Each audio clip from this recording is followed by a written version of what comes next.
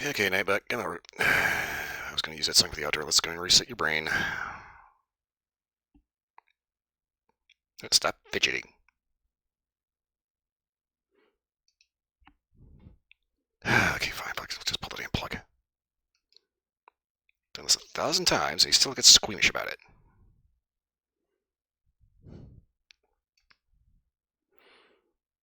Okay, normal boot up for a change.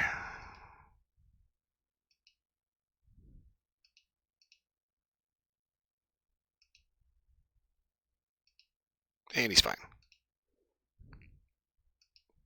Haha, hit you. Cat bread. Yes, indeed. It's you say good old Fallout 4, except I got the creation bundle. Yes, I intentionally waited until they released a couple of patches because obviously they're going to have to patch the shit out of things because the creation engine and the age of Fallout 4 is. Oh, thank you for the sub. Goodness, I don't get those often. I feel like the last I've only had like 2 so far. Thank you, appreciate that. Anyway, let's go ahead and get right into it. I intentionally waited until a couple of patches came out because the way the creation engine works is frankly bizarre. I mean, I made a character in Skyrim, and it is so weird just trying to get an audio file to be recognized and said by the character. Oh, by the way, this is one of the creations. It's VRPod.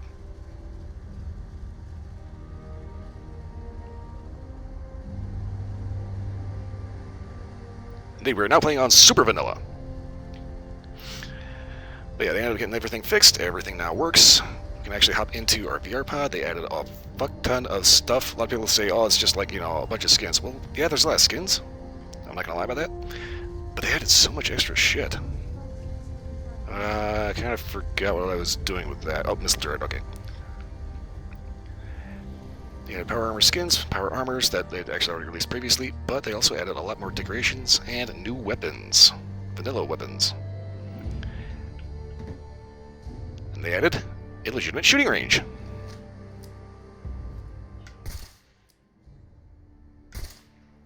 Keep forgetting recoil on this thing is a little much.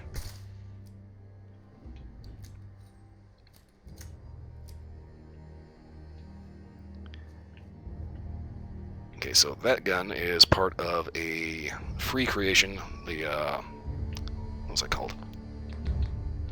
Well, let's see, maybe I can just look at the actual quest list.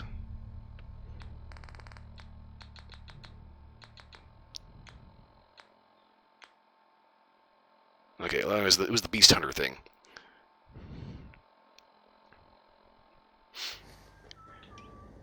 Okay. We now also have the classic 2mm pistol. And it's interesting.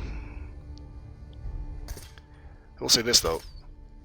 It's finally given me a reason to retire the Deliverer in the vanilla game.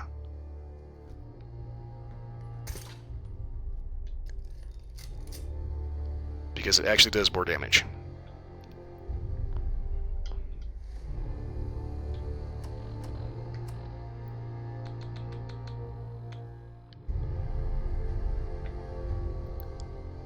I have our 12.7 submachine gun from Fallout New Vegas. Still working on getting all the stuff to actually use it. Okay, lever action. Okay. This may end up looking a little familiar. Because I'm pretty sure the Ghoul uses a version of this in the TV show.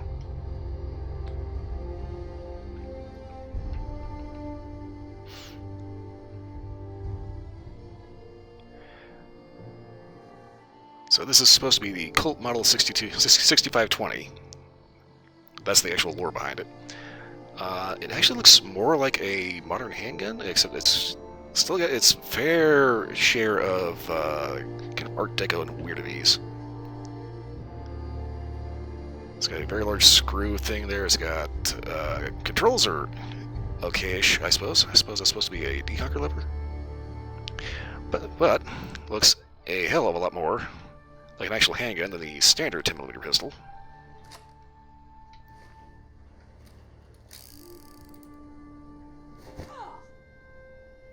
Call me cuckoo, I have a thing for big, chunky bullet barrel revolvers.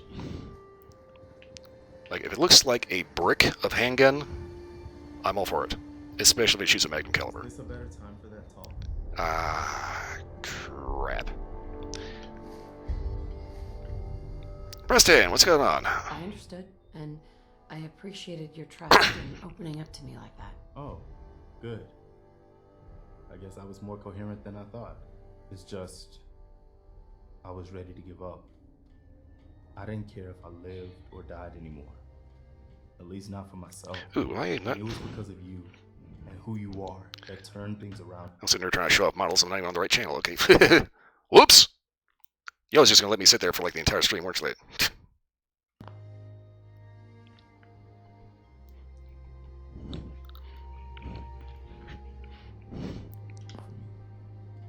I just wanted to make sure you knew that. Our friendship means a lot to me too, Preston. I hope you know that. I do. I wouldn't have said all that to just anybody, you know. I guess we should get back to it, huh? Hope this rain lets us in. Okay, so now let's go back and actually take a look at the shit I was talking about. Seeing as how I was on the wrong fucking thing. Okay, here's our shooting range. He's wrong pistol. This guy. Got too much Starfield on the brain. Okay. Got kind of a decocker lever thing. Looks like, for some reason, it looks like it's got a cylinder, but that doesn't actually move. Which is weird. I think it's actually part of the slide mechanism. I mean, like I said, it looks a lot more like an actual handgun, and god damn it, it's got a fucking grip safety. I hate those so much.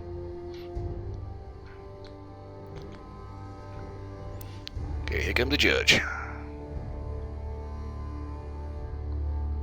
Which is kind of funny because the basis of this seems to be more or less kind of borderline a riff on the Taurus Circuit Judge. One of the things I do not understand, though, is why they have a safe and fire on what is obviously the cylinder catch.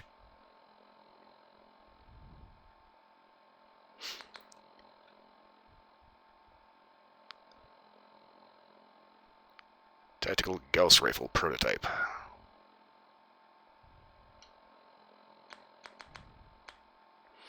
Okay, here's our 12.7 mil submachine gun.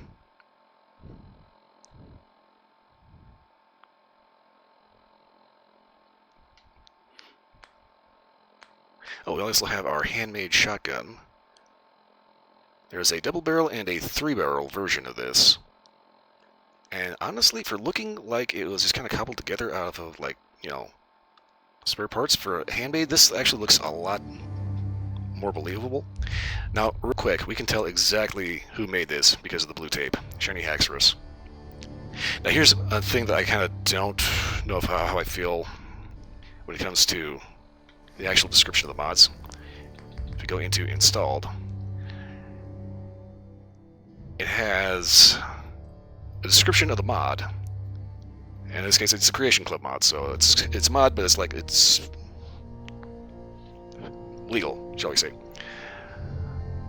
But it has as apparently his name is actually the actual guy that modeled it is Steven Engdahl. They have their online handle as well as their actual name. Now I figure that they're probably okay with them doing this, but I'm a little iffy about that, you know.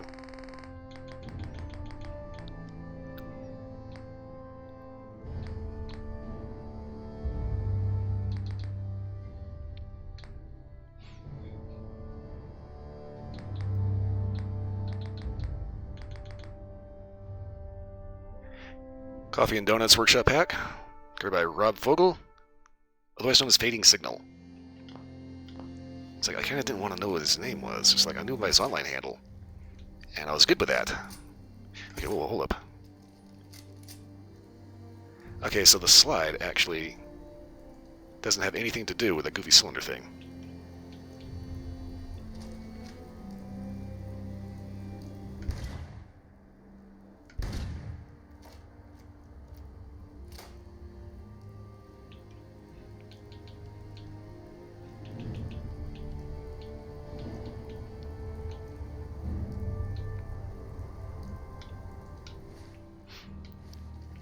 Okay, but anyway, it's still going around. It kind of took me a little bit to finagle a couple of mods, and there was a couple of creations, if you want to call them mods. Yeah, I imagine if they're actually, putting it out and charging money for it, they would have to have had consent. I'm still kind of weirded out by it. Okay, check this out.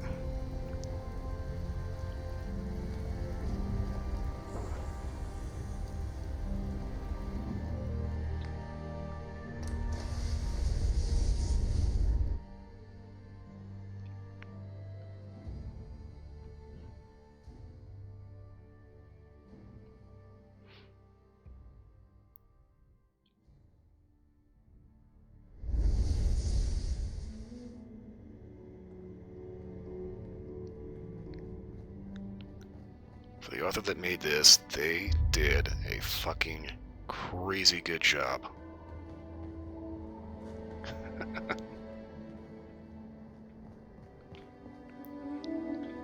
As I recall, the first time I got to the GNR Plaza, I think we get here through the subway. We come up, and that pile of crap gets kicked over, squashing the crap out of a Brotherhood Steel Trooper as a super mutant behemoth comes tear-assing through the whole place here. Brotherhood puts up a decent fight, but without your help, they'd be fucking toast.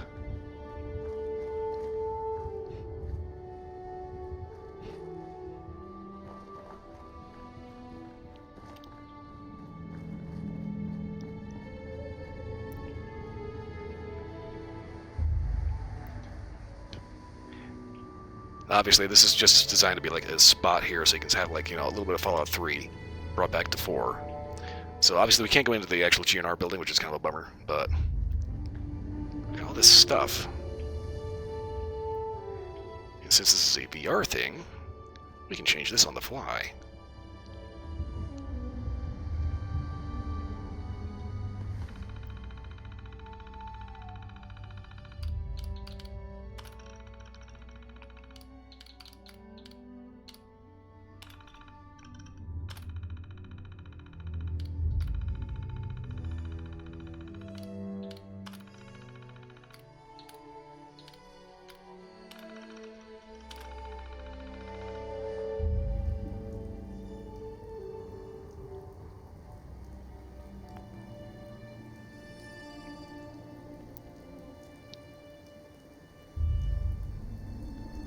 Get a little bit of B-roll footage. I don't typically like using sepia tone because it kind of, what makes it look a little old and kind of faded also kind of will give you a headache after a while. Or at least I don't find it particularly comfortable. So from here,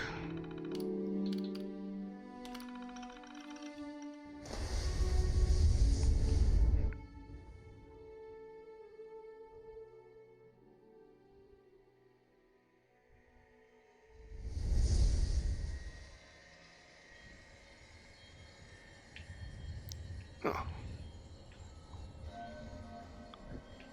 It was a lot nicer from the last time I came in. Okay, now the thing about these is that these are designed to be built on. So as a result, they have a way bigger budget of stuff you can put in them. Largely because this is supposed to be all virtual, so obviously none of this actually goes back to Boston with you. Let's find some place halfway flat. Yeah, it's here.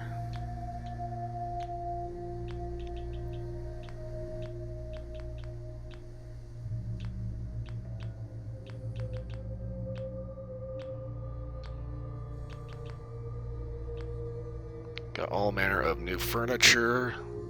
Some of this very nice furniture.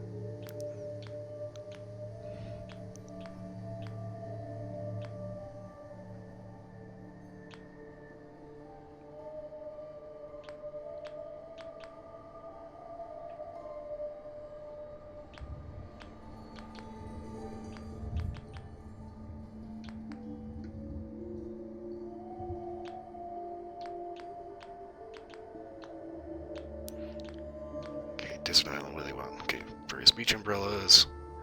Bamboo! Okay.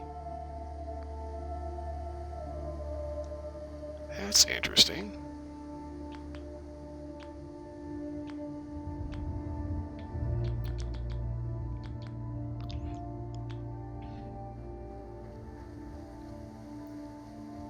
Let's see about making a little bit of a beach resort here.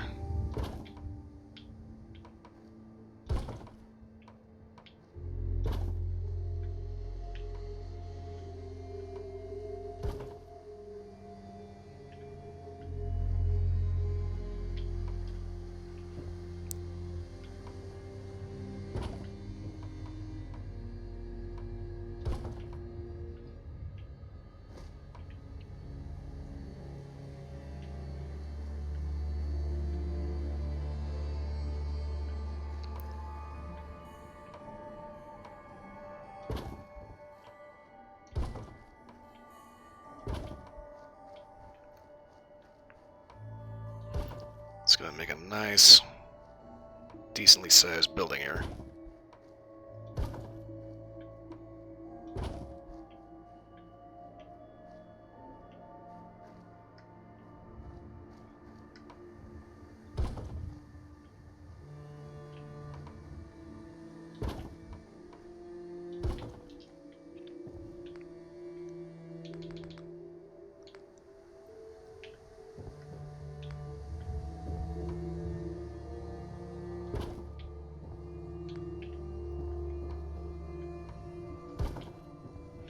Okay, do we have any sets of stairs or anything?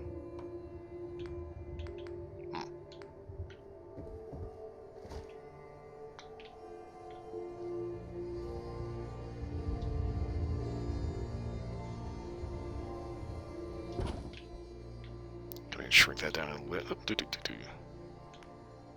Okay, so we want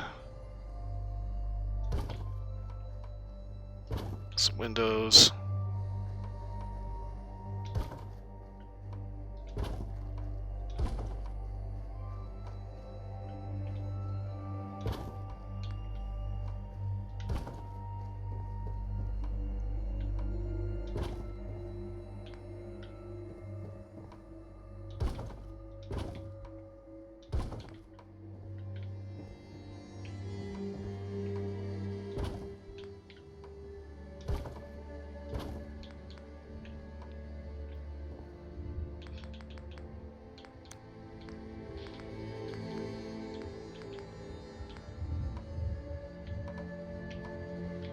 Oh, goodness.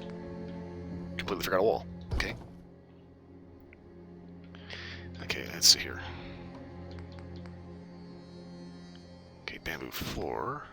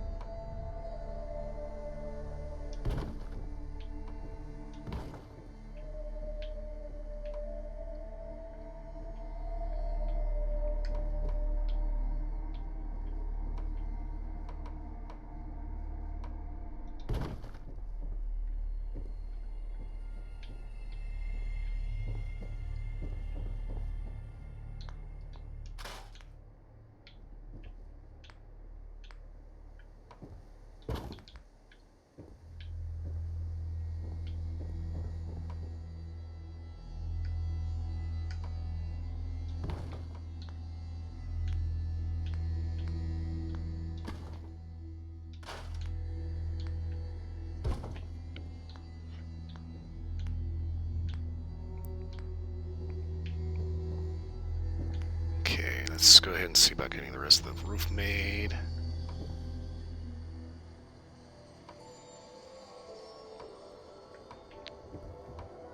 Come on now.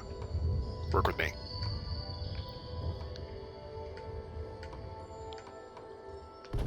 That's right.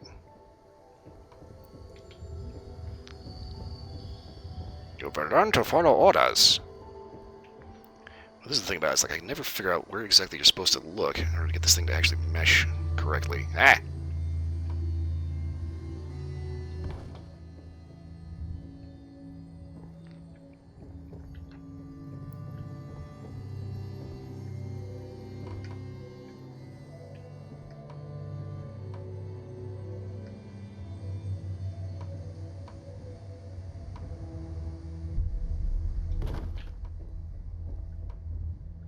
Like you would do that, you son of a bitch.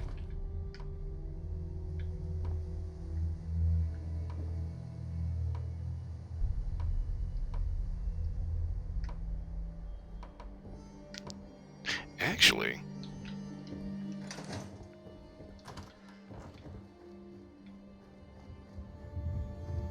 if I can have those overhang...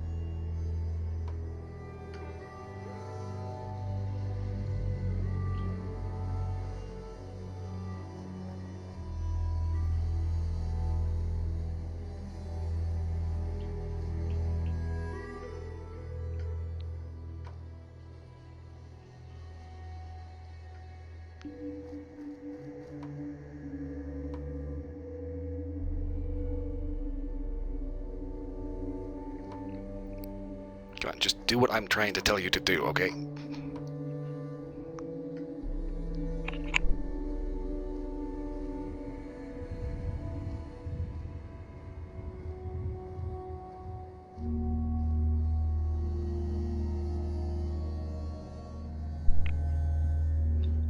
It'd be kind of nice if the snap would be a little more coherent.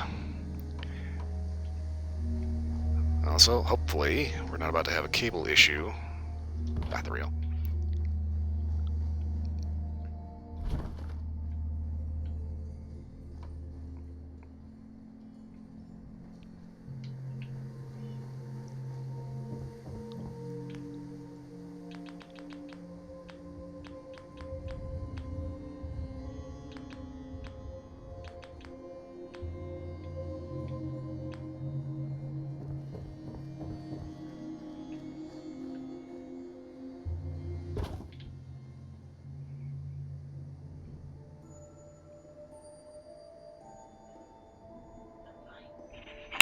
Okay.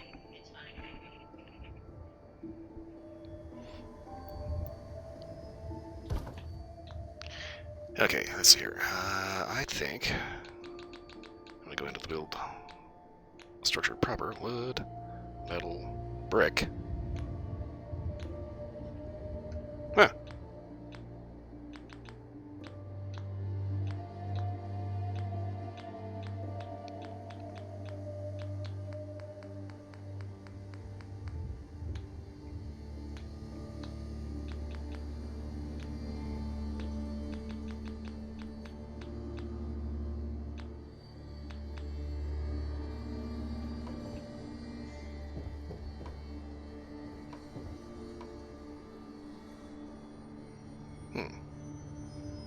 Wood ceiling. Okay, level first.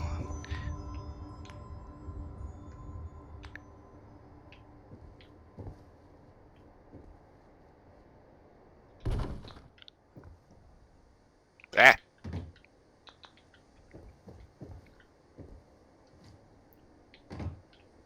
Okay, come on now.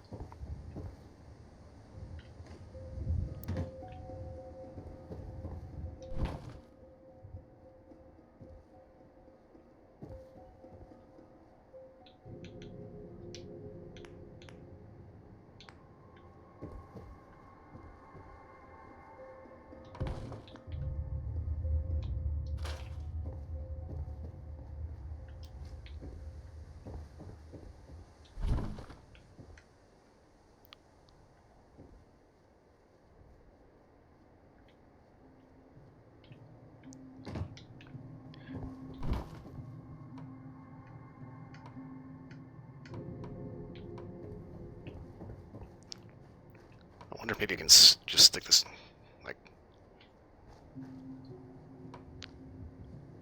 Yeah.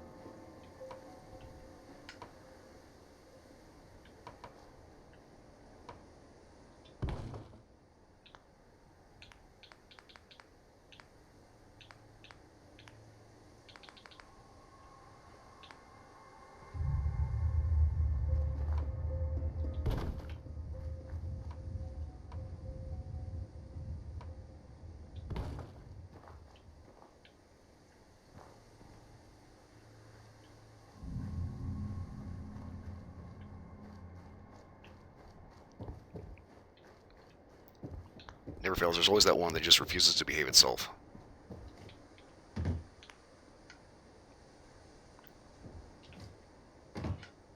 Come on now. Get into the thing.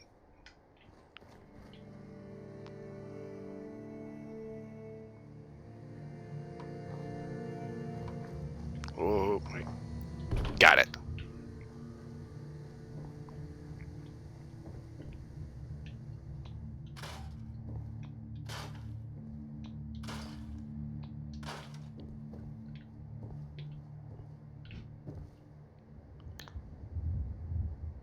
Okay, now from here. At least the easy way.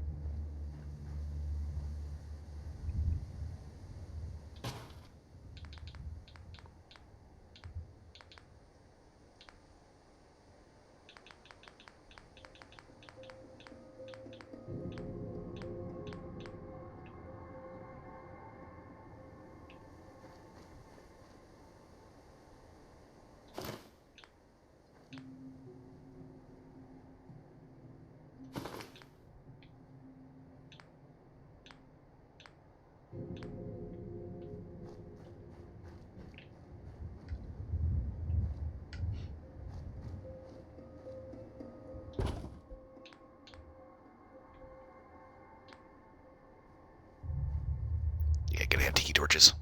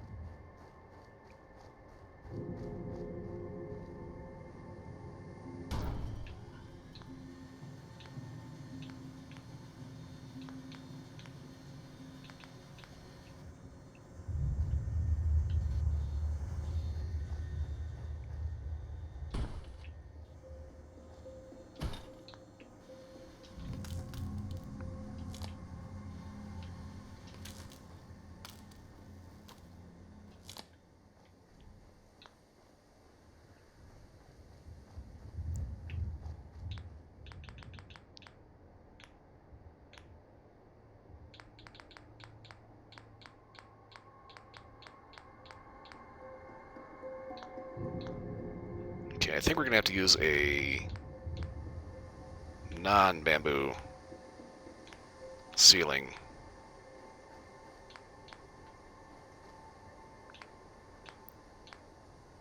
It looks pretty good.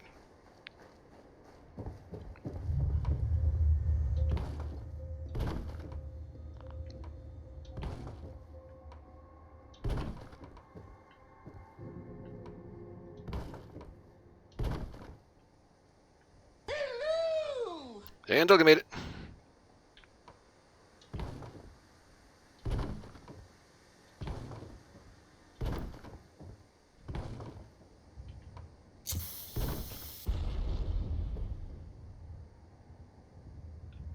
Okie dokie.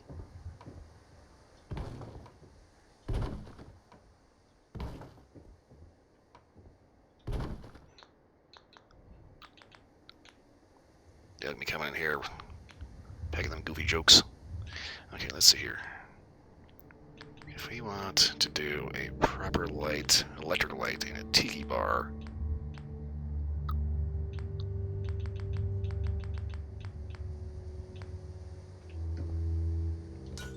yeah, it's gotta be the string of shitty ones.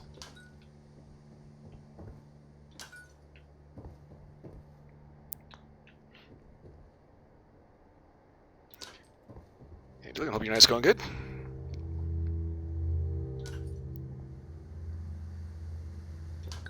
I went ahead and got the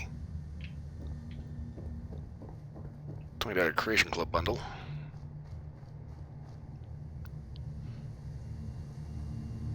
Yeah, it would be nice to have to add a few more cigar stickers, but what are you gonna do, huh? Okay.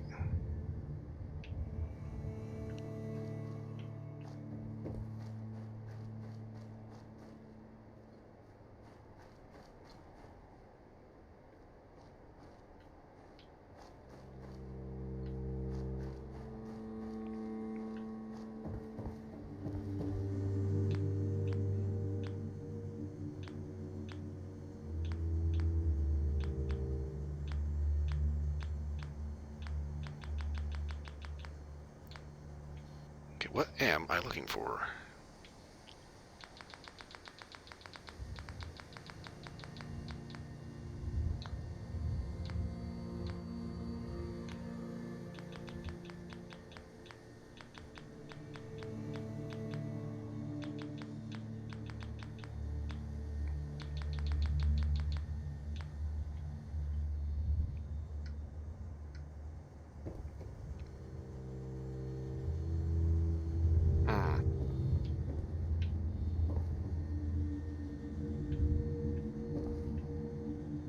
Okay, that is simply too tall. Okay, this, on the other hand.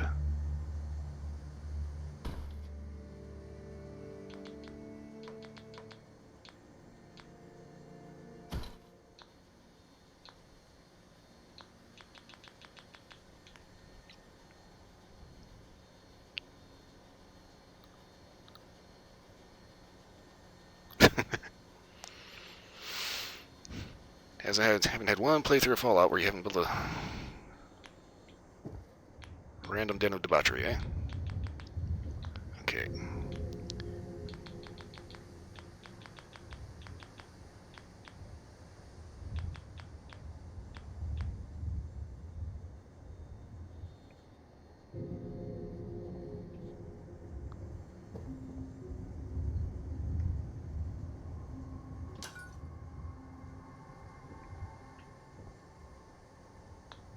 Can I maybe angle that down a little bit, or...?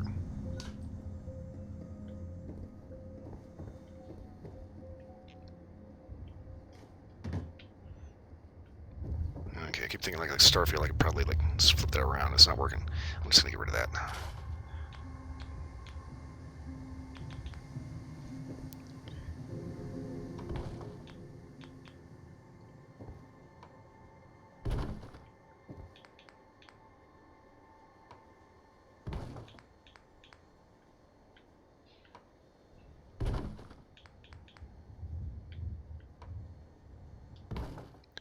Ah, I don't actually have to plug these in.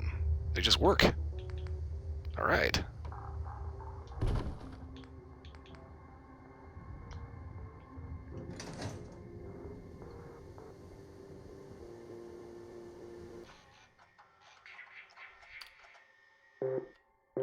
Haha. 2076 Vault-Tec Game Studios. Oops. Collect the bobbleheads before time runs out. Okay.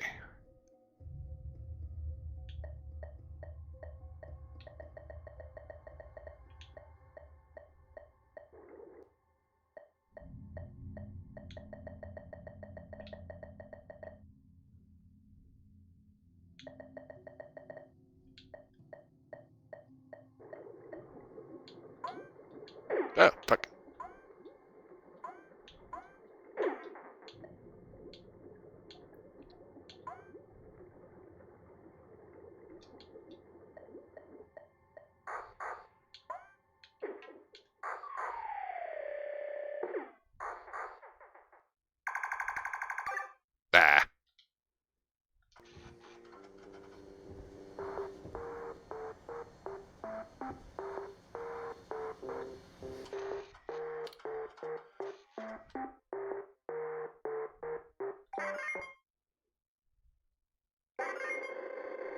Okay, what? Oh, shit. Alright, twin stick shooter, I can do this.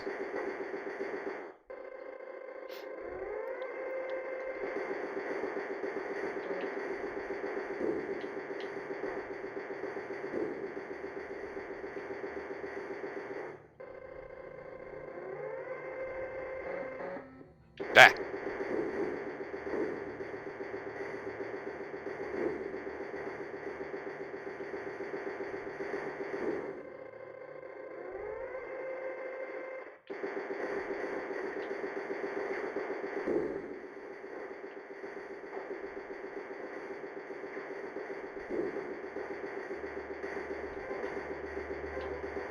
Oh, okay, so I need to actually go ahead and grab the people without getting fucked up on that thing. Ah!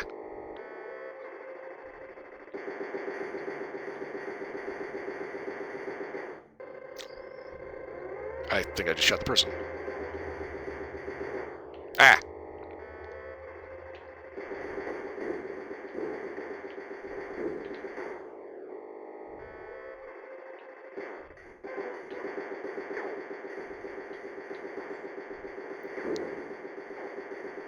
This is a little more difficult when you have slightly drifty sticks.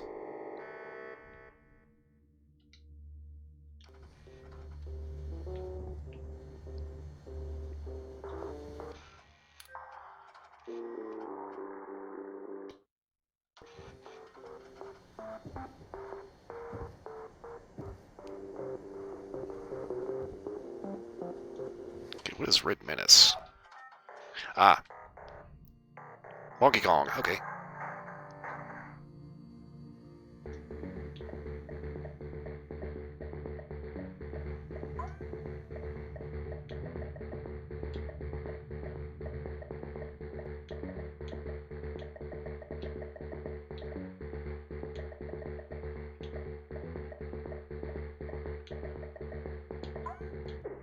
Ah! Little honky.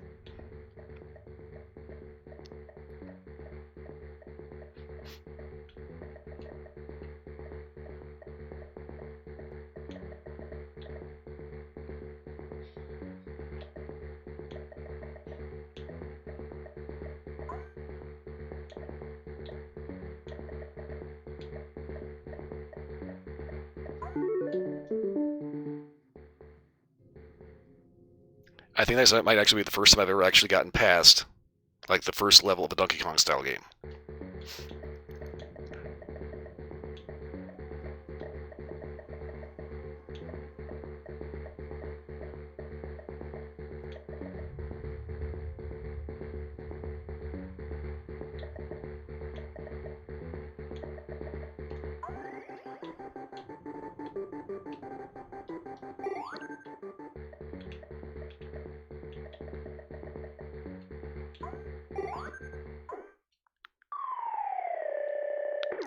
Can I bounce on top of him?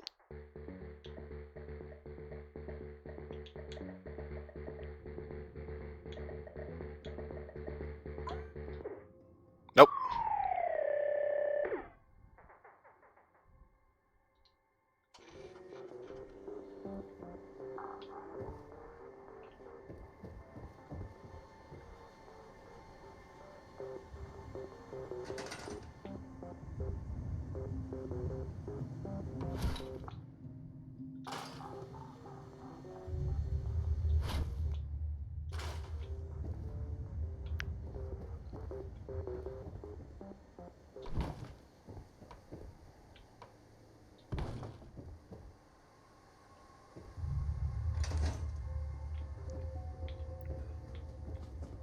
Okay, beachfront arcade. Alright, I'm definitely putting these in my settlement. Okay, let's see. Arcade cabinets, carpet floor. Don't want to do that.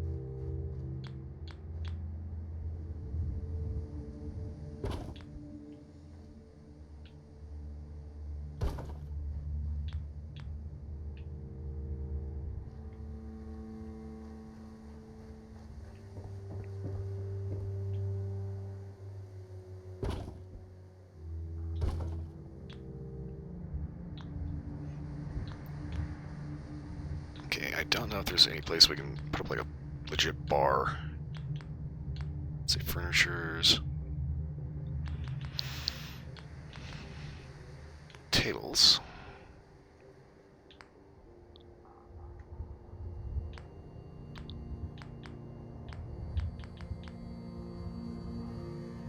Nuka-Cola Quantum table. Oh yeah, we can have a Nuka-Cola table.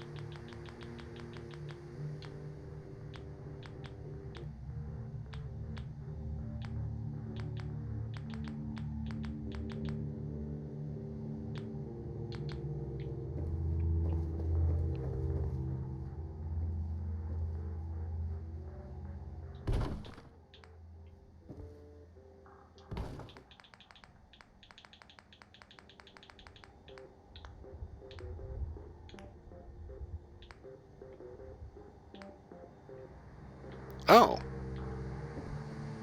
Wall-mounted bobblehead display. As well as a nice, clean, pristine one.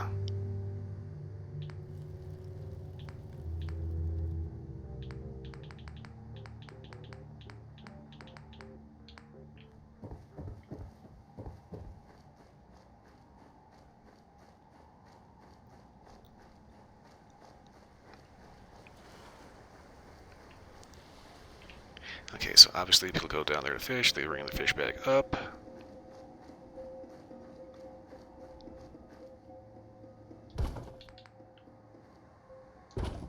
Set everything over there.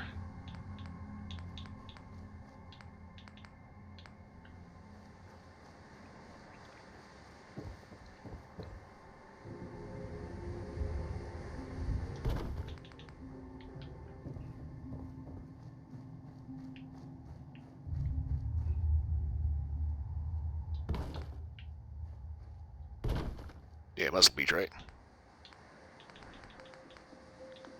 Okay.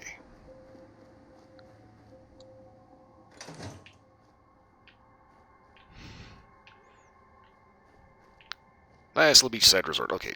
I think that's about enough screwing around with this one. Let's see, we haven't been to the Atomic Wasteland yet.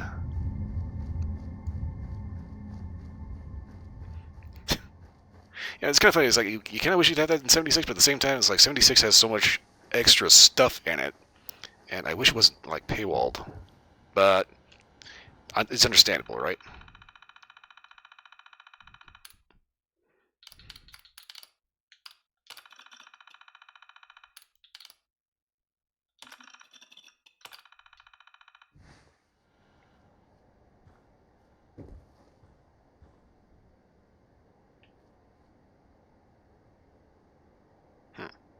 Okay.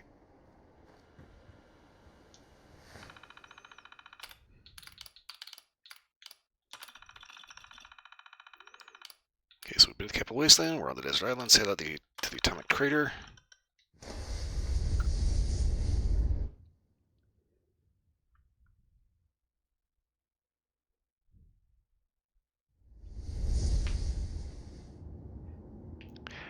I honestly do not know why you would want to build in this.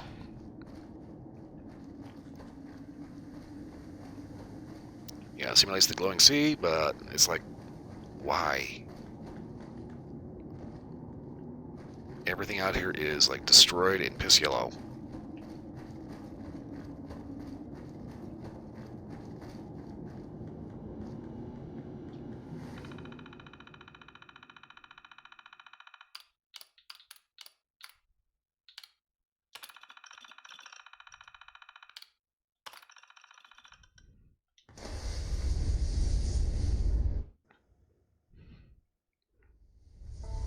I suppose if somebody was RPing as their goal, yeah. And then we have the Matrix.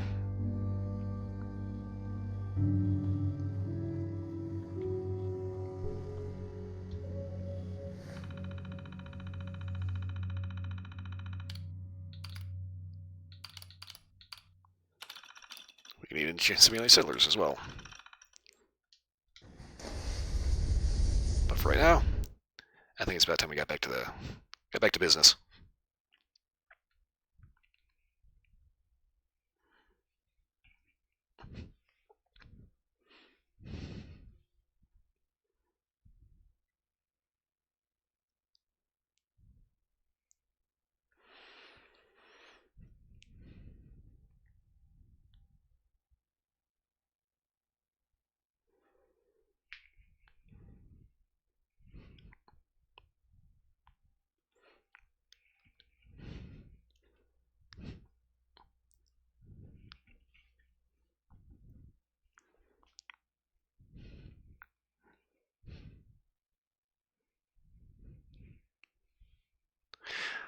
Oh, something I found out a little earlier today when I went to do a video for my YouTube channel. Apparently, Phasmophobia is doing a holiday event.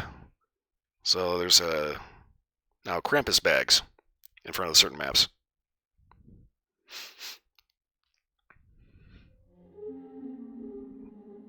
I thought it was kind of weird because there's like these little bundles of sticks you can find all over the place. It's just like, what the fuck do you do with this?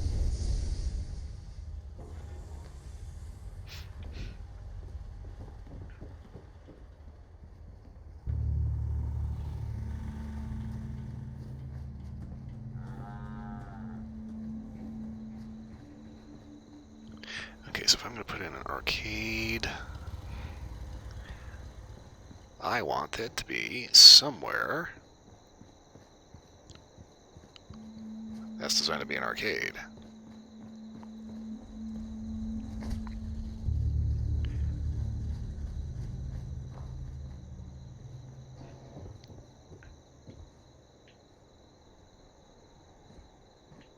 Okay, so to be fair, this is my actual vanilla character that is just like vanilla and like whatever the Creation Club stuff is. Okay, let's see here. Do I have power coming to this? I mean, I'd have to, because the Nuka Zapper is powered up, right?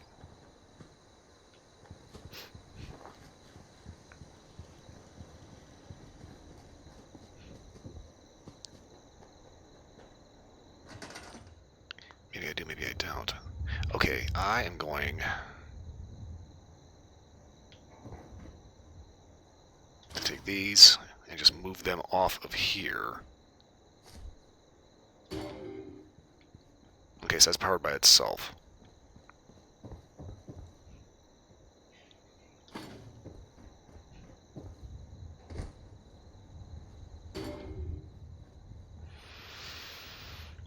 Okay.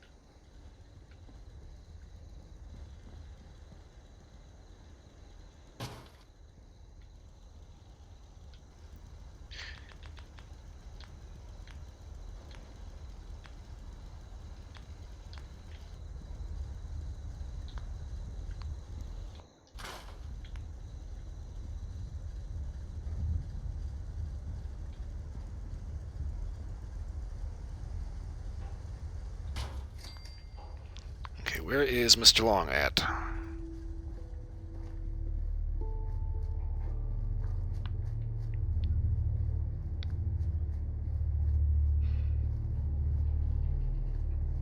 There he is.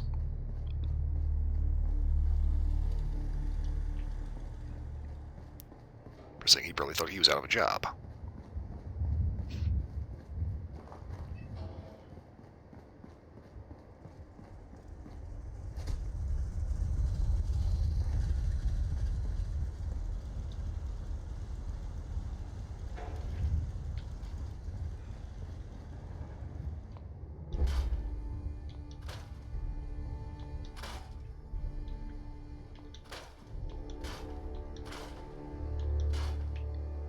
Okay.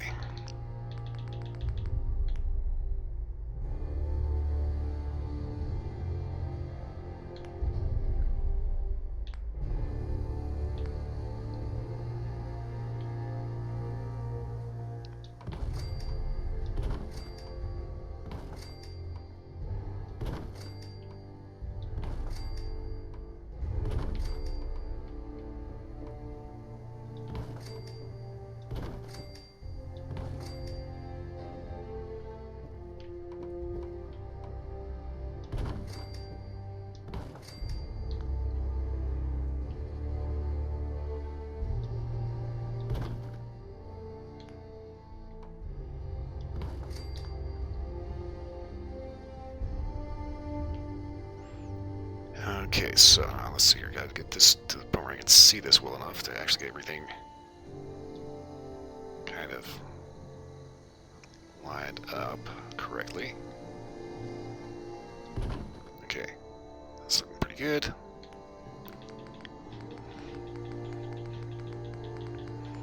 Okay, so carpeted floors, which means we're going to go down to regular wooden walls.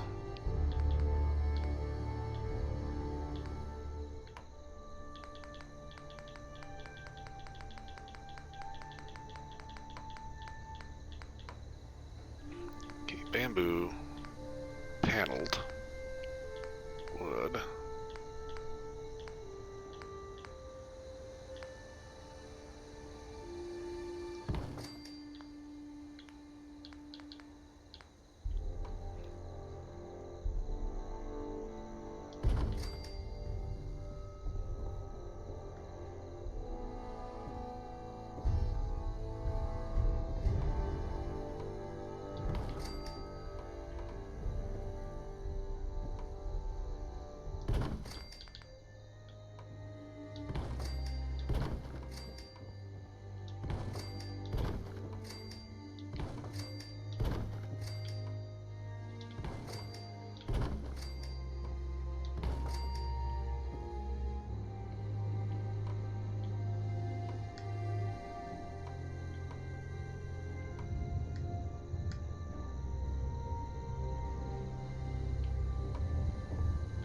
There's always that one.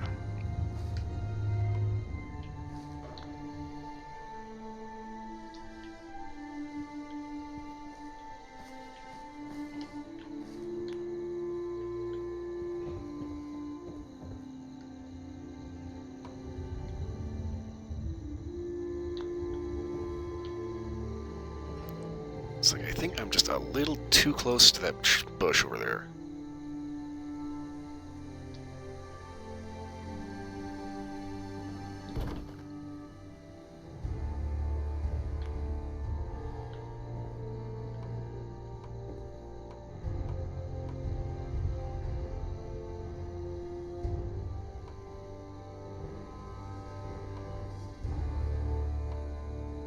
There we go.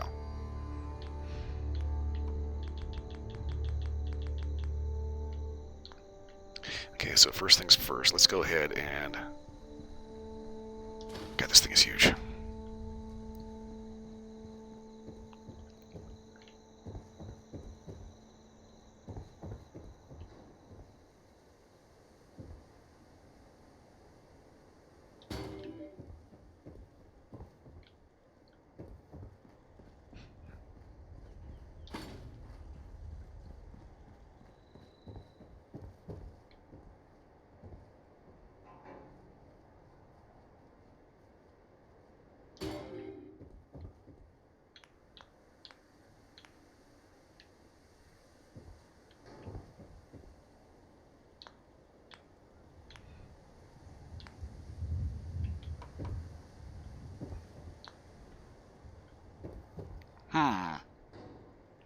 Okay, slight problem. This thing may have to go outside.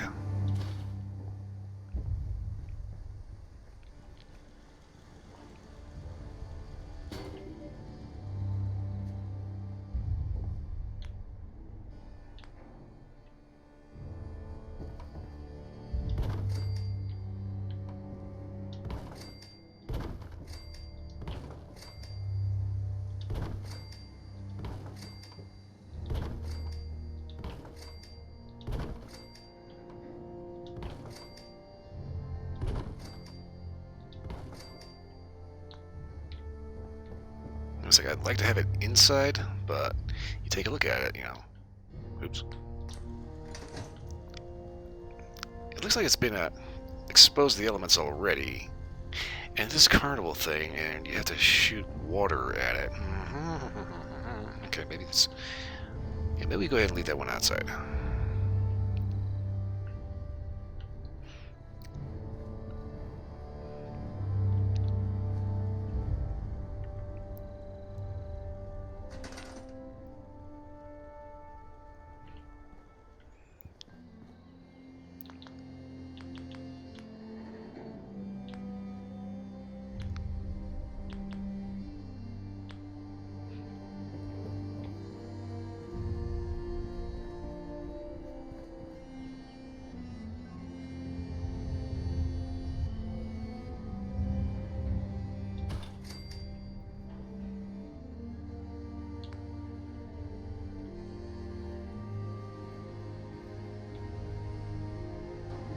Okay.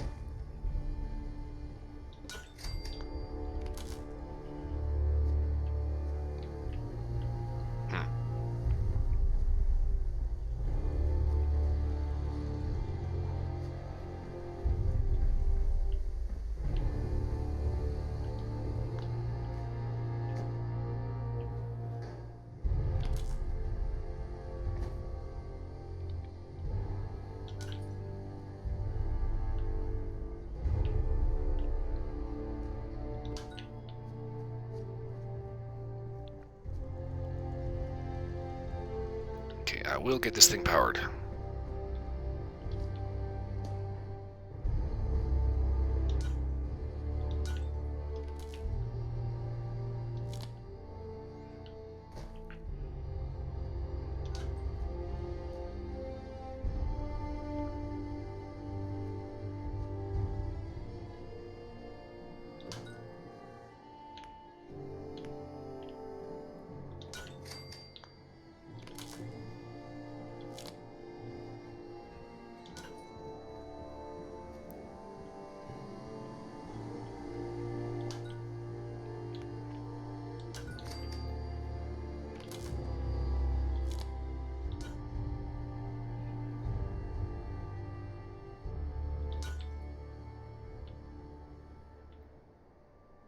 Okay, so... Oh boy.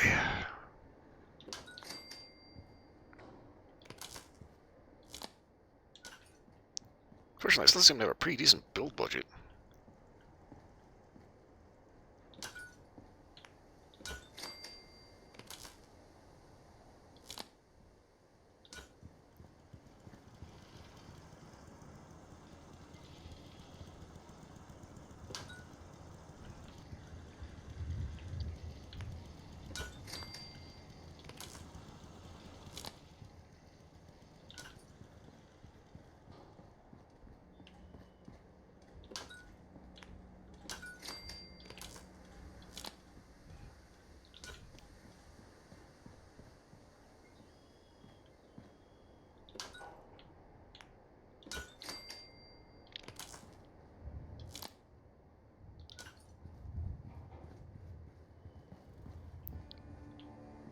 So far when it comes to all my Fallout 4 playthroughs, pretty much the original house is the only one that I leave completely untouched. The only thing I'll ever actually build in here is a streetlight because I need to.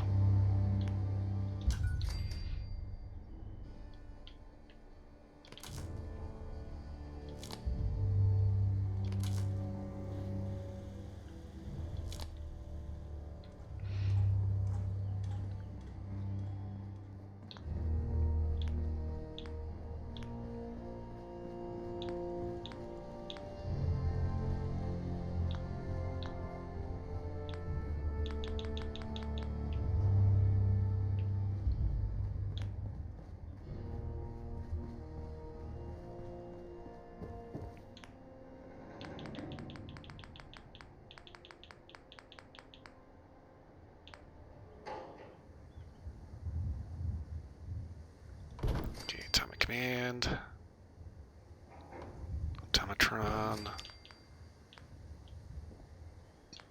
Rugnack. Pitfall. Red Menace. And Zed Invaders.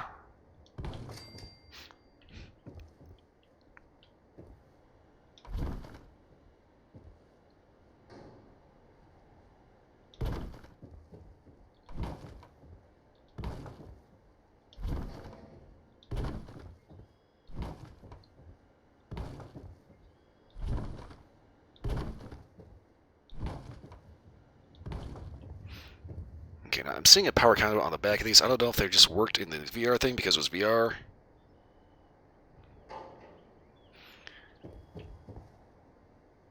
But let's go ahead and stick a light in here. Let's make sure we've actually got juice coming in.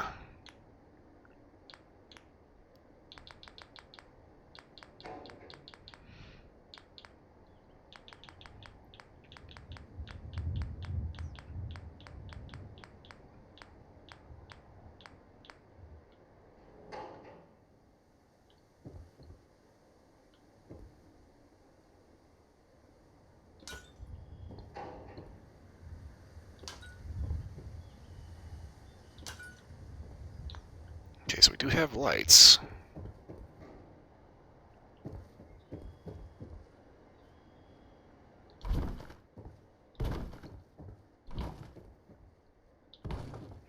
Let's go ahead and separate these so I can actually get them stitched together.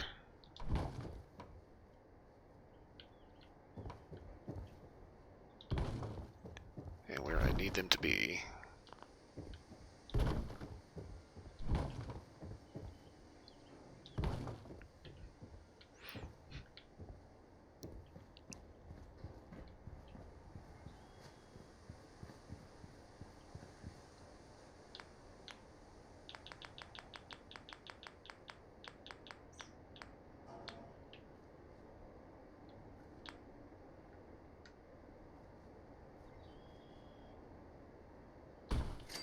Okay, wall pass through.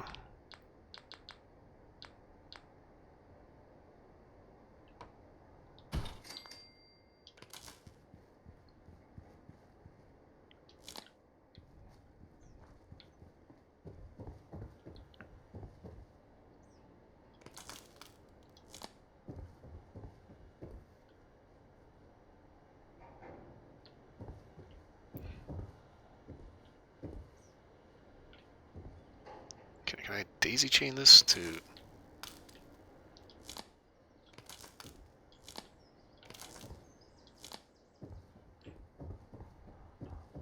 Yeah, okay, cool. So from here, all we have to do is just move him back. There.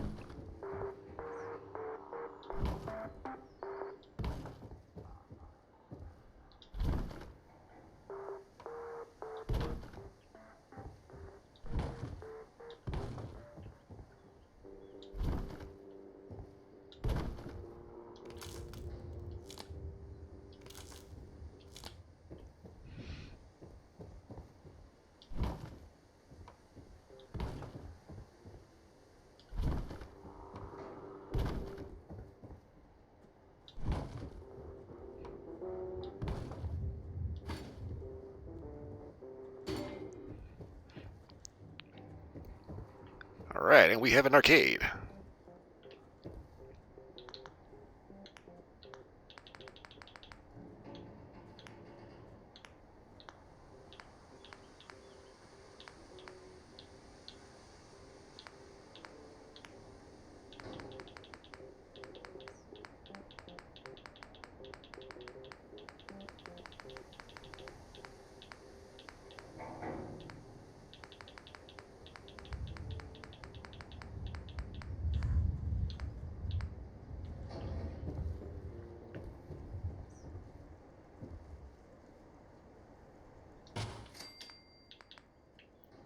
Gonna keep a nicely stacked refrigerator.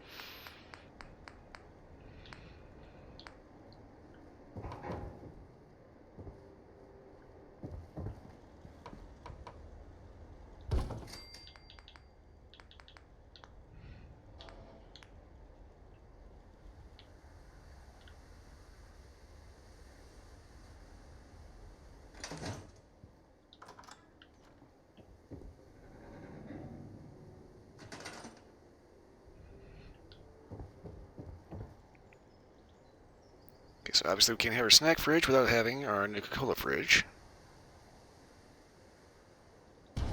That ends up eating the last of our aluminum.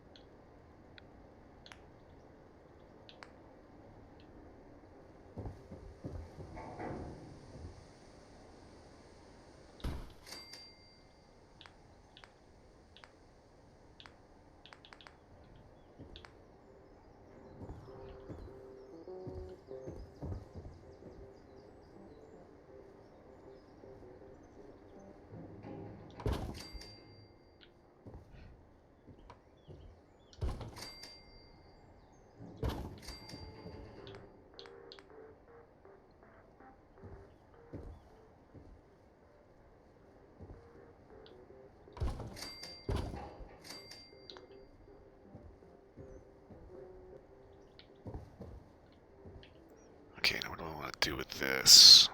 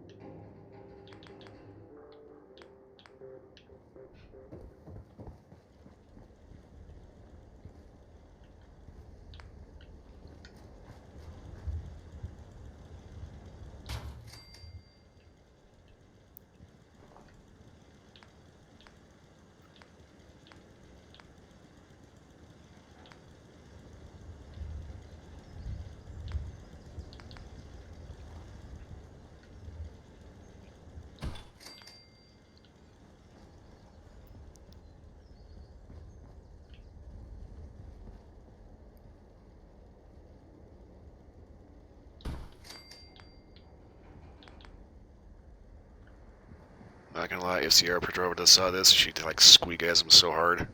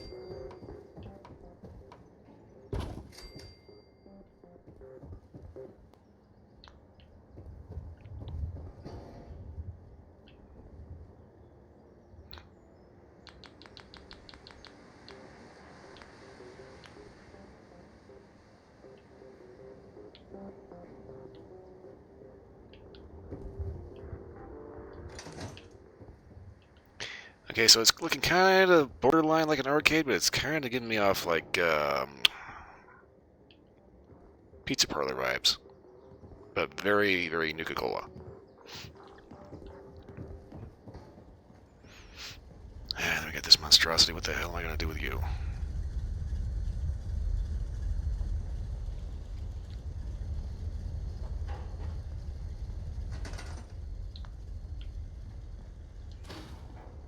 Honestly, I think the only thing I can do with it is just stick it up on the roof.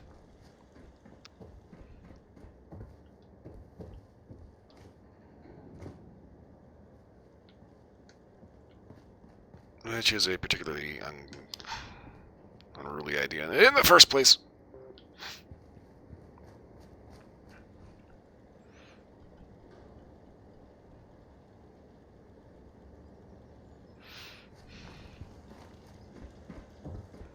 Okay.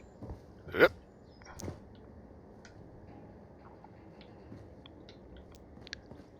Okay, let's see. I'm going to have to pick this thing up from a little bit further out so I can actually see what I'm doing with it.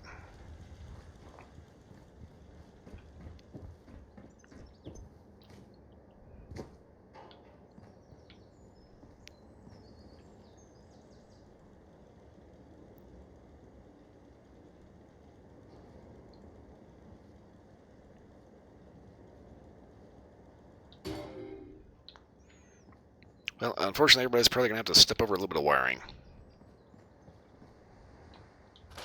Get that out of there. And from there, we want to make sure we can actually get up there.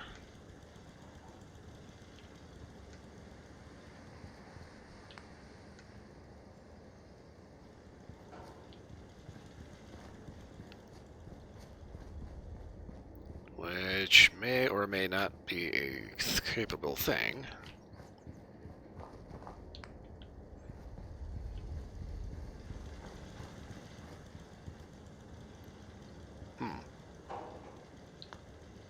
Okay, idea.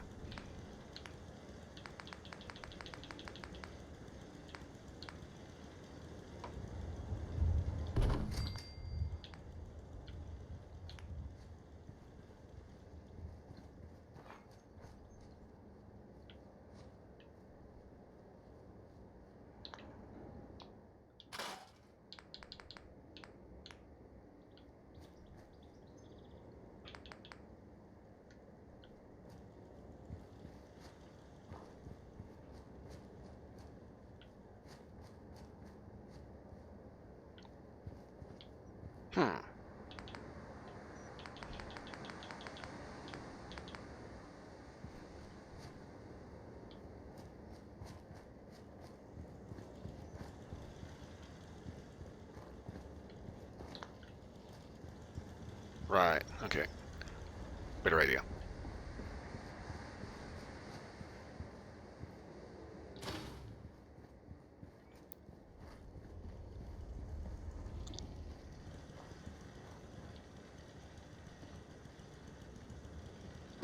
Ta-da!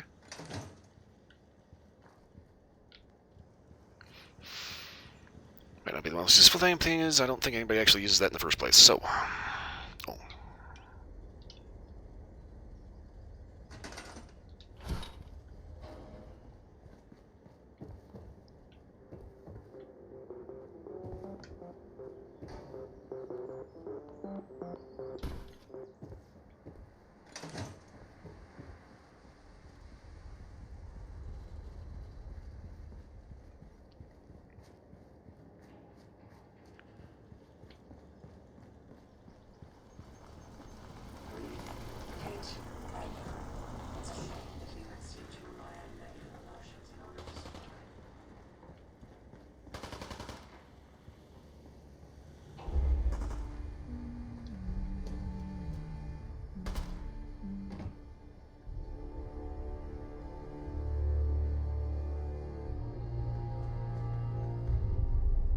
Okay, you know how to step on my behalf. I'll see how you do. There's a well Jane chat. All this walking's wearing me out. Ah. I'll be off murdering a pint. This'll do.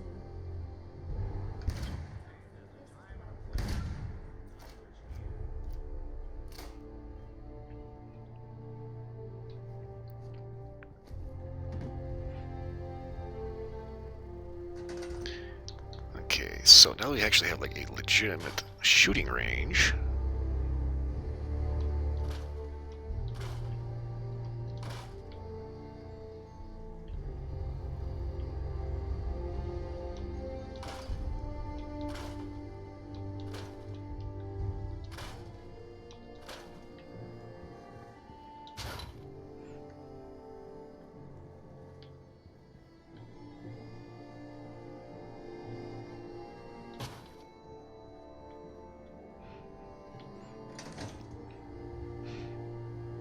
Great, stick him right here.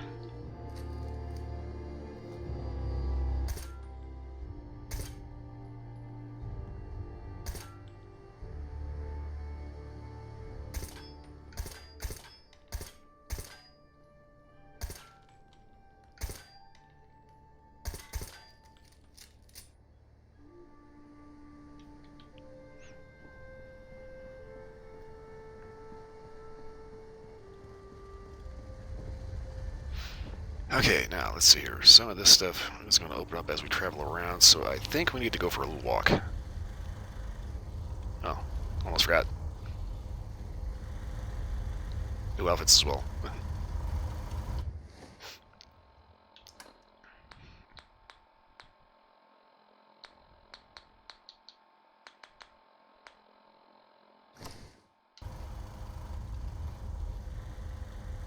Self-diagnostic complete. I'm happy to report I won't be falling apart on you anytime soon.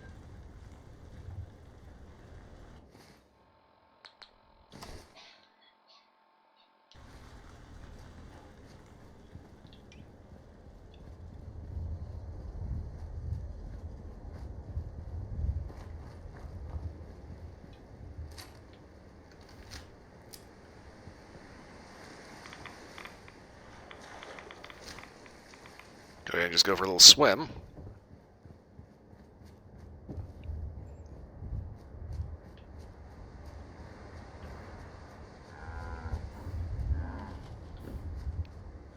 Too many folks these days count on violence to solve their problems. You only have to look around to see where that got us.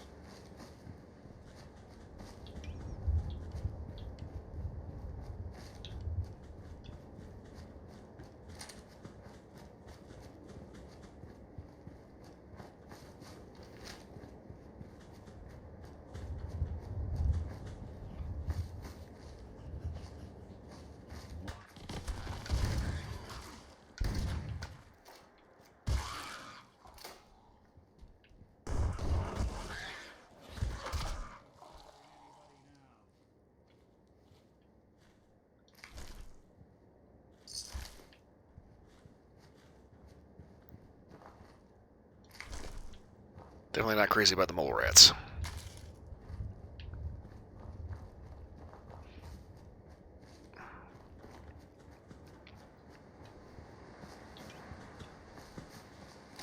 I don't think we're...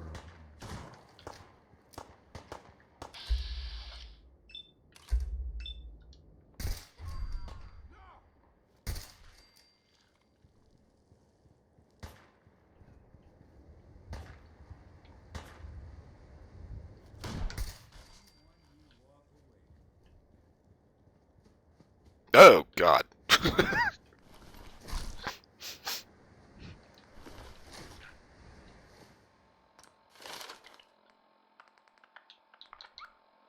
Mm-hmm. Yep. My favorite perk.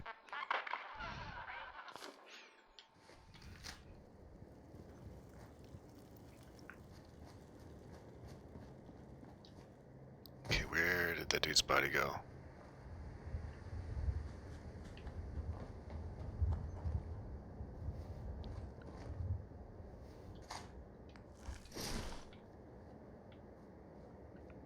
Okay, I won't argue.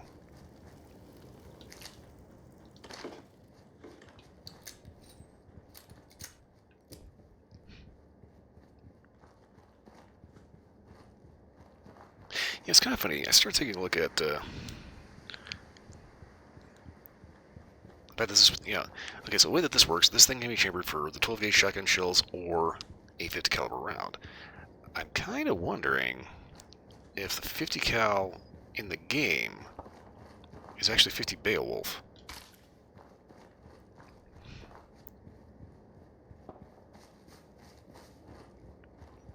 Or possibly 50 Action Express.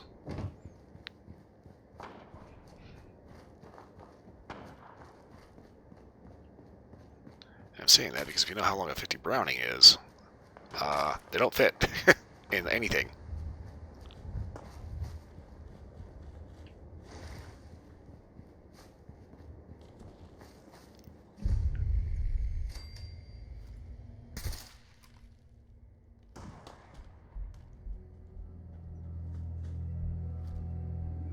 Not too sure what I just shot, but I think it might have been a blowfly. I thought I saw something.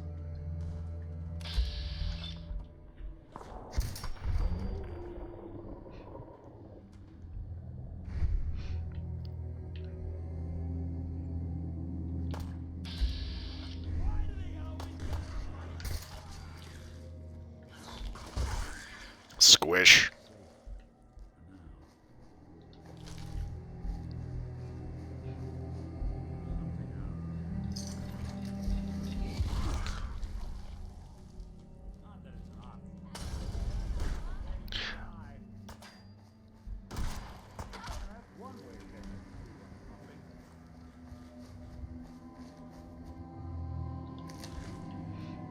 Are these those guys that were doing that stupid shit of strapping bombs to mole rats?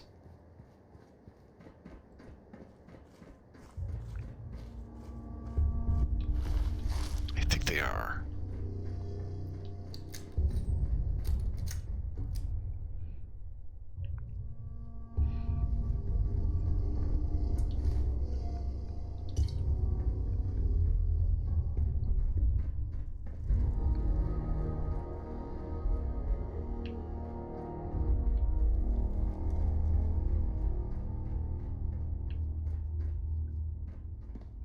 Well, ain't that a blast from the past?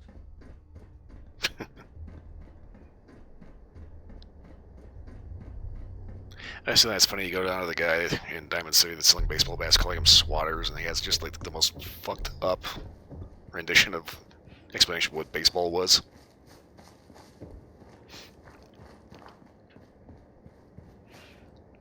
According to him, it was a gladiator blood sport. I've got to adjust my sitting situation here a little bit. I am a little, not optimized. Okay. There we go.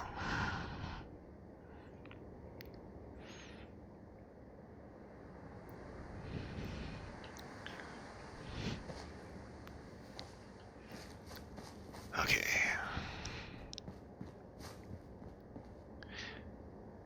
I kind of hate to do this, but I need to take a look at where We need to go start some of these things.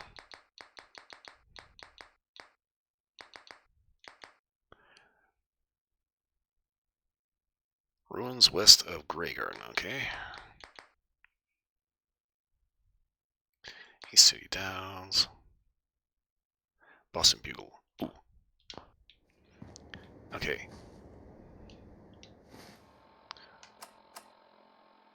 Let's start off by heading down to Grey Garden.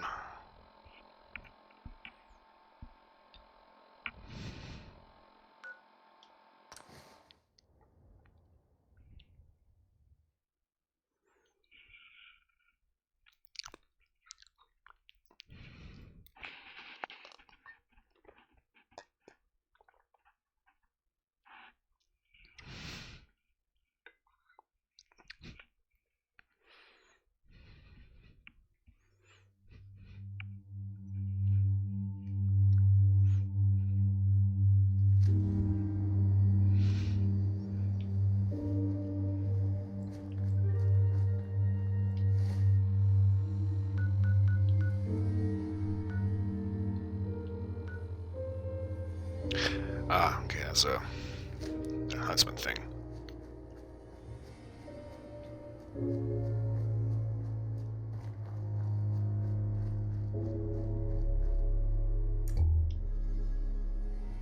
So mention ruins west of Grey Garden.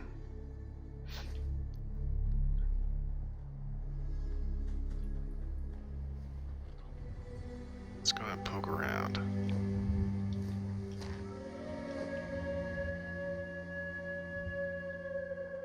Well, didn't actually want to sit down, but you know, whatever.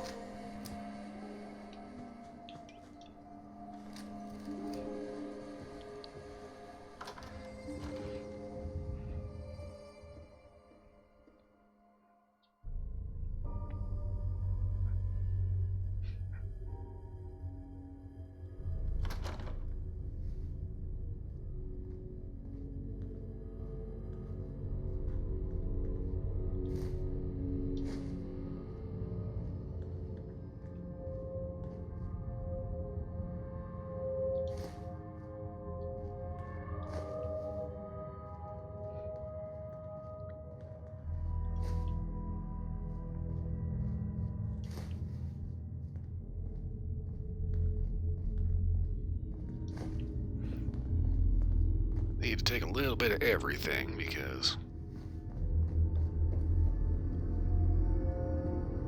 I think all this stuff costs money.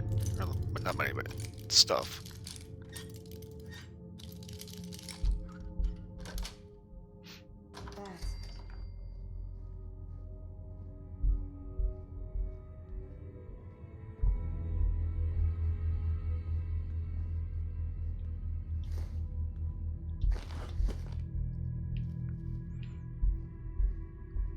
That's Break an old basement, find a pack of cigarettes, and immediately start puffing on one.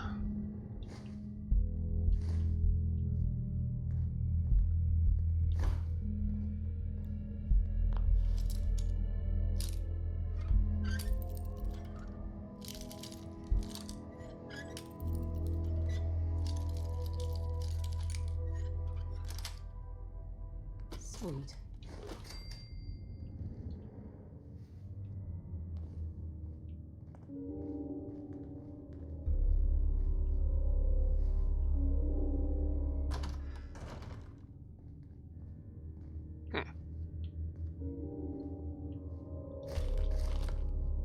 Toilet seems to be pristine. Sink's fucked.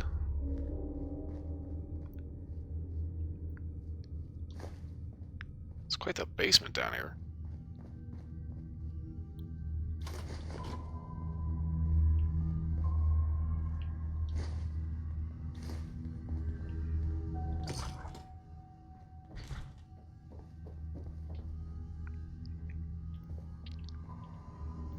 always think it's kind of weird when you find these places that still have power.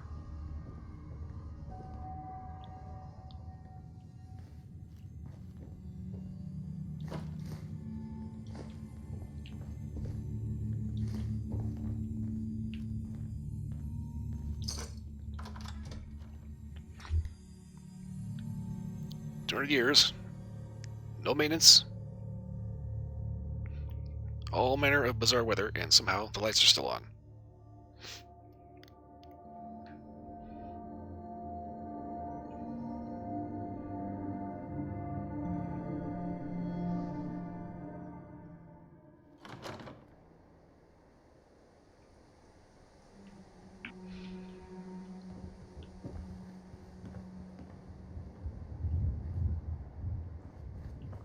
Now the real question is, does the plumbing still work? Hey, he has Border Collie. Rover.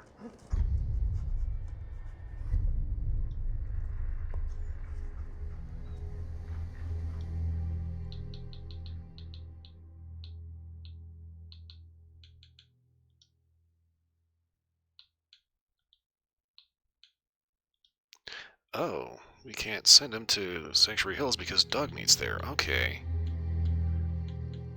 So in that case, we will send him to Red Rocket.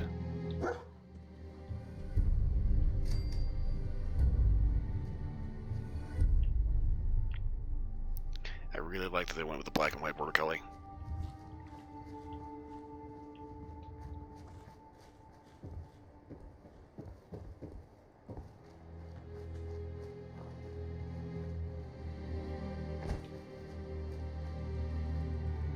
That's the kind of thing about it is like the kind of dogs I'm particularly fond of are the ones that either look like, you know, slightly wolfy or very smart like the border collies, or the ones that look just like the ones that just look like little mini teddy bears.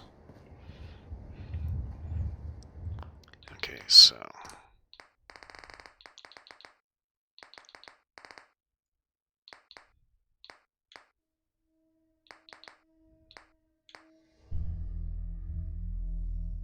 alright, Boston Bugle next.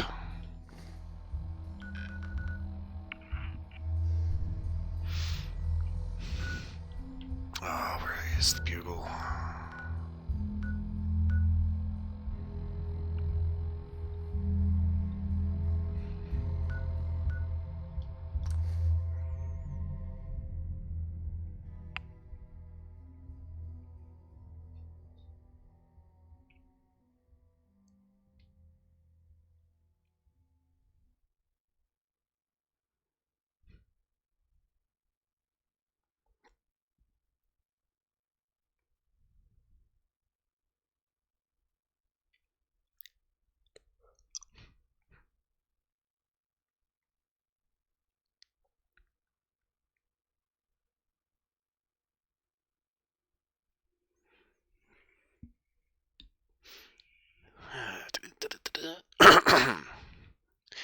I guess there's nothing wrong with a German Shepherd, but they're a little overly popular. Actually, I saw the thing that talks about the way that selective breeding has been working. German Shepherds are getting kind of weird. Yeah, you take a look at German Shepherd like 50 years ago versus where they are now. It's just like they used to be a lot slimmer in the torso.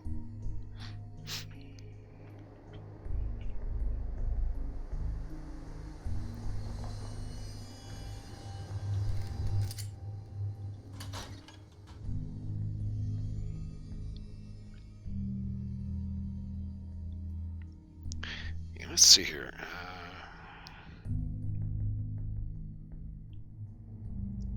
Let's look up modern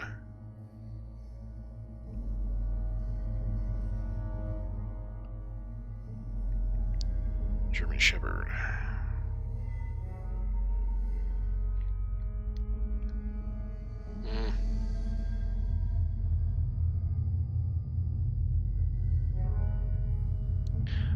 I don't know. It's kind of hard to tell from these pictures I'm seeing. Oh, yeah, here we go. Comparison of about 6 photos from 1899 to 2009.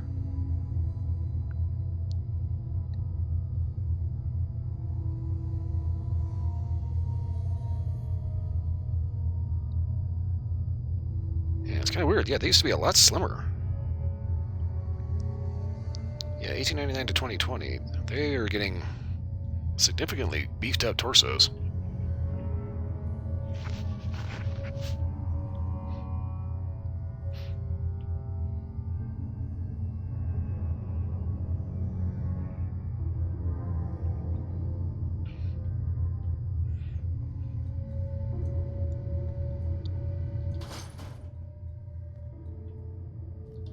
Building Was- a collection or something? So the ones that are kind of annoying are like the ex-racers, the Greyhounds. We got a racetrack rescue in the neighborhood, and this dog is like the most annoying freaking thing. It just loves to bark and jump onto this plastic fence and about to scare the crap out of you. And identify yourself. Sorry there, robot. Huh, Larry.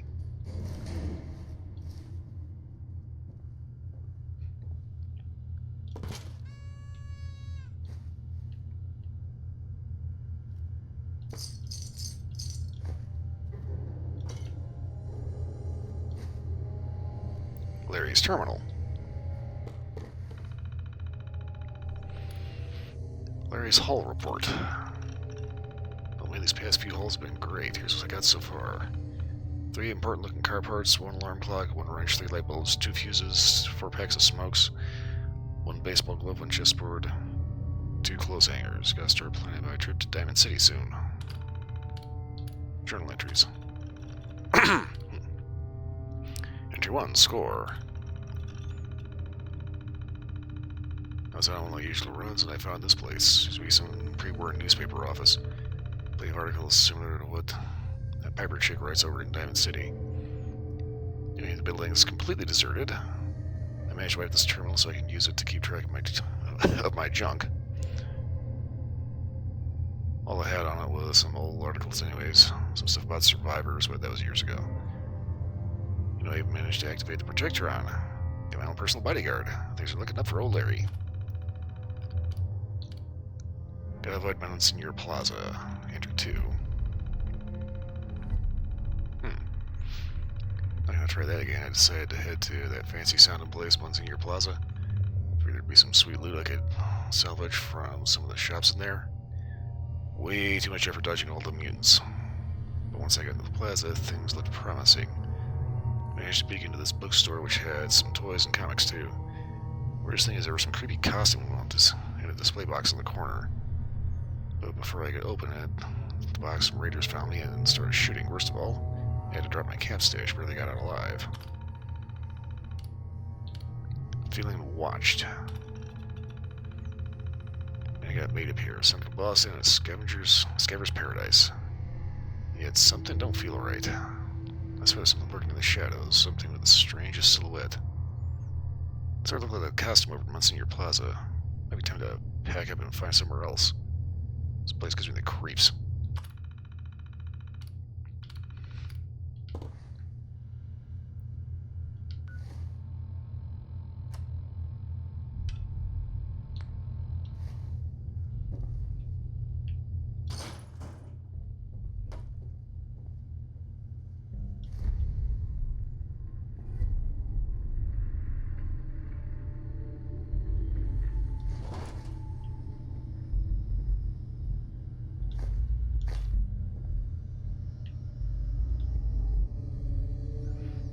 Band of heirs. We had no choice but to leave the capital wasteland. Vance and the others did not believe Javier was one of us. Family is bonded by blood and only blood, so any question of its purity would serve to divide. I could not divide the others, but I also could not leave the boy. So we left, taking only the words of the founder. It has been 10 years since the boy is now a man.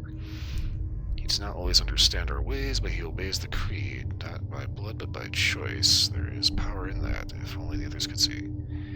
For now, the wasteland searching for a home. We have kept our food supply at a manageable level thanks to a scavenger we met on the way to Lucia. She has the energy and the verve that we lack from years of traveling. She reminds me of my younger self. Such is her hunger. Not too sure who wrote this. Sounds kind of like a tribal.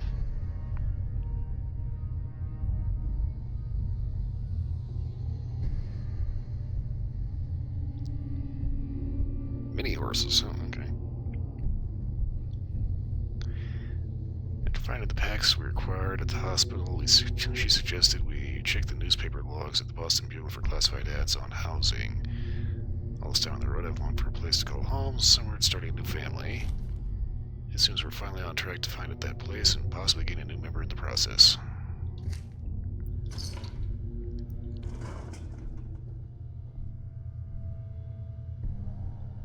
Draft terminal. Is this the right one, or? Okay, article lead in. Real estate reimagined by the Boston Beagle editorial staff. With clashes on the border and riots in the streets, it's no secret that the real estate market has taken a severe downturn in recent months. Despite the Federal Reserve announcing it will hold its benchmark interest rate to virtually zero for the foreseeable future, the economy continues to spiral downward as taxpayer money is funneled to national defense projects. There is one market, however, that continues to boom while others bust. As the drums of war surge towards a simple crash, the price of bunkers and underground shelters has skyrocketed along with it. Of course, it's not just the threat of nuclear war, but incidents like the shooting in Roxbury that have investors and homeowners alike bidding on underground real estate. In the following article, we take a look at several shelters and housing options still available on the market. Breath control. Hate it. Main body. Okay, for the affluent buyer, Wilmington Estates is an underground mansion that provides all the luxuries of a high-end chateau. However, sources reveal a party from overseas has shown interest in the property, so it may not be on the market for long. For those interested in luxury communal living, Jumper Cove Resort is an underground retreat built in a private cave on the coast. This lavish, one-of-a-kind paradise is perfect for suburban communities pulling their resources and looking to relocate underground. Not to be outdone, many small families have looked to building their own bunkers and are offering space to anyone who might help finance the construction. These colorful and well-furnished homes demonstrate that even in a confined space, you don't have to sacrifice comfort or style. Lastly, if you're priced out of real estate, Vault-Tec Corporation offers several shelters options for everyday citizens. If you'd like to try before you buy, a fully functioning demonstration vault can be found at Vault-Tec HQ. As the war escalates, neighborhoods from Boston all the way to Pennsylvania Avenue are trading their wallpapered homes for the safety and security of fortified steel. With inventory scarce and demand high, the rate of interest in properties like these appears to be far from zero. Sponsored article? Question. Most recent made this latest staff article on underground real estate read like an advertisement. Don't get me wrong, money's the lifeblood of any newspaper, but it should be put on the back pages with the guys selling their lawnmowers and widows looking for love. It should not be on the front page with the real news, Mags.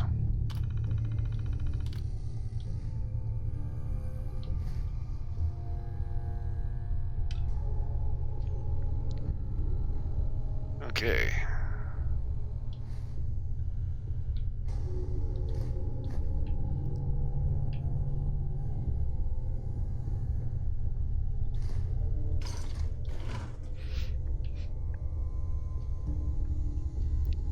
Not too sure what's going on with the MTIV bags.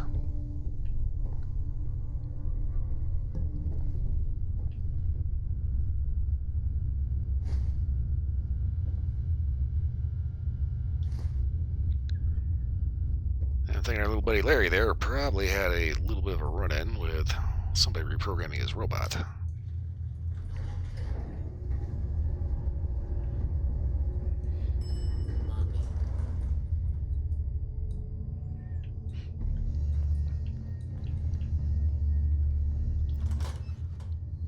The other thing I kind of noticed is that some of these creations you find, if they have like written dialogue, Sometimes it kind of doesn't really match like the overall tone of the base game, you know?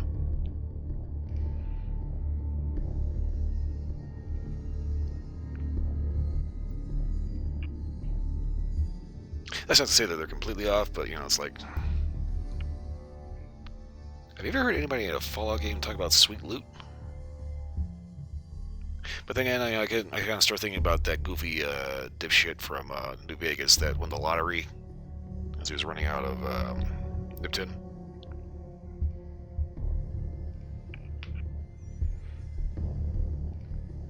God, that guy was such a douche, too. He's just... Everything about that dude just screamed, "You may think you're lucky. You're not." As soon as he runs past, whip out a pistol, blam, right in the back of the head.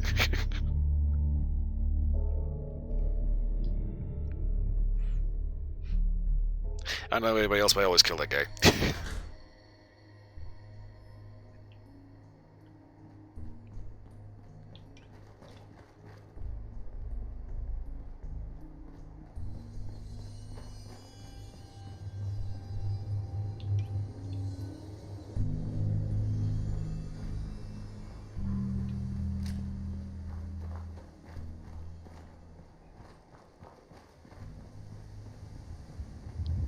Okay, Voltic HQ.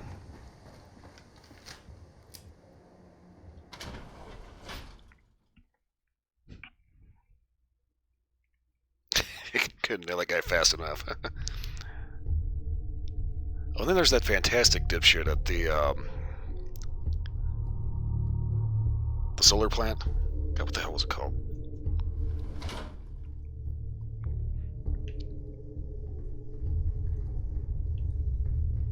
The one the NCR is trying to bring back online, but... Ah!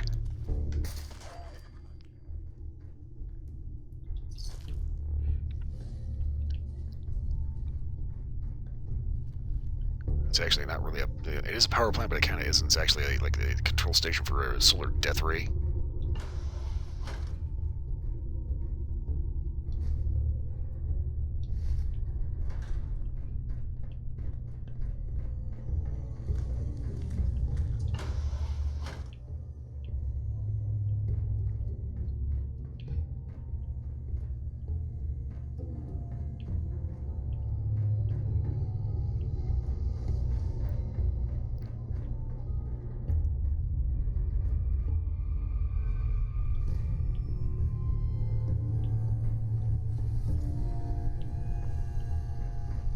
Okay, meeting room with crystal decanters.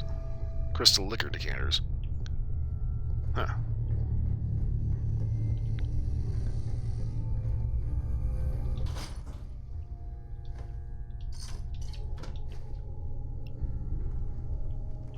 Can't raise the question what they're doing here.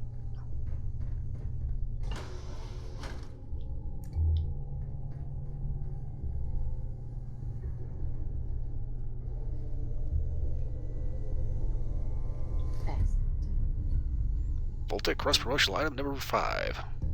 Baltic and Nuka-Cola.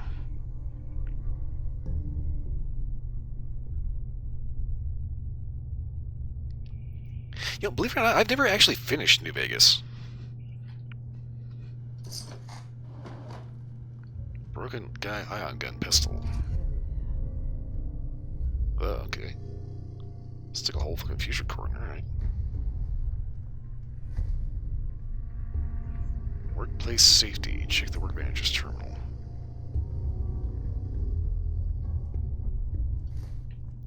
I'm kind of thinking this didn't quite cooperate with somebody whoever put it in there.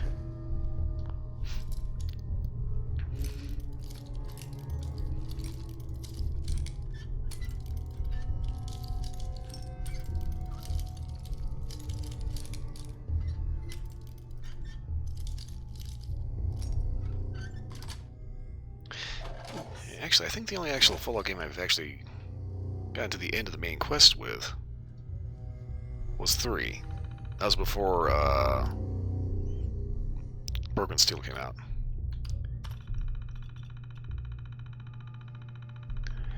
I believe Dr. Reed is under the impression that the vaults in the Boston area will be used to harm his future residents instead of help them.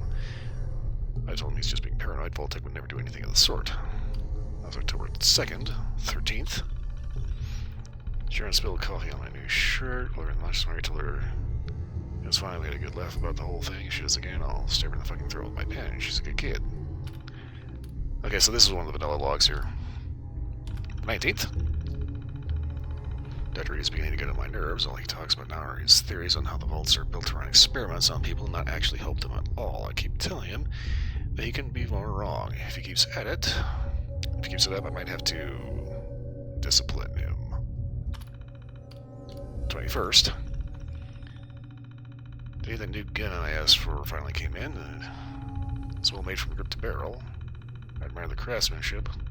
If only my employees shared a similar commitment to excellence, that wouldn't have to blow the brains out. I'm thinking this is something that creation author added. I'm looking into a few engineers at Poseidon who are fellow gun enthusiasts, as this is clearly off the books. Vault-Tec wouldn't sanction something as exquisite as my ion gun. Not that anyone here needs to know that. I also made sure to offer some of my own personal sketches and ideas for how to make the gun might work. Hopefully they implemented my advice, so further measures aren't necessary, but I've collected their names and addresses just in case. I'm sure they're doing their best. Okay. Day later on the 22nd. Something's wrong with the ion gun. It was working fine, just fine yesterday. I called one of the engineers and he assures me it was functional when it shipped. Now that I think about it, I was out of the office all day yesterday and left the weapon on the table. Dr. Hernandez might know something. He's always snooping around the office. If he lies to me, I might just shatter his kneecaps. See how he likes it when other people break his things.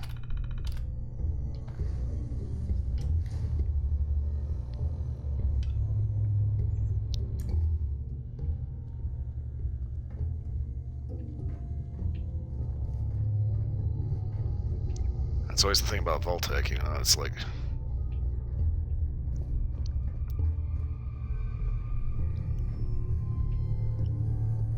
you have to wonder what exactly was going through their head. Vault-Tec showcase keycard, okay.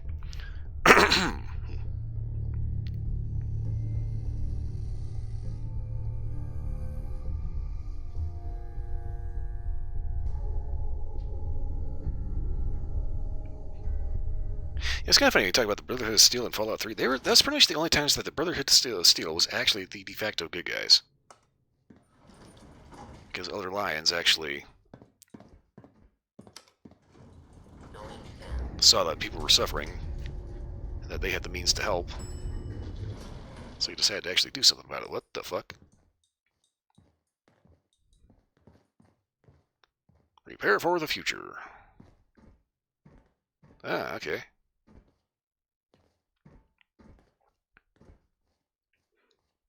Keep forgetting there were several things we had to do here. So I think that terminal actually had a few bits of lore added. You can always tell because they're usually like the really long-winded ones.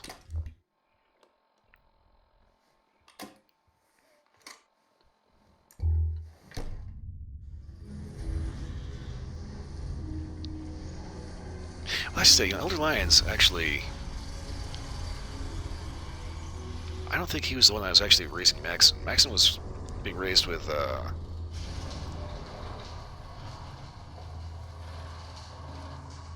pretty much the old guard ideals.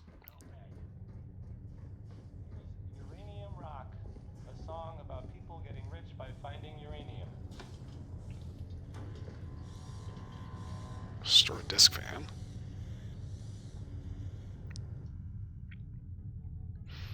The vault seems like the perfect fit. I've heard stories of vaults before. They're dangerous, haunted even. But this one seems to have been made to show, to entice others into jaws that lay elsewhere. We must do the same if we are to survive, as our rations are nearly gone. Javier must have noticed my unease as he floated the idea of adding some security measures like a small keypad on the doors for the code. I suggested the laws Javier had quoted to the other locations, as it would make it easy to recall and serve as instructional to repeat them. So, for instance, at the resort, he quoted one of the 5 laws, and the mansion another. That would be 2 numbers, but we still need 1 more, so I said the next law will be enforced would be the last. The more pressing concern is the lack of food. How you have been struggling, but Lucia, while emotionally distant, seems well nourished. I find this suspicious, and I wonder if she has been taking advantage of this false stock of perishables. If so, it's clear now she is not one of us.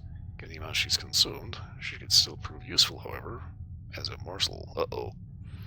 If Javier and I are to survive, sacrifices like this must be made.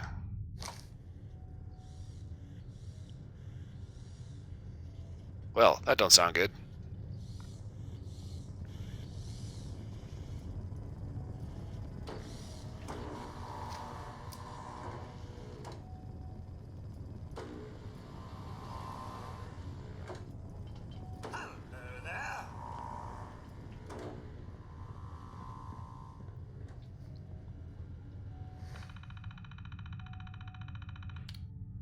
Welcome employees. Greetings, Vaulting employees. After many months of preliminary construction, we are pleased to open this promotional vault to members of Vaultek's technical and engineering staff.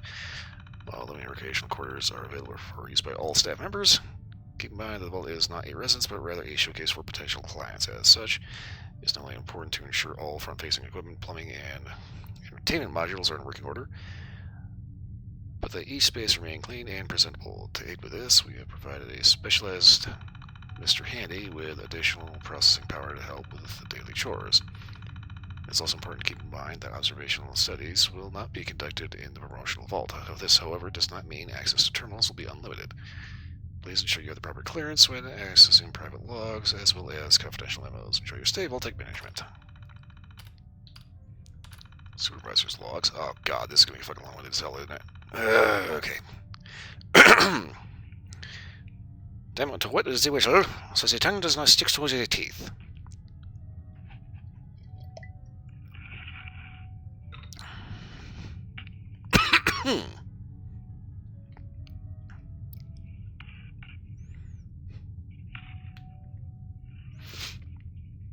Yeah, going back to what I was saying about Ultramax, and it's like Fallout 3, the Brotherhood Outcasts are the actual Brotherhood of Steel. They're the ones that want to stick to their mission and keep going and basically stealing whatever technology they could find, whereas Elder Lions decided to switch things around. Maxim is just kind of an extension of the old guard, basically. Whereas Elder Lions took things in a new way. Okay, February 23rd, 2075. I don't know how else to explain to Jessie that this is not that kind of vault. She's heard all the rumors from the other science staff about all the interesting experiments they'll be able to run, and she's convinced it's going to work the same here. She's starting to prank some of the others during the meetings because, in her words, quote, she wants us all in the right headspace, unquote. The fake spider in the donut box is one thing, the strychnine sprinkles is another. That's poison. If she didn't give it away by laughing every time Werner took a bite, we wouldn't have gone to the hospital in time. Let's see, it's March 2nd, right? Yeah, February, March. After an incident where Sandra put on a Vaultek suit filled with glue, I decided to sit Jessie down and spell it out for her that this vault was a showcase, and we should do our best to make sure that it is perfectly safe for both visitors and personnel. Yet she still thinks there's a catch. And the only reason I couldn't tell her is because she doesn't have a high enough security clearance. Under breaks, I've noticed her poking around the walls, looking for secret compartments that simply aren't there. Even worse, she's enlisted Mr. Blue to help her, under the guise of doing security sweeps. I just hope there aren't any other surprises when the clients start rolling through. If she wasn't such a talented engineer, I would fire her on the spot, but it's obvious we need her to meet our deadlines. 5th. I heard some of the staff talking about wanting to get back at Jessie for putting a fake SL4 Plus directed message on her terminal. They also want to involve Mr. Blue, who Jessica has taken a liking to. Something about some fake source code that's supposed to be for my gutsy but actually makes it insult you incessantly. I warned them not to mess with company property, but what I should have done is warn them not to mess with Jessica. Whatever they're planning, it will not end well. On the 27th, I really don't know what Werner and Sandra were thinking. Did they really think Jessica would just swap out the robot's code with a fake gutsy one? Jessica, the same girl who'd build you a flamethrower if you asked for a match. I'm just glad she didn't give Mr. Blue access to the nukes. Wait, what? But seriously, imagine if this happened when Brad Burton was here. We'd all be at our typewriters polishing up our resumes. For now, I've just got to come up with some excuse why I've canceled the private tours and lost 3 staff members. Thank God she put it in special standby override. It could have been a lot worse. Engineer's logs. Okay, how's she know? February 22nd. This keeps telling me it's not that kind of vault, and I'm thinking the whole time that is exactly what they want you to think. Showcase? Why does Vault-Tech need to advertise anything? It isn't survival enough. Okay, so this is apparently Jessica's log. Suddenly there's another company building post-apocalyptic bunkers within walking distance of your home. Does anyone really think that there are bombs? When the bombs start to fall, Sally and Bob Everyman are going to walk another 3 blocks to the off-brand bunker just because they don't like our jumpsuits? Of course not. They're going to pray we let them in, wear the stupid jumpsuit, and be eternally grateful they're alive. And that, my friends, is when the fun starts. Okay, Psycho, on the 28th. Ernest ticked up because he thinks I put strychnine on his donut. First of all, it wasn't strychnine, it was arsenic. Bitch! Okay. I worked in the chemical engineering department for close to a decade. I think I know my poisons. But animal constitutes a lethal dose. Besides, it's not like anyone would care if Arnold kicked the bucket. I know everyone is tired of all the nonsense he posts on the bulletin board. Honestly, there's only one person in this whole vault that gets me, and that's Mr. Blue. It's like high school all over again. All my friends are robots. I just wish we could do something together to get back at those idiots. But it's against company policy to reprogram the handies.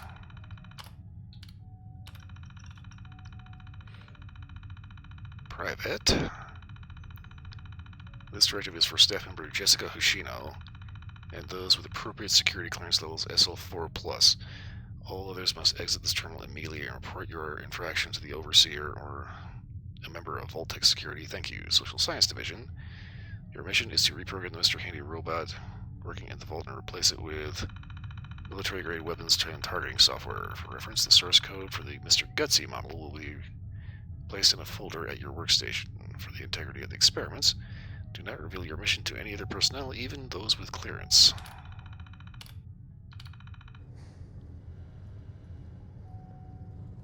Okay.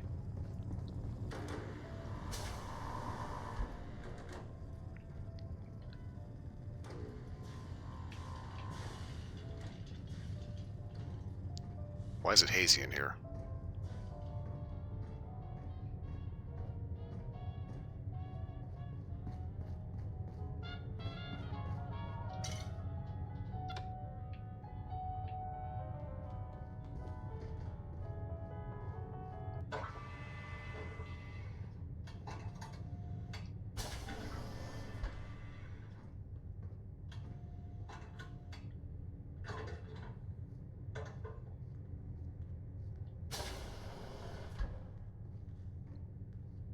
Try to be a little cautious here. I already know there's a fucking Looney Tune. Trying to have some fun.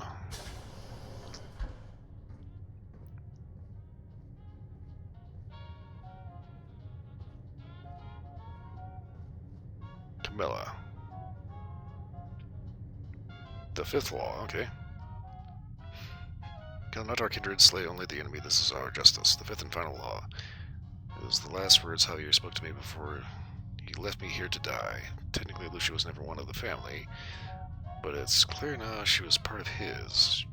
Judging by the packed bags, they're probably going to leave this vault without me, probably to that last bunker mentioned in the article. Can't blame them, given what happened here. To think all this time I'd never noticed they had taken a liking to each other. How obvious it all seems now.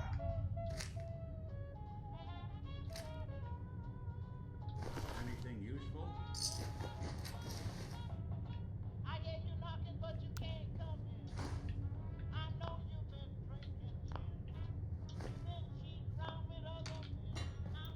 Can't shut that radio off.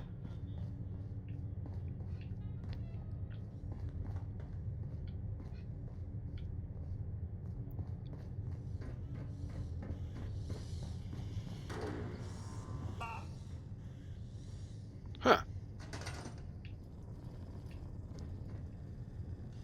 Alright.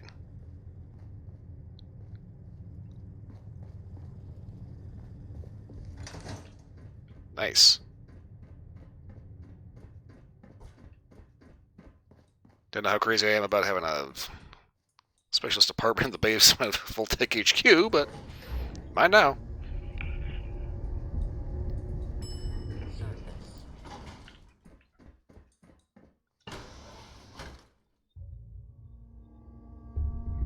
As far as this goofy family goes, I'm thinking these are idiots that are more...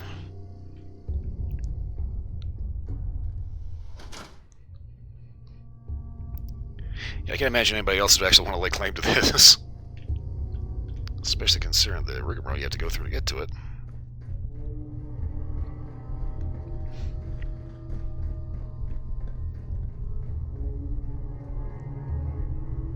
That's Hernandez is not.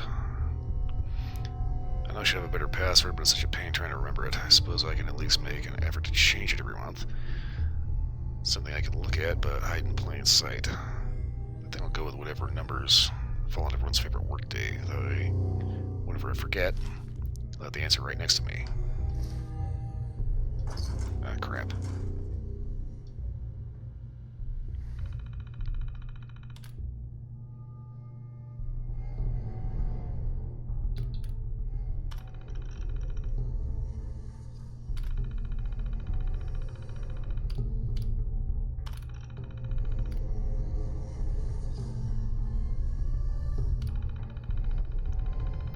Okay, hang on.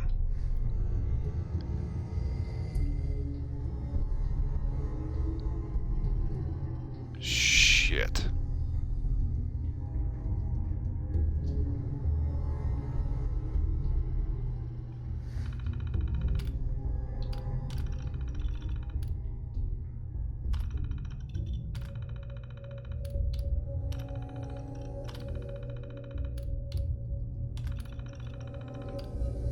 Okay.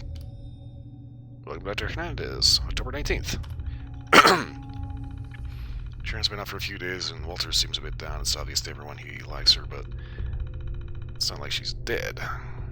Another way of being in that warehouse all day surrounded by toilets can't be good for his loneliness. Meanwhile, Dr. Reed is thinking about quitting. He has a theory about the vaults being experiments, but Davidson said he's just being paranoid. I'm not sure what to decide with. I just want to make sure I bring popcorn when the man completely flips. On the 20th. Frank brought a gun to the meeting today. Yeah, a gun. Although a more accurate description would be to call it a cannon. He's clearly compensating for something, and we all know that. We all know what. 21st. Frank left the office early today, and it's a needed break. With Dr. Reed about to quit and Sharon missing, everyone's so tense. Speaking of which, I saw Walter from the warehouse break into his office. So I stressed the importance of workplace safety, so I take it having a firearm on the premises touches a nerve. I managed to flag him down during lunch and got him to blab. He sort of needed secrecy, but Walter apparently took Frank's gun apart and broke it. Then he hid the parts all around the office before Frank got back. Shit. I'm not sure what Walter's planning, but the next time Frank threatens to shoot someone, it's going to be hard not to laugh. 22nd. Frank's furious. Either he's finally had it with Dr. Reed's complaining or he knows about the gun. I was hoping to see some fireworks, but Walter seems content just letting him rage. He might have forgotten about Frank altogether. I think he's worried something happened to Sharon. Well, that's not fun. So I left Frank some clues on the bulletin board. Watching him stumble around in his office trying to find his precious parts is going to be a riot.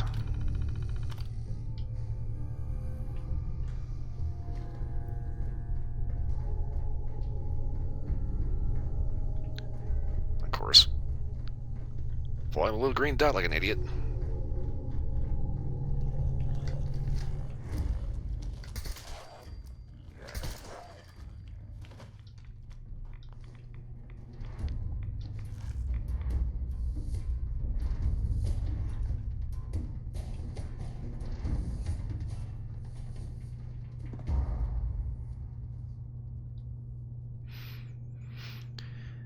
Frank, if you want your precious gun back to normal, then you're in luck.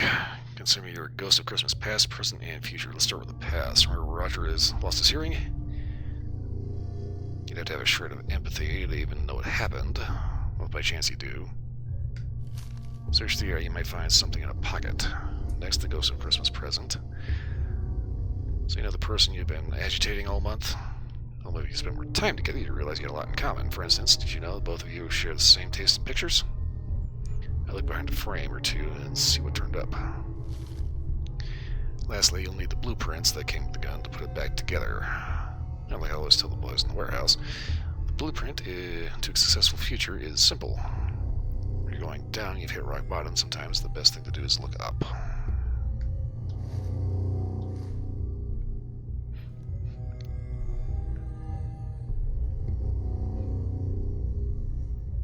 Okay.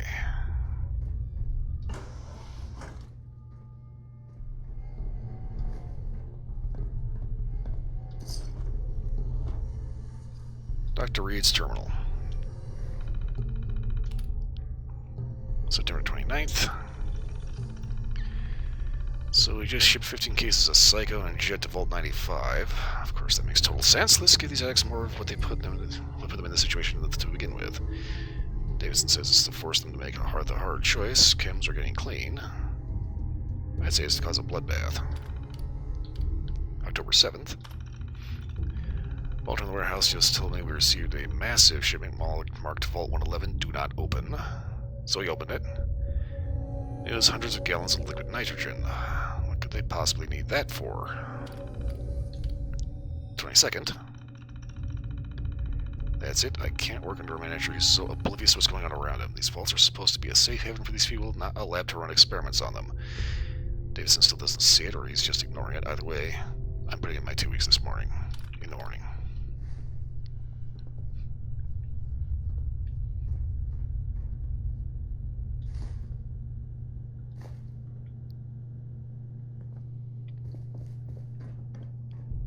So I think I can pretty safely say that Davidson actually was not ignoring it. I think he was actively encouraging it, because the dude's clearly got a screw loose. Several, in fact. Okay.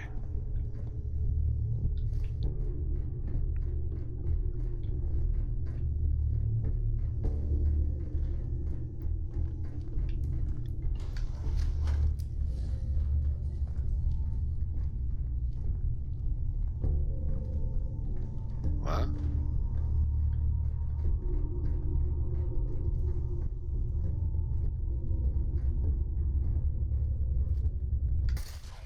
Right in the butt.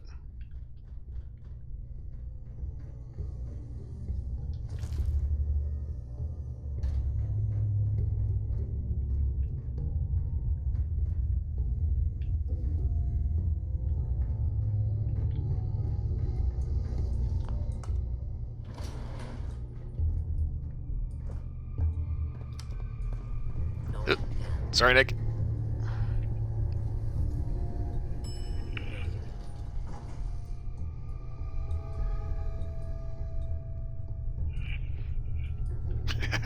Typical higher up, yeah.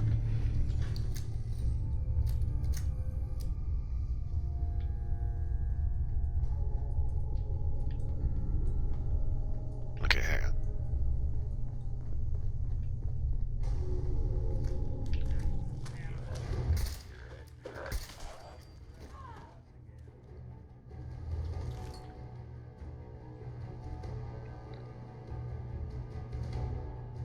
That goes to Beacon Hill.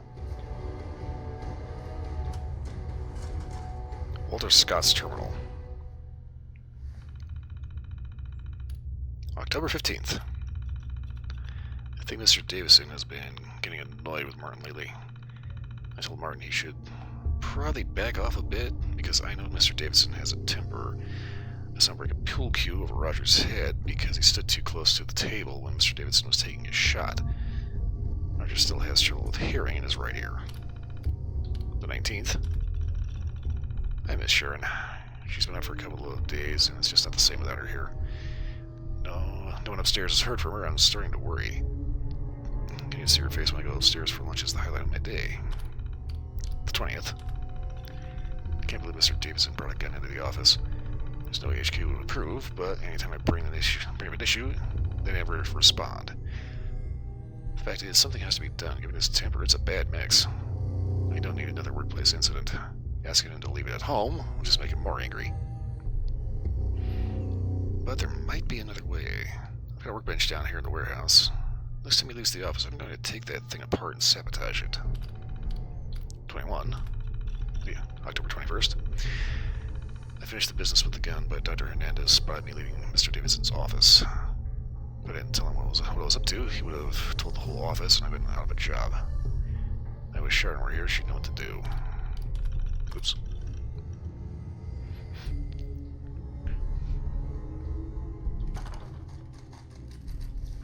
Anything I can lug for you?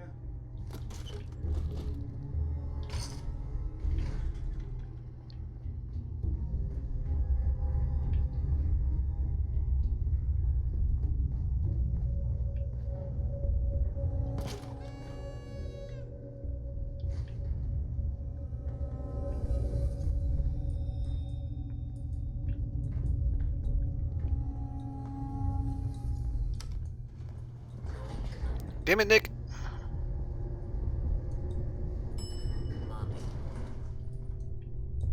Okay, something's up here.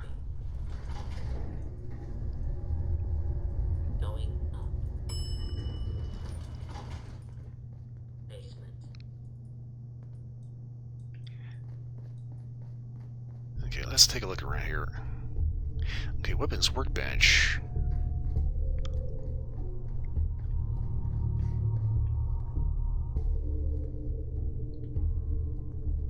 I think we need to find our parts and then come back down here.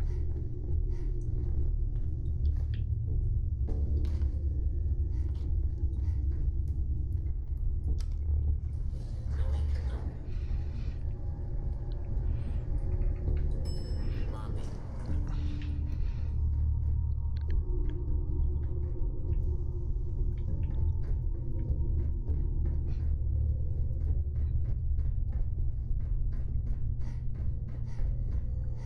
God damn it.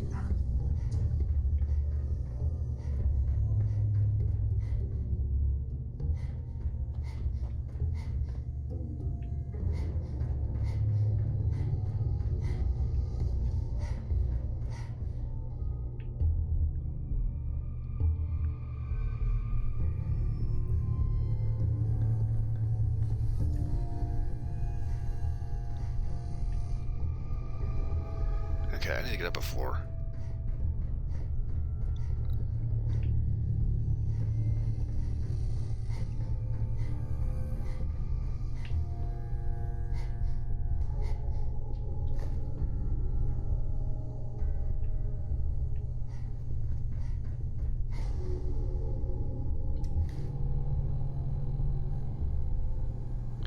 Find the blueprints near the warehouse.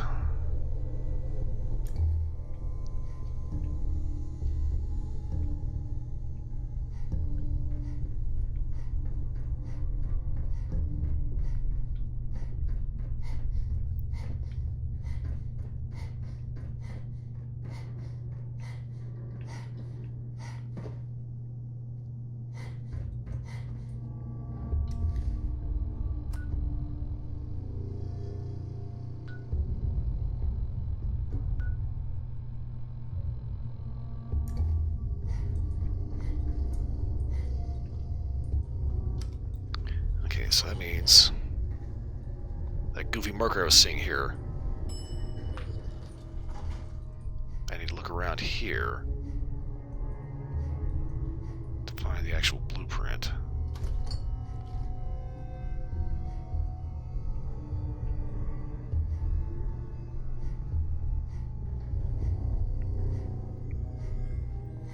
Let's go check the terminal again real quick.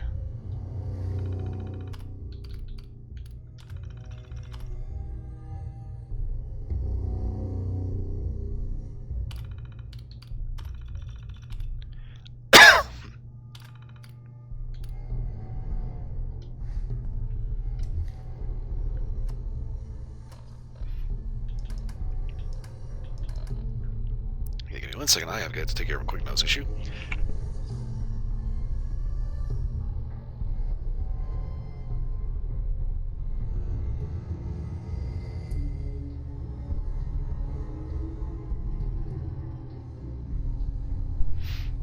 Okay.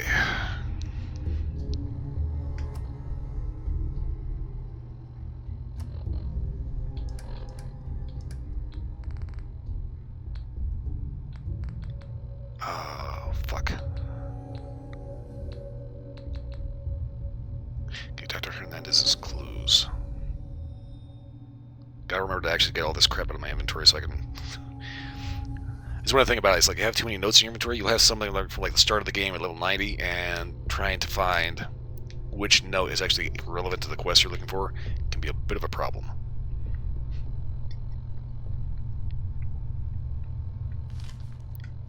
Okay, the blueprints that came to put back together. Look up.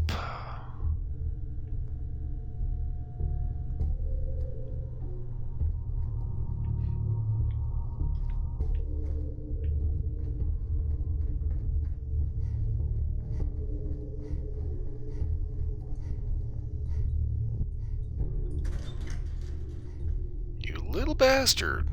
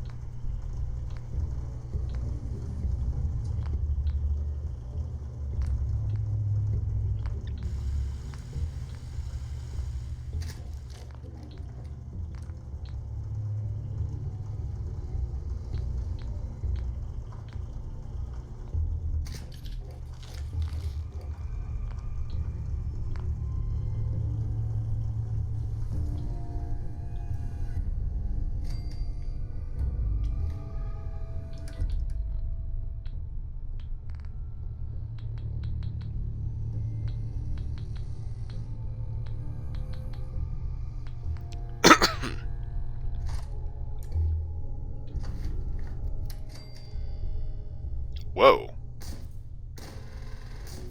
Okay.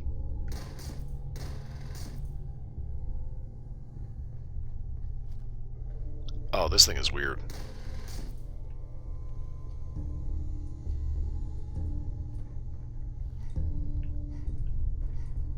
Wait, that's right. We don't actually have to go back upstairs. Oh, fuck. Shouldn't have done that. I hate the fact that this thing uses fusion cells.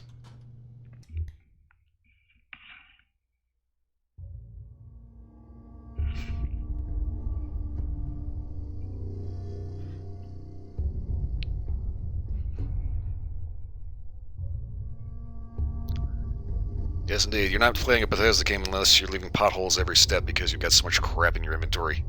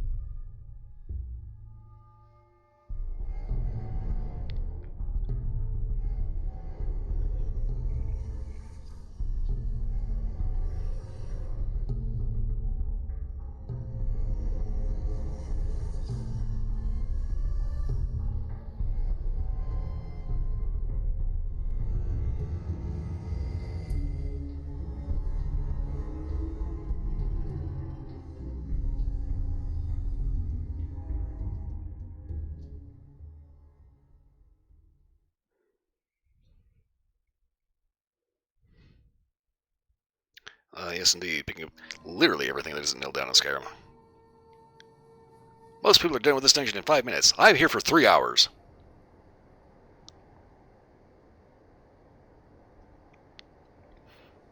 Everyone's like, what the fuck are you doing? Are you taking all the dirt with you too? Yes.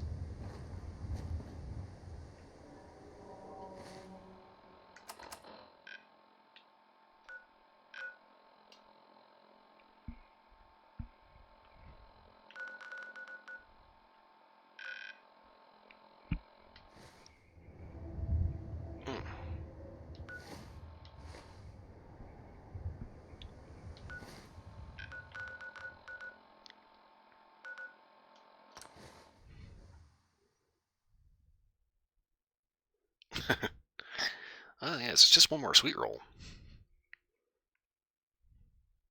Yes, one more sweet roll. Oh, there's a gem over here. There's another piece of pheasant over there. Oh my god, there's 15 iron swords! I know, man, look like a junk to you. That's money in the bank.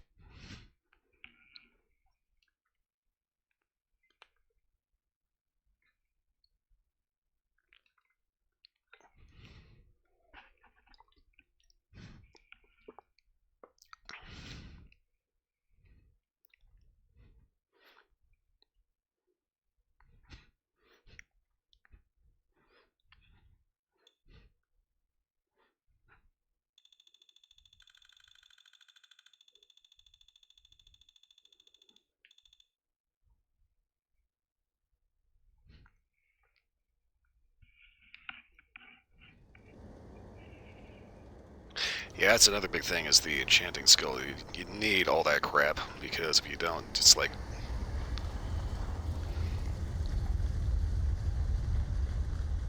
You don't have any way to train it, you know? Okay, yeah, you can tell that I just kind of played around with the shooting range idea here.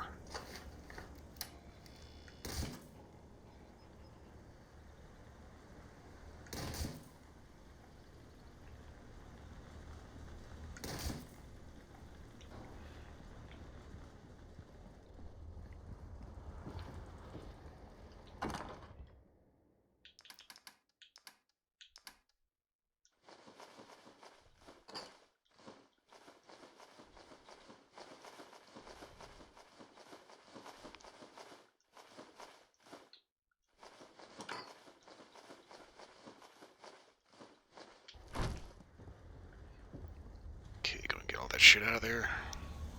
Let that sort.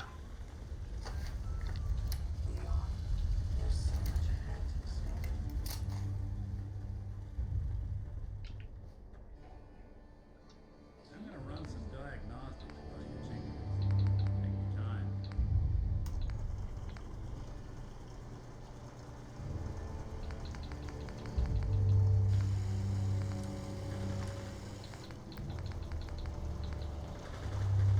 Ah, adhesive.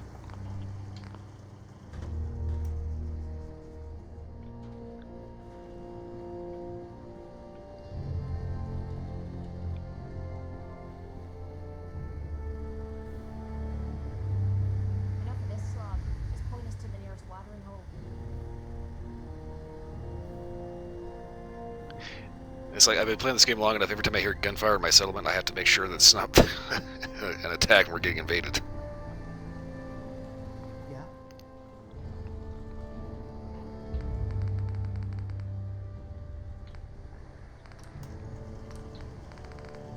Okay, wait a minute.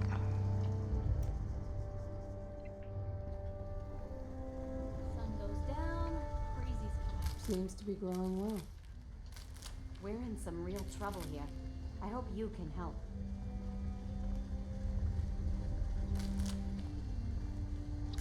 Well, I could if you give me the details. Where the hell is bothering you?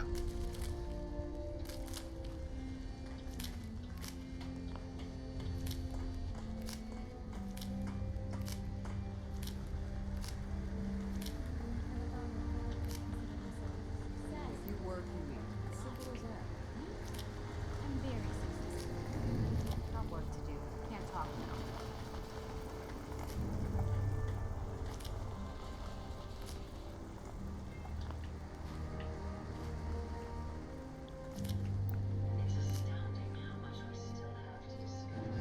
think it's kind of funny. Sometimes these settlers kind of don't quite seem to understand that, this is my settlement. It's like you can go on about how tough you are and how salt of the earth you are, but at the same time, you gotta remember that at the end of the day, yeah, I still own that house. Yes.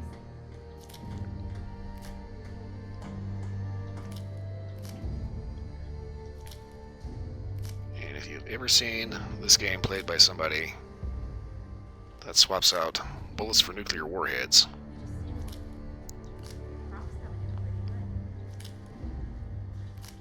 everyone here is only one insult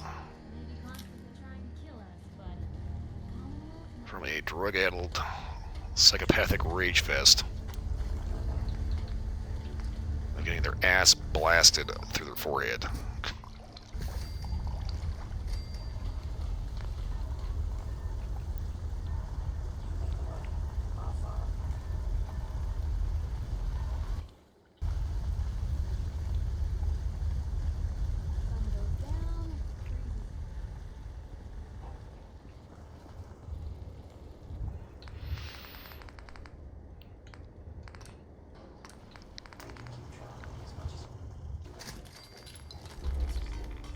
Okay, make sure the overcharge action does the most damage. Okay, short barrel, long barrel, advanced short barrel. Let's go with the improved long barrel. Vehicle compensating stock.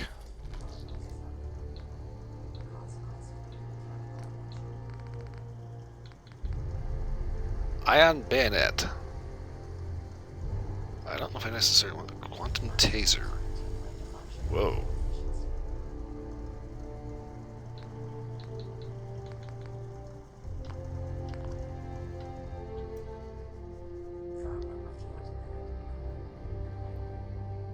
Of course. Every time I run out of glue, Carla is not here. We could really use your help. Okay. They didn't send me, but I am a Minuteman. Is there some way I can help? We're having a lot of trouble with a group of raiders, stealing our food and supplies. Do you think you can persuade them to leave us alone? Don't worry. I'll take care of those raiders for you. Oh, good. It'll be a relief not to have to worry about them.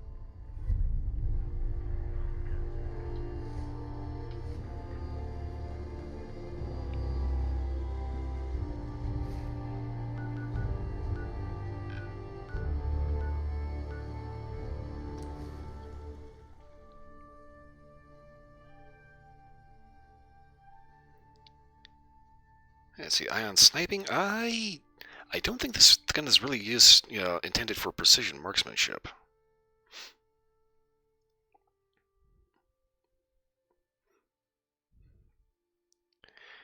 But we've got an op to take care of. So this thing gets to show off exactly how it do.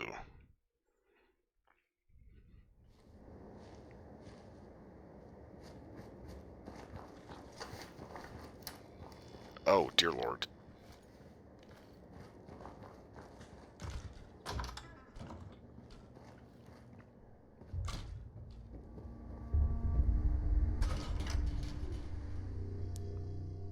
Never fails, I always end up, like, opening the door straight into my face.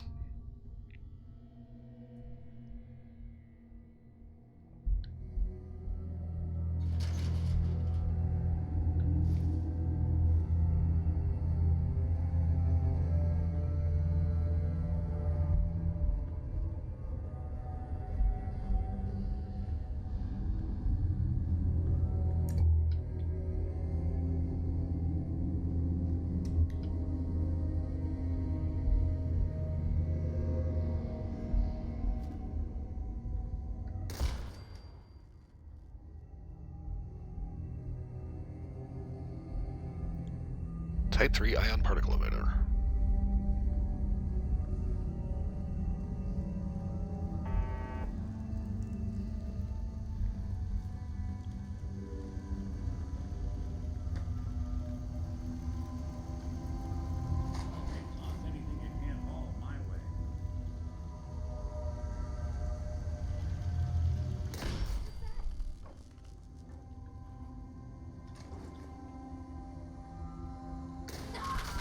Oh, God.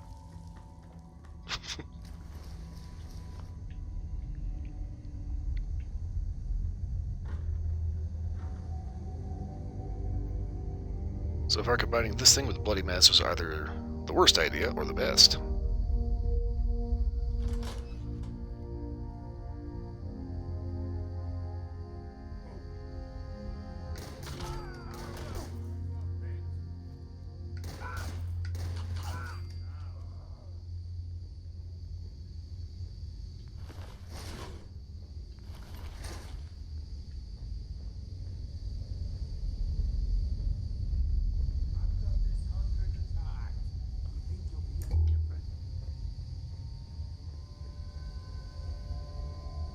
Shit.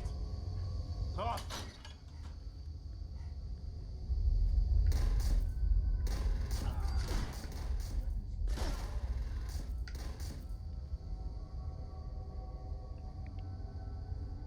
Loot on you better be worth it.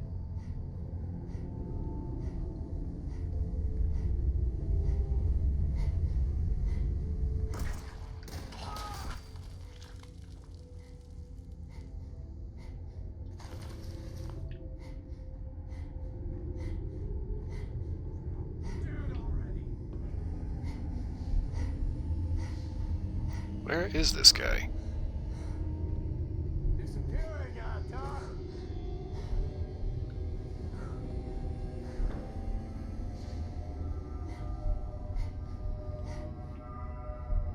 Ah.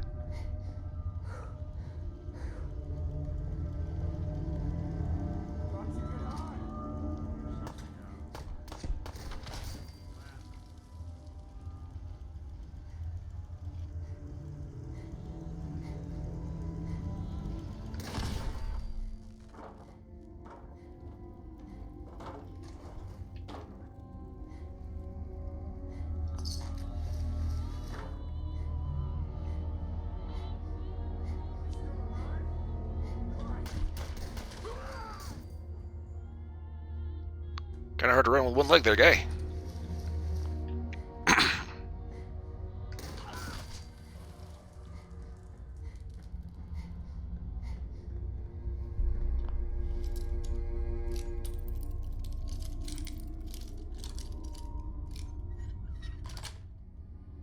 Got it.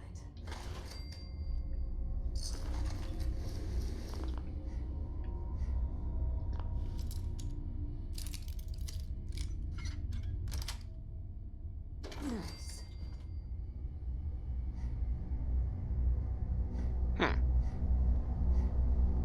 Okay.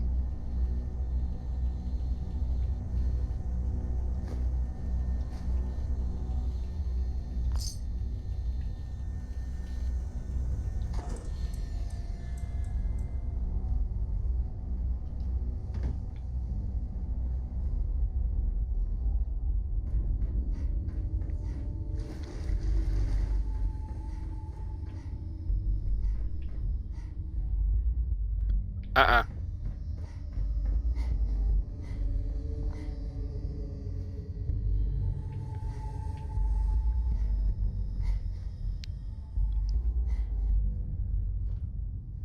Yeah, Nick, get the fuck out of there.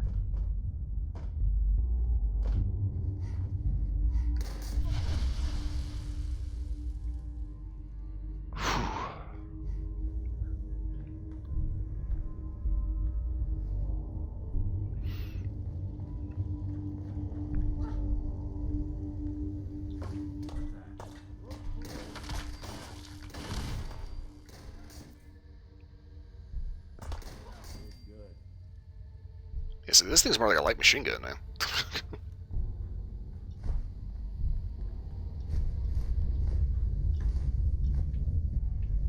Hello.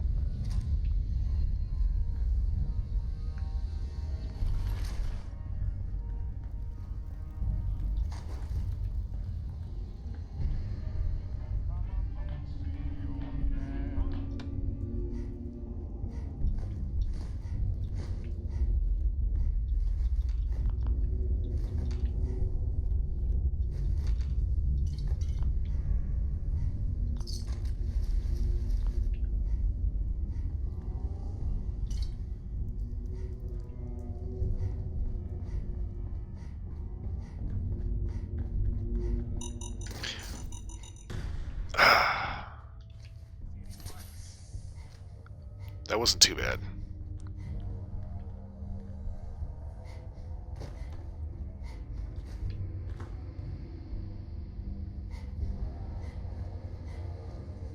This game has always been kind of notorious about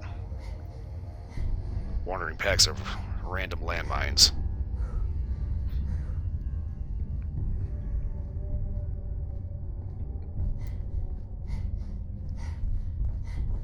Yeah, honestly, the way that this thing works and how fast it shoots, I'm kind of wondering why I even bothered to put an optic on or sights on it at all. Oh, fuck, okay.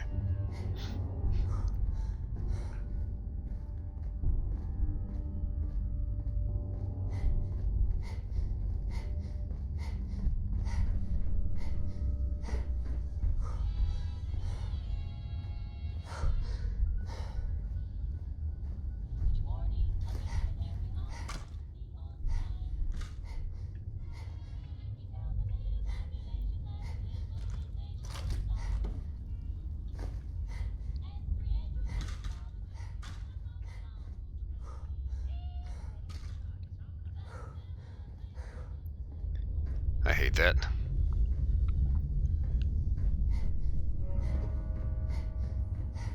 Try to shut the radio off because it's playing copyrighted music. Can't find the radio anywhere. Oh man. Ooh.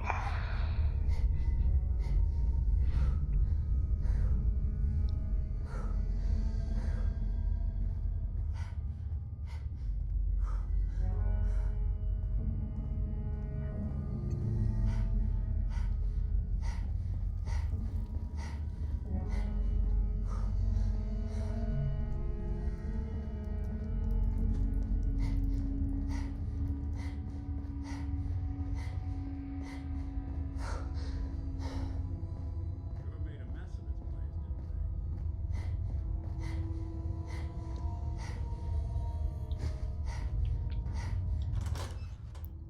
There'll be a free AbelK.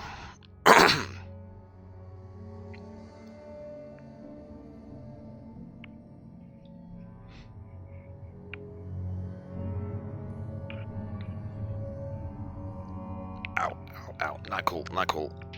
Ah, got my foot in a situation that got my leg in a situation that my foot fell asleep. Oh, that's not cool, that's not cool. Ooh, ah.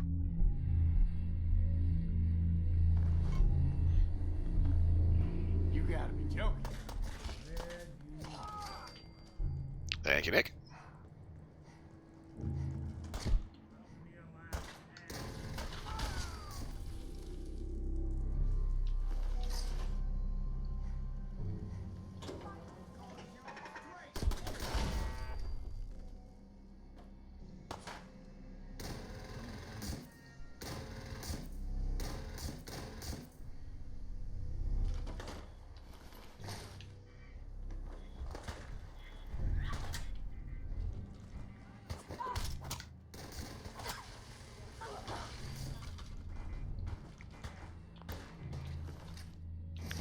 Nice armor. Don't mind if I do.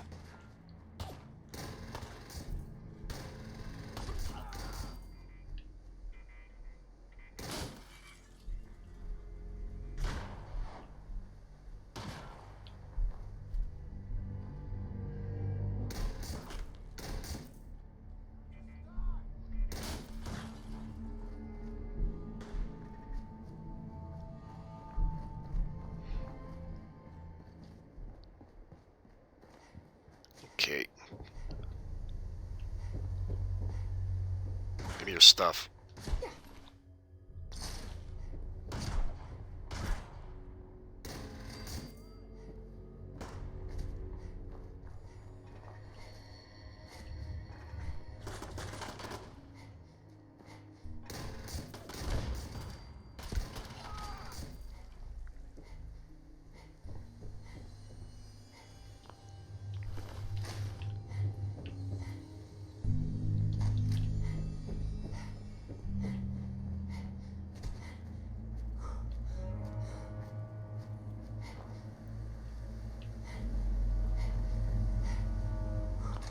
Okay, take that.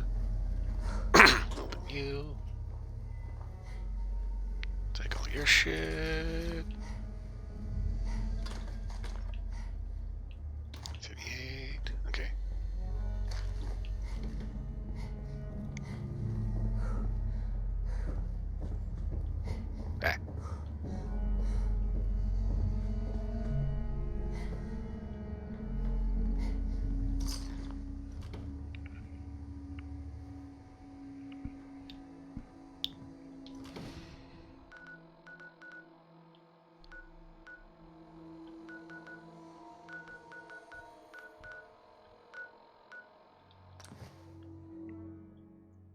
pretty sure I managed to take care of that.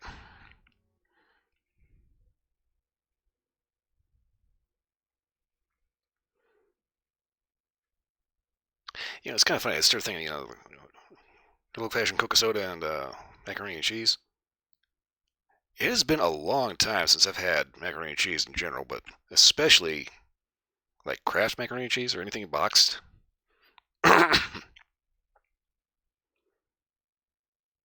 It's kind of funny. It's like it makes me wonder why I would bother making that when I can actually do like a legitimate like say like fettuccine alfredo, which is pretty much just noodles, butter, and cheese.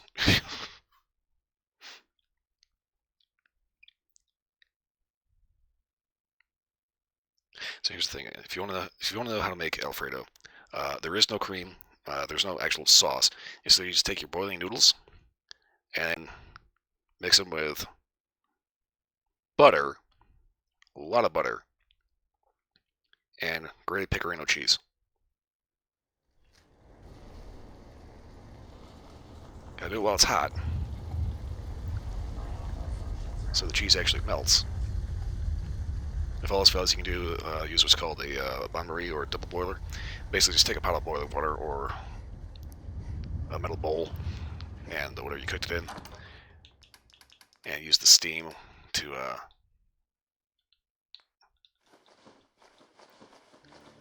keep it warm.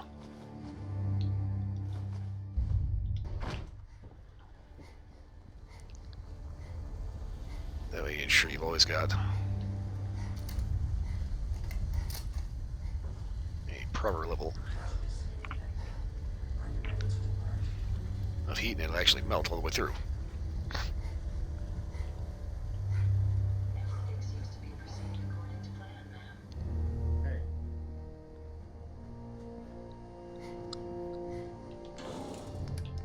Hey, Okay, so get rid of this stuff.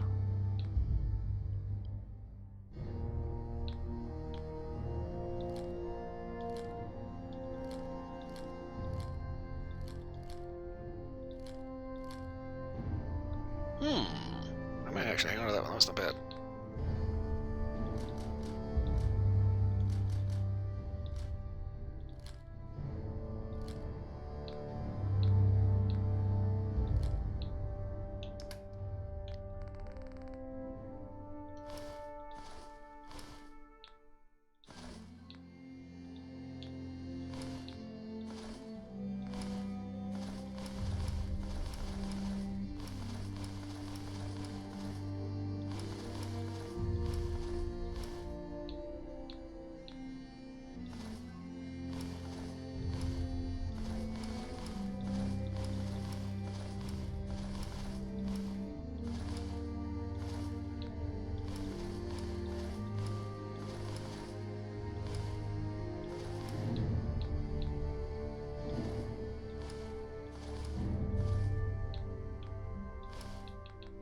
Okay, we also got power armor. Okay, we also have customizable vault jumpsuits. Okay.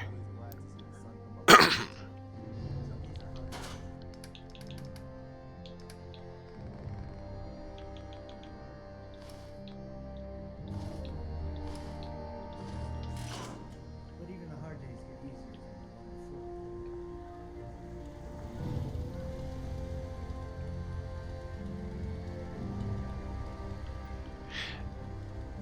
I always remember enjoying the old Chibo macaroni and cheese as a kid. One of the things that was always one of my childhood favorites was the frozen macaroni and cheese. You know.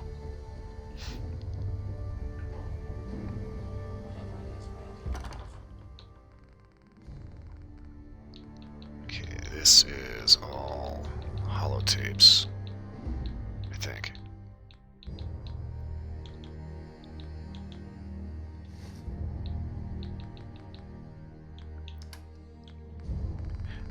Oh, okay.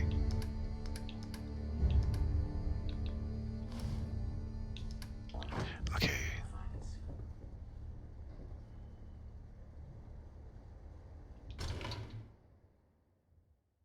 Huh? Okay.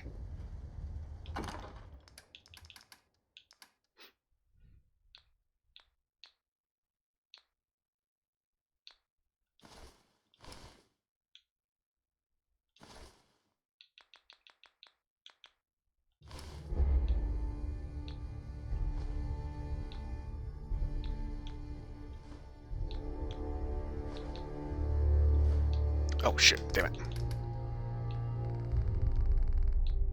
Forgot I need that thing.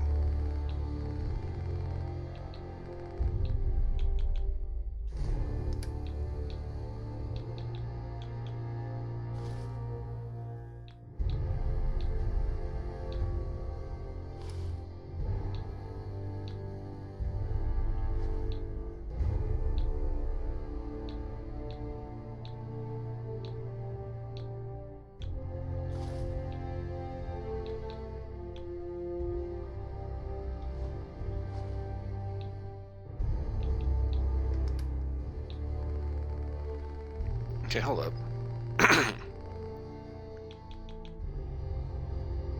Oh, okay.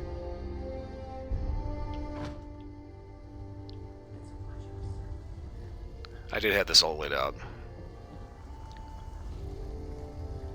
Then the physics engine kicked in.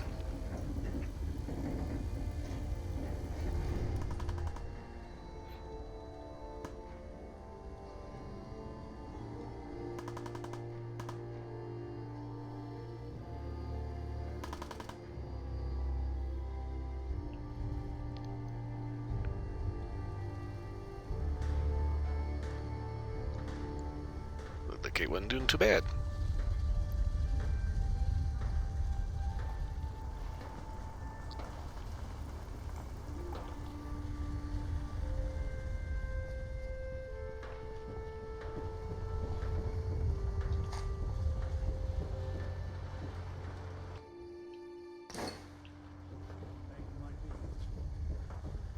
Okay, gonna grab all the junk out of there. There's so much ground to cover in the Commonwealth. Where should we go next?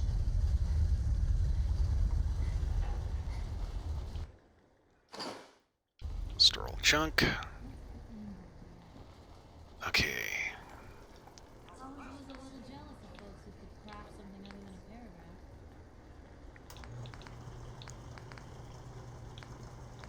Let's see here. I was out of glue, right? No, okay, I'm good. What I wouldn't give. Quantum taser.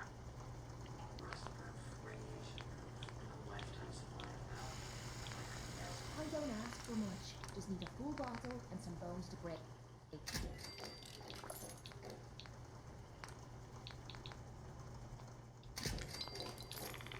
What's going on?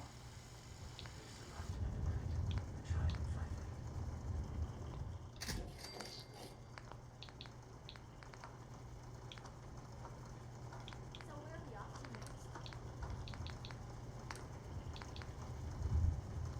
next? It's almost sunrise. I trust you'll have another pleasant day.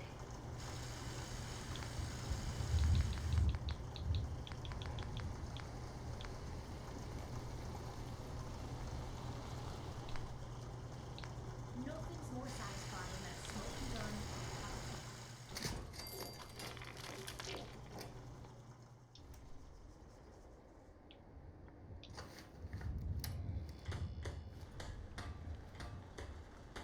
Oh, that looks like a glass potato chip in there.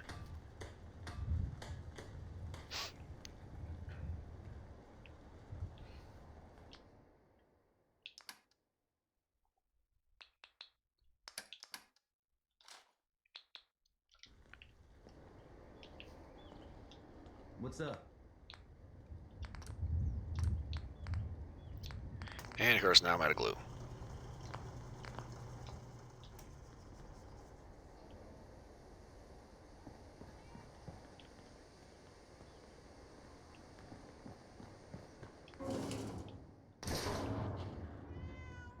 Yeah, Carla, you again. Here to trade? let's see what you have. I got a little bit of everything. Okay, crappy pistol, combat knife, shotgun,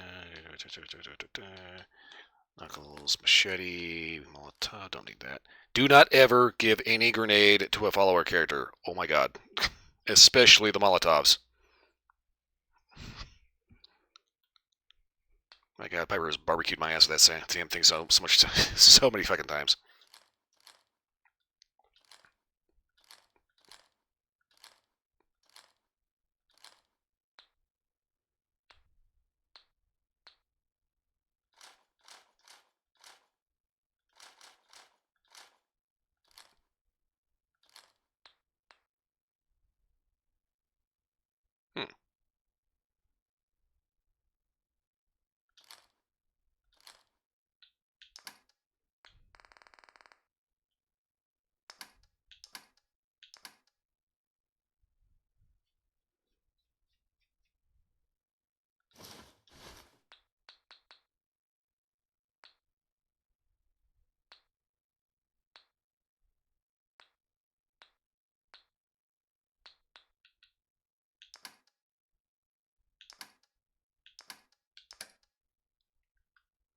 Captain Cosmos toy box.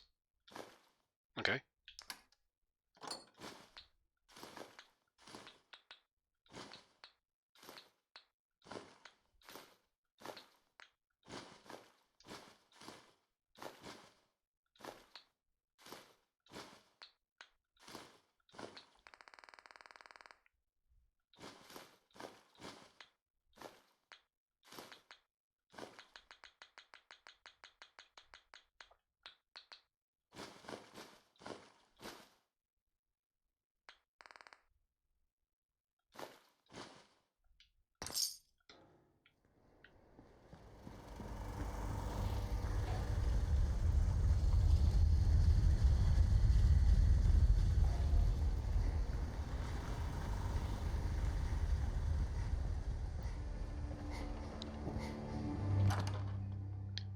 Okay, let's see here. Go ahead and store all the junk in here. Get that sorted. Hopefully we'll end up getting some ammo.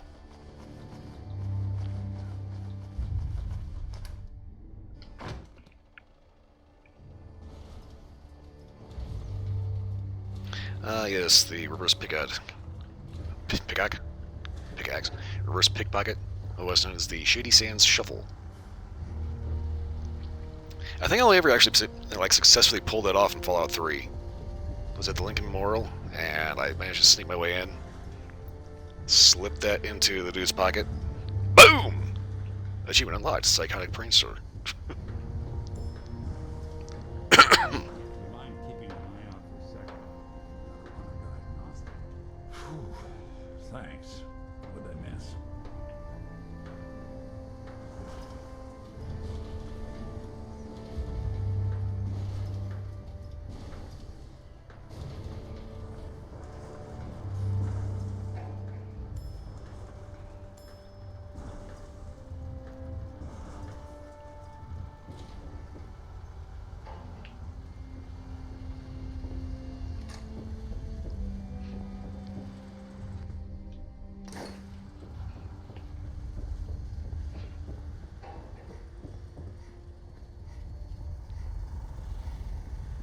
I appear to be well built for travel. You should be commended for a job.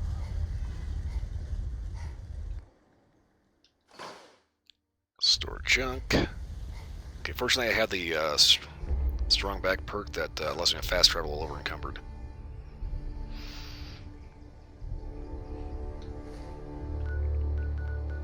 So we're going to go ahead and head down to Good Neighbor and sell off all this armor and shit.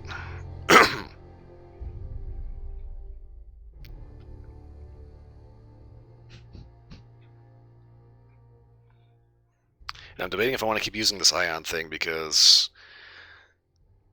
oh, it's about the most busted thing I think I've seen in a while.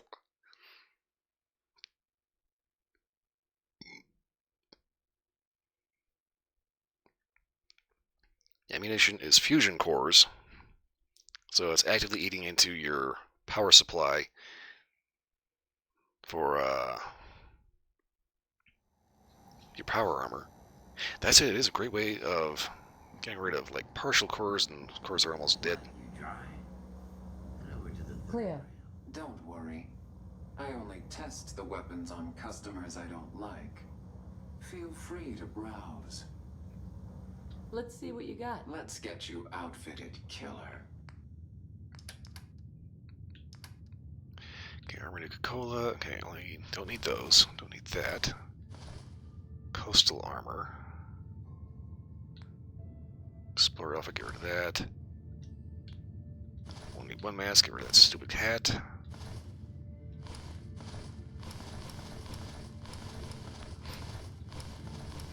Okay, got through long johns, metal armor.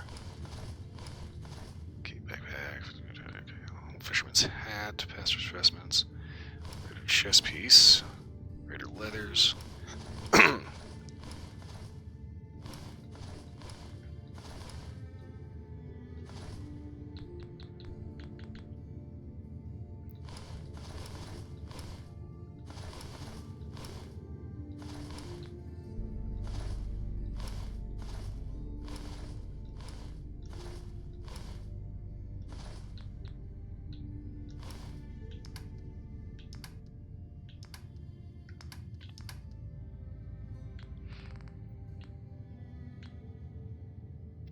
Okay, so she's got classic 10 mils. 2.7. I ought to buy just the ammo for that. Okay, Gauss rifle.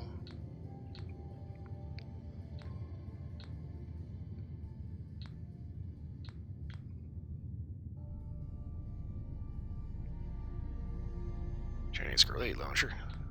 Pretty sure I already got one on the wall back at the house.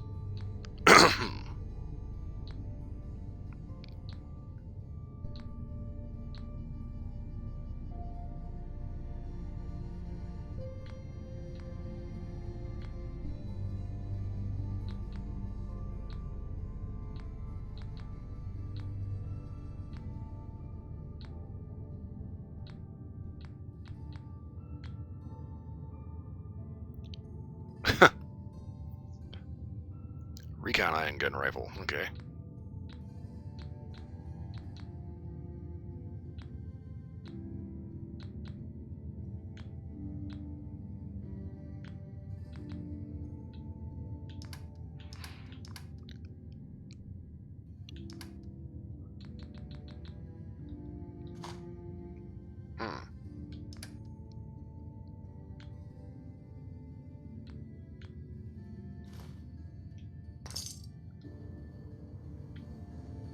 Running from something?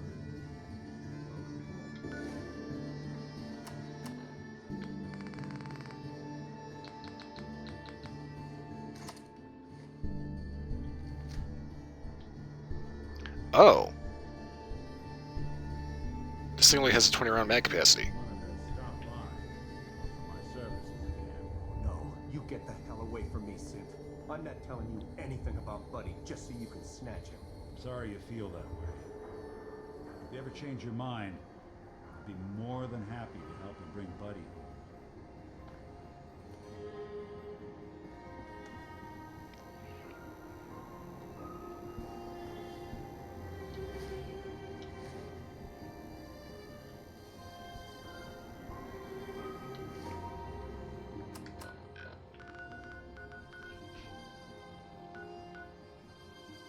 Not gonna lie, it's a little disappointing. People see that Nick is a synth and they immediately start talking shit.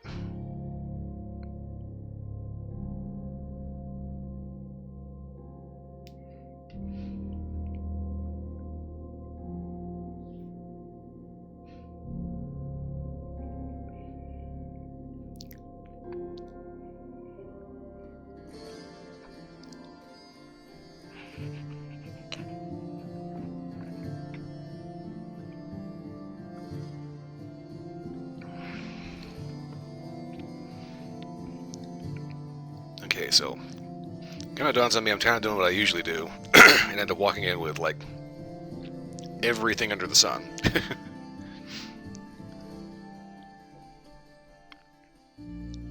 It's like ideally for most scenarios you should only have like about 3 guns on you, right? You have your primary, your secondary, and your sidearm. So you need to have a pistol, and ideally your primary should be an assault carbine of some kind. And then your secondary would be like either a marksman rifle or a shotgun or some other specialty thing.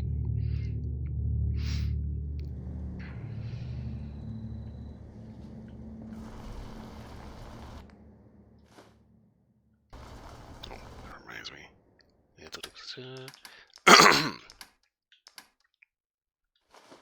Keep forgetting to take this stuff out of my pocket.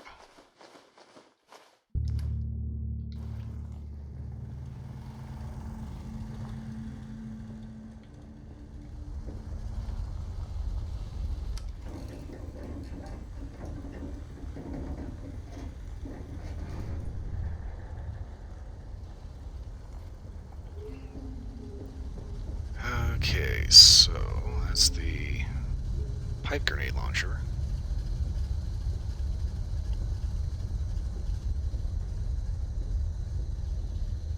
Yeah, here it is. The Chinese grenade launcher. Okay, there's AKs, that goofy thing.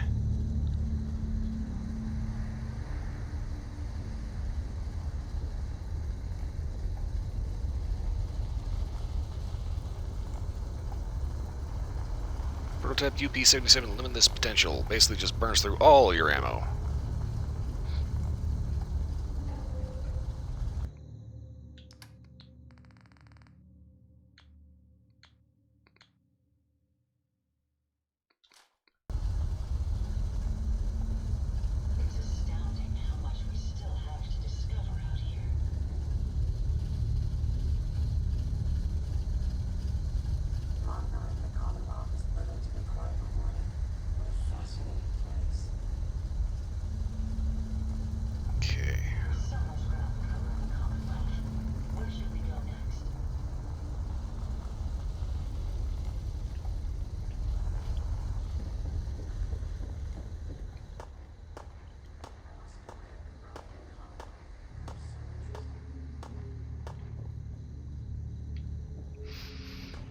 Okay, so I'm taking a look around here. So this is my little apartment here, right?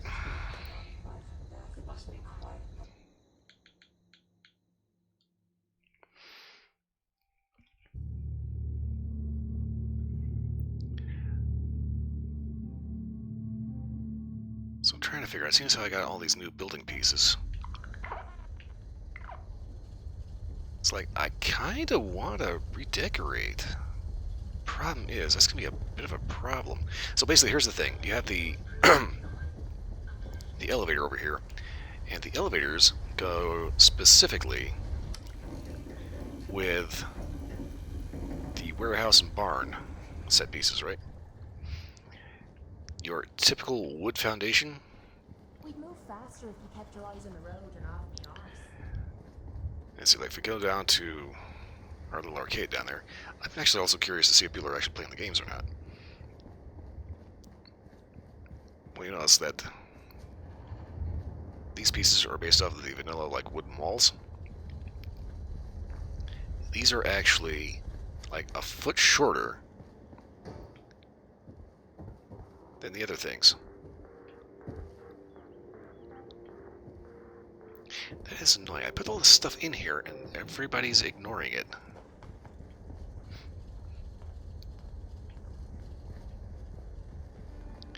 I have noticed most people tend to hang out up here.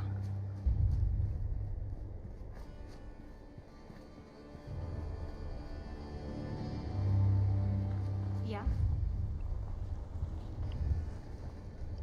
Okay, just looking to see what she was packing. That's a freaking mess. Okay, let's see here.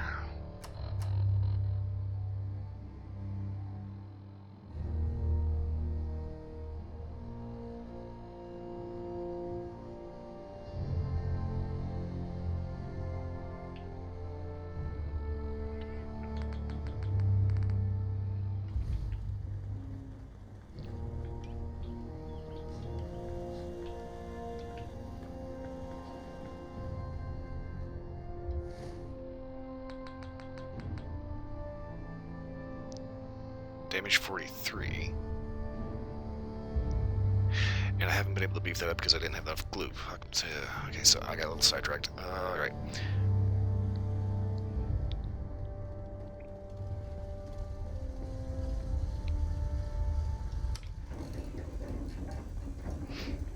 So I do want to mess around with this submachine gun here, but first things first, I want to take a look at... Okay. So I'm trying to figure out which mannequin has my go-to stuff on it.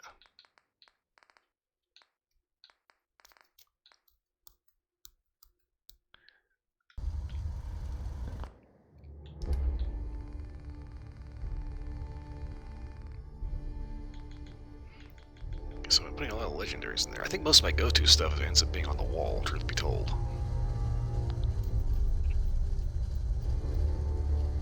Although the truth is, I actually really don't use most of these because they're on the wall. If I was using them, they'd be in my inventory. Okay, fuck.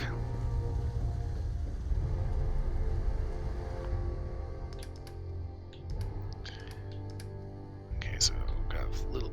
I think I'm gonna have to ditch the coastal armor. I think that is not what I thought it was going to be. Oh, yeah. Get rid of those bolt suits.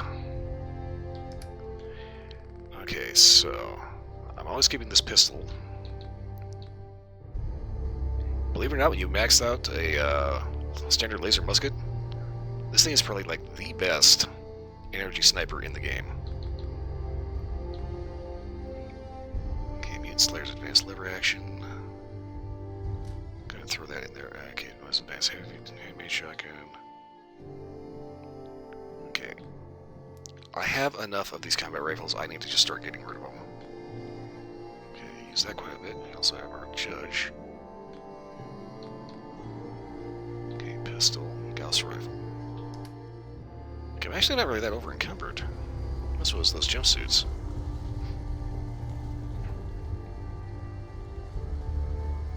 Okay, 38, 45, shotgun.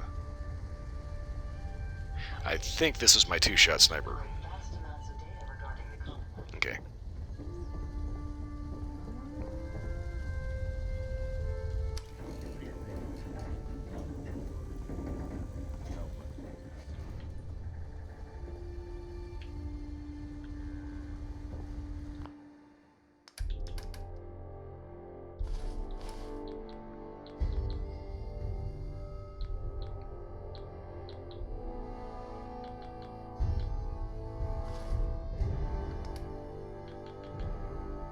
Okay, so I bought those and I didn't need to.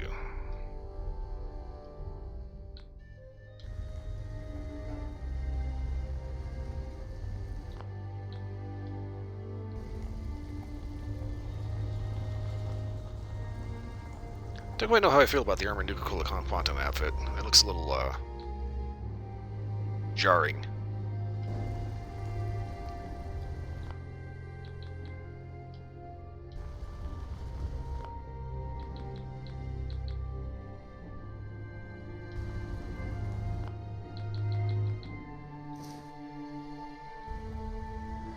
Traveling with you has proven to be quite uplifting.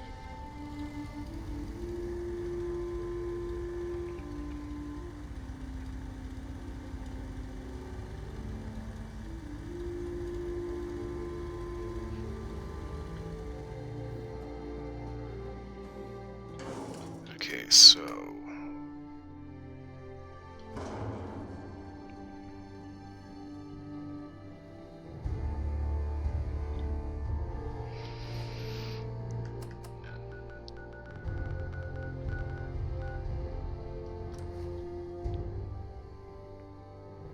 I need glue. So, we're going to head down and talk to Myrna. I don't like talking to Myrna, but she has shipments of glue.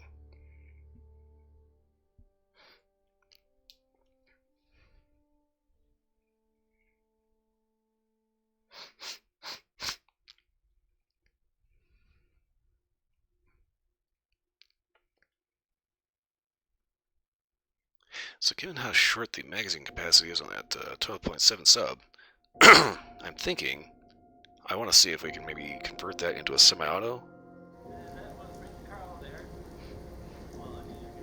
Hey, you that trader?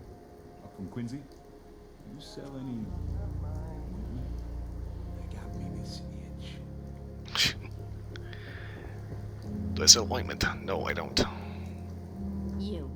Well, I suppose we can do business. Sure. Let's take a look. Here's what we got.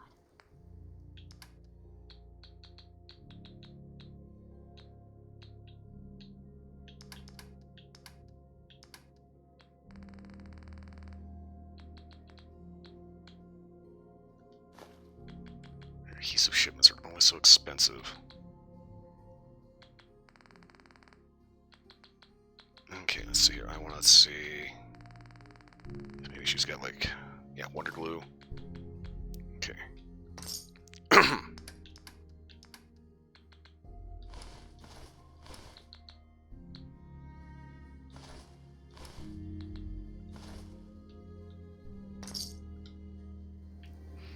Watch your step. As long as Arturo's open. Hey, Arturo. If you're thinking safety, a long-range rifle lets you stay in cover and out of sight. But you might want a secondary weapon for flexibility. Let's see what you have. Feel free to test the grips. Okie dokie. So he's got another broken ion rifle. Classic 10 bell. Okay, the sub.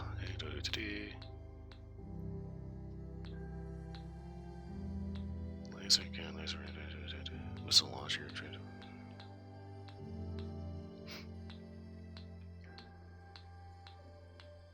Napalmer.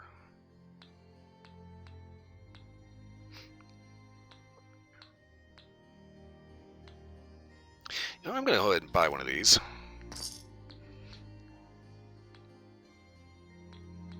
Just to know that I have one that does not have some weird special effect on it. Broke up with my girl. She kept a cap on the toothpaste. Know who does that? A simp.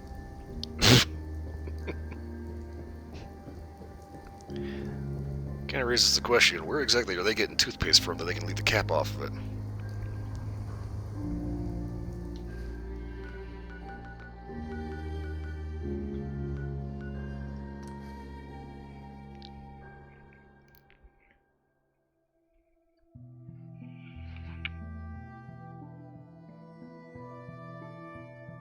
Yeah, you get a whole two-shot Gauss rifle.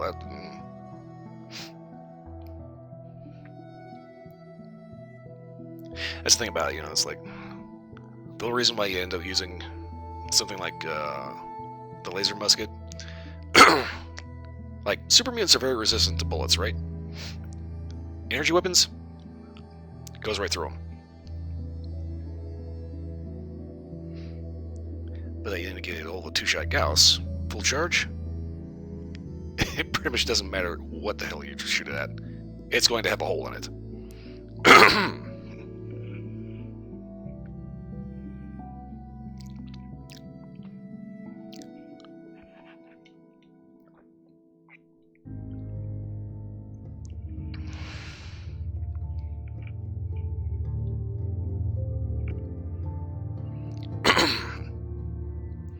Okay, so we got our shipment of glue.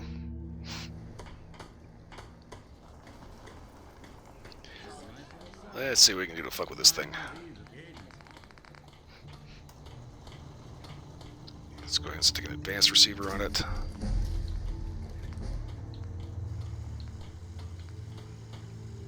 Long barrel. Which kind of defeats the purpose of a bullpup. Gonna use the marksman stock because I don't know how this is called a recoil compensator because there's no stock.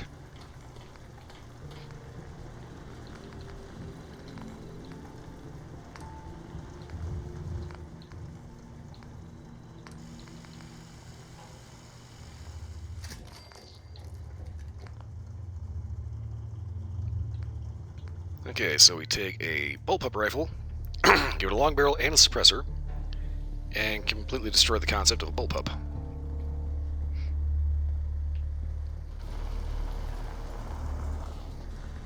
Oh, by the way, that's Codsworth. As you can see, he's been hitting the gym. Aha.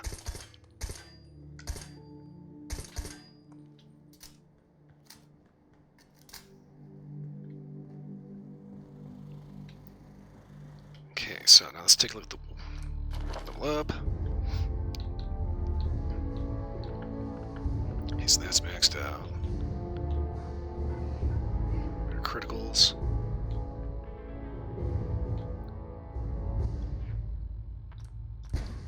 Maxed out bloody mess. This is gonna get gooey. This is gonna get gooey.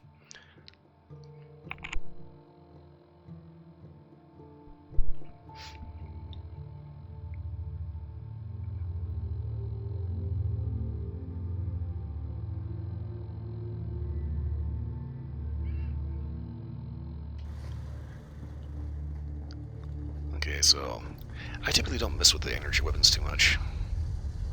I tend to prefer more stealth builds. Like for instance, if you have the in Fallout 3, if you have the Chinese sneaking suit. Let's see, did I put any guns in here? No. Yeah, if you have the Chinese stealth armor, high stealth skill, and a dart gun, you can go downtown DC and one-shot super mutants.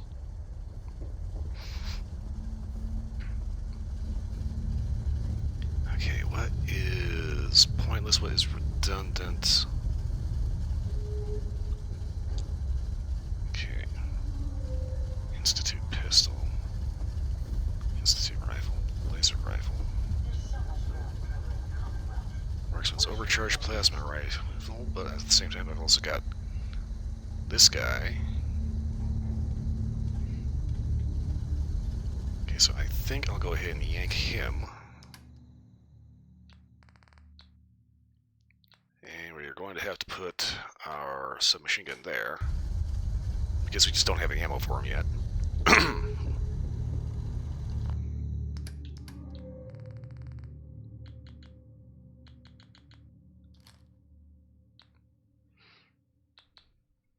Oh, that's right. I also got that triple barrel.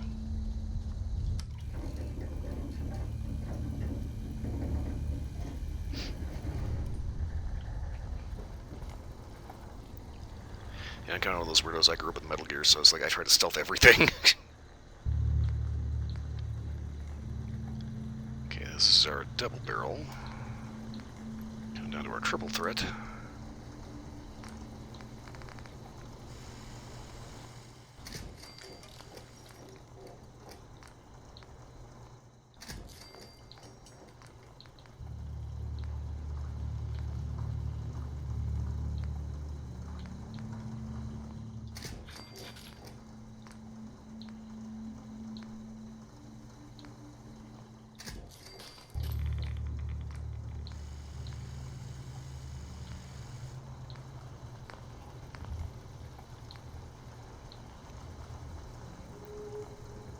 I'm gonna go ahead and have to stow this one.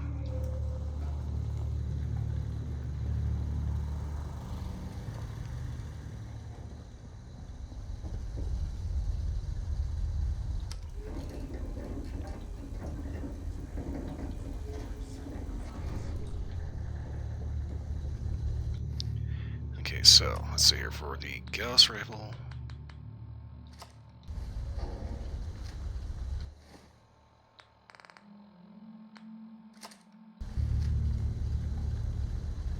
I wonder how long my systems will endure these rugged conditions.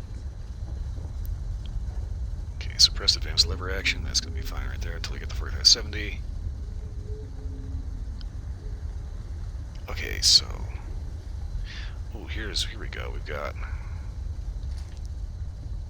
two similar rifles here. Let's go ahead, transfer our prototype Gauss. So that's doing 230 points of damage.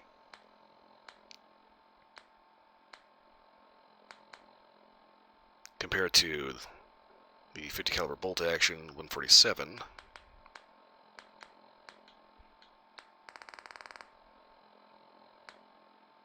172 for the Hegedy.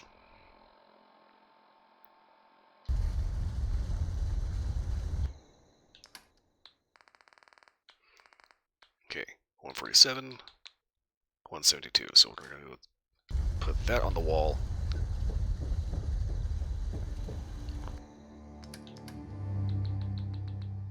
Stow that.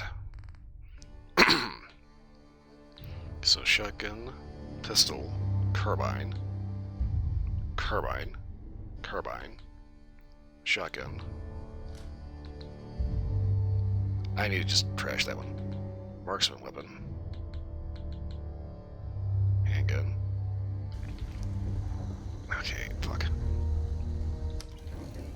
It's like I keep trying to downsize and, like, you know, not pack around all this stuff. It's like the less gear you go in with, the better, right? Because it means you can come back out with more loot.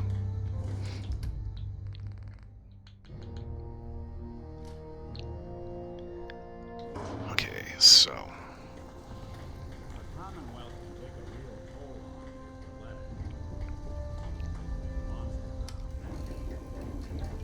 It's like, if nothing else, I will make sure that I have a decent standard sidearm and a Magnum hunting pistol. Decent carbine. But this is the thing about it, it's like I've got 3,000 rounds of 45. I know what I can do. Okay, so.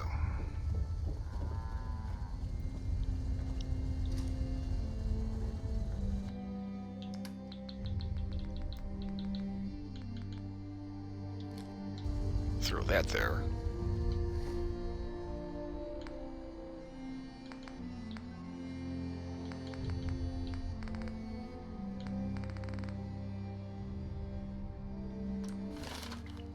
Wrong button.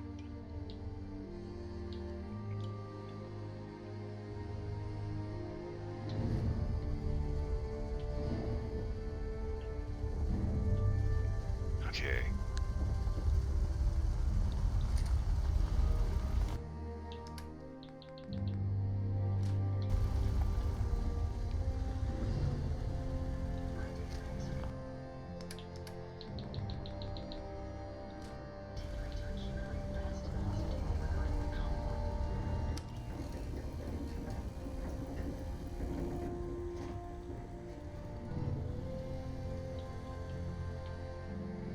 Huh? Carla, Hey there. Trading? I've got a few minutes to browse. You break it, you buy it. Okay, do you have glue? Duct tape. So that's a good point. Good start.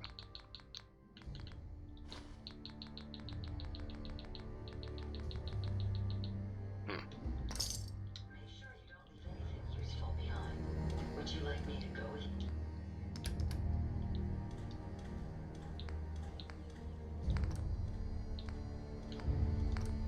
Okay, so here's the thing. Normally, this thing shoots shot shells. Okay, so. High recoil, that's an understatement.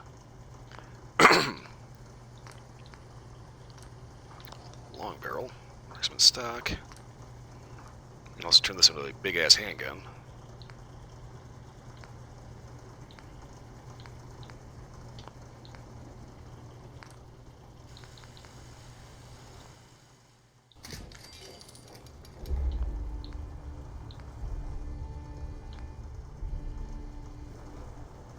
Okay, so if we use this for our... We can use this for either our marksman weapon or our shotgun.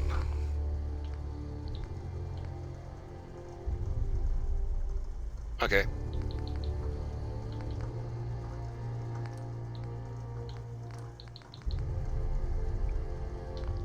Whew, boy, that's just... This thing fits into a very weird niche. It really does. I guess as long as anything is doing like over 100 points of damage, it's pretty much all going to come down to armor mitigation after that point. Because like in this configuration, we can take our 45 carbine,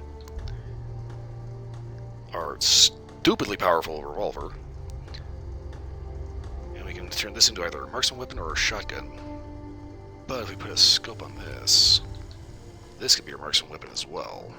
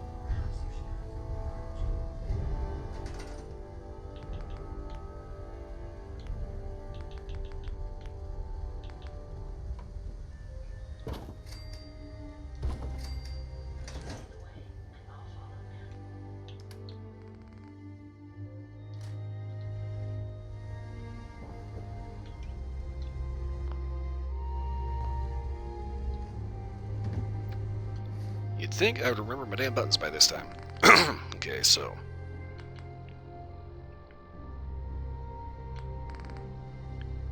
if we have this as our marksman...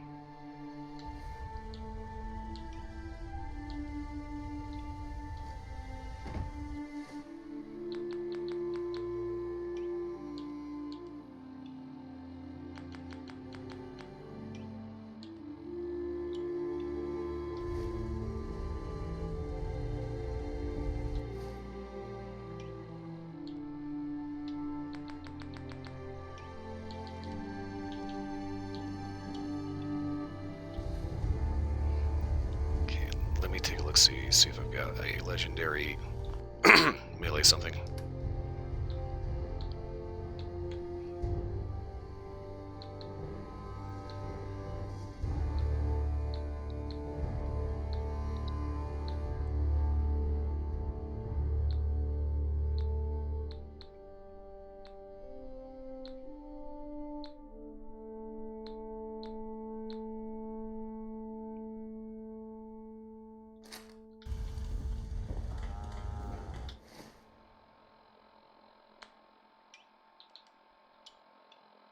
Never a bad idea to have a melee weapon just in case.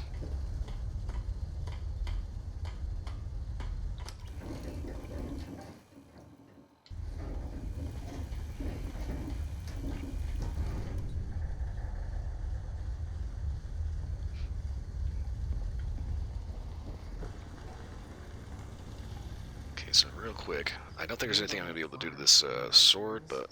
Isn't that something?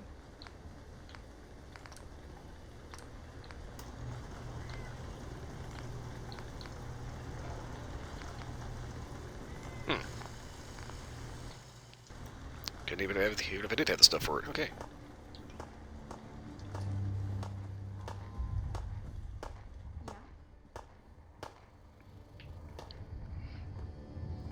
Before I get too off kilter. External junk. Come back over here. Okay.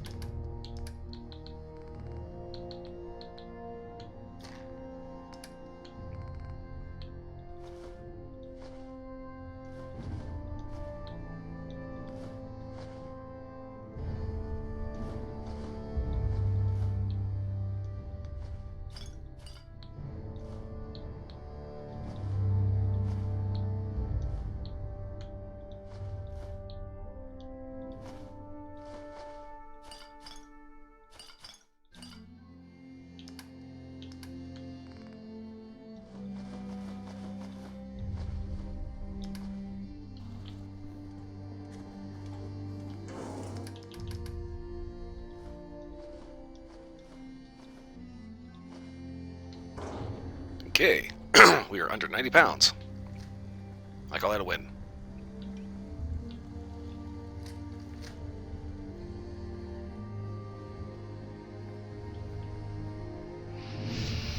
Okay, now, let's see, where do we need to be?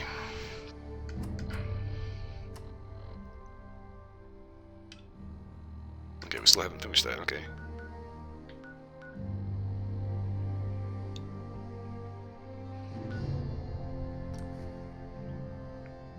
I thought we got all the raiders, apparently we didn't.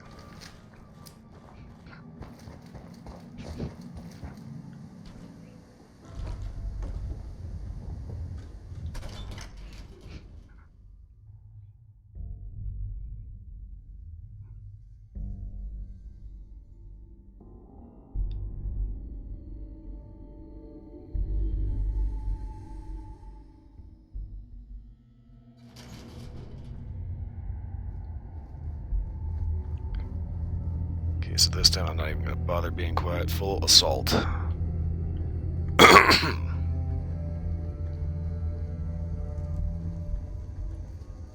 Wow, really? What the?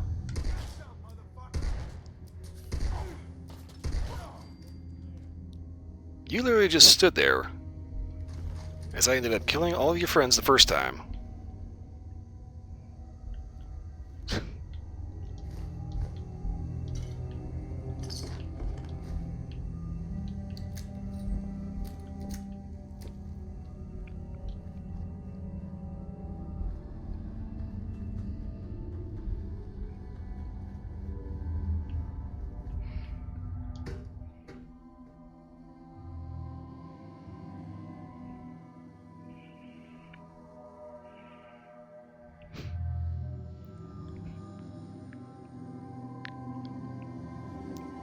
Yeah, sometimes it does get kind of funny just how dumb some raiders are.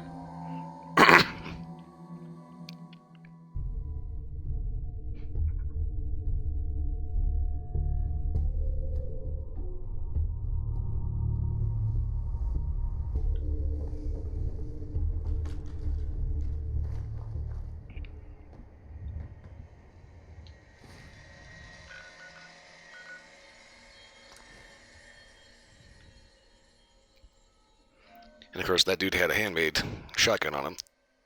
And I was kind of thinking about it. Raiders just kind of do shit. You know? They don't know what they do. They don't know why they do it. They don't necessarily do it particularly well, but they just do. Yeah, my throat is just not cooperating with me today.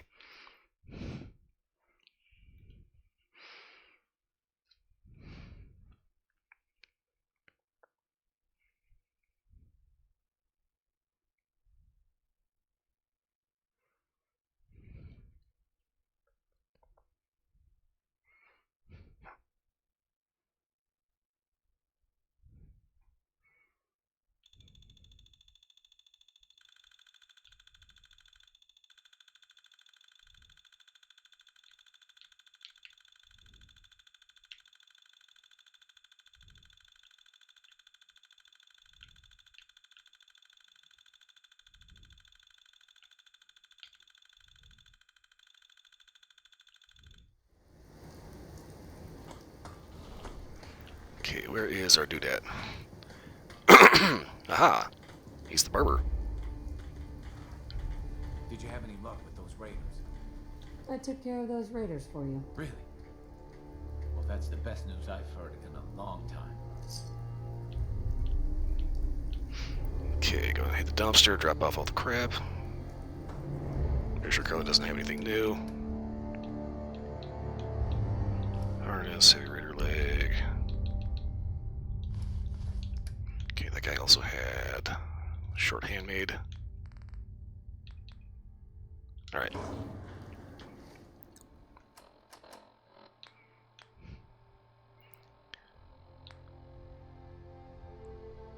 Okay, let's focus on Monsignor Plaza. Wait, what? Okay. Retreat. Mansion. That's that hunt.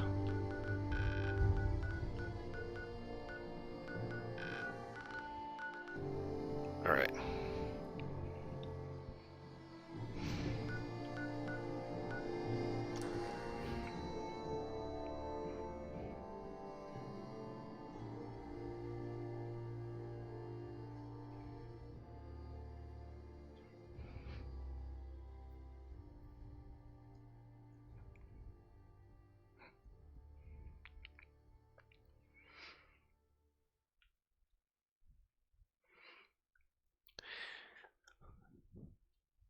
So, if I'm not mistaken, this one should be the pint-sized slasher, bringing the Fallout 3 reference back in. God, man, Fallout 3, that was a fun fucking quest. Sit down on the VR pod trying to find your dad, and all of a sudden you're just like in this weird, like, pseudo 1950s dream world, where all of a sudden you're like 10 years old again. Everybody's a little suspiciously cheerful, and then there's Betty.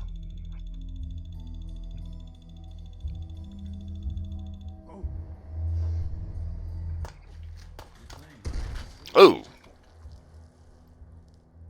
Damn. Kinda feel sorry for that guy, he didn't stand a chance.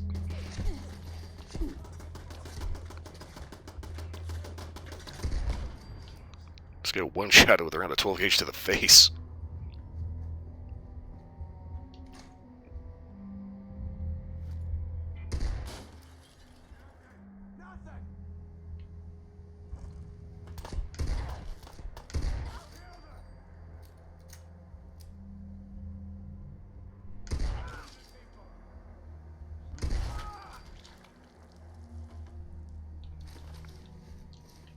These raiders are not very good at their job.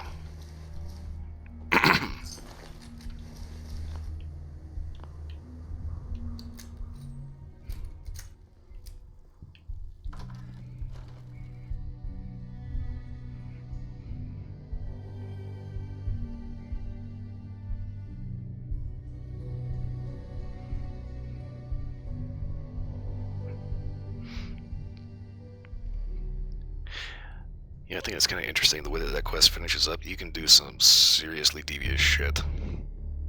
Both in the simulation, but also when you finish it up.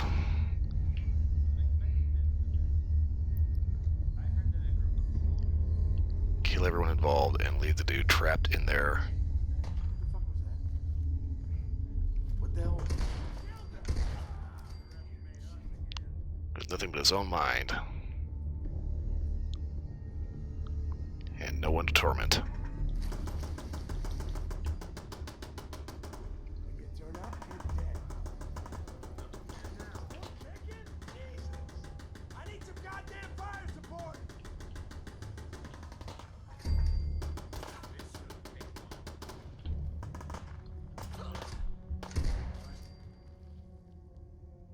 In case I know what the guys down on the ground floor are shooting at, me and Nick. What are the guys on the upper floor shooting at?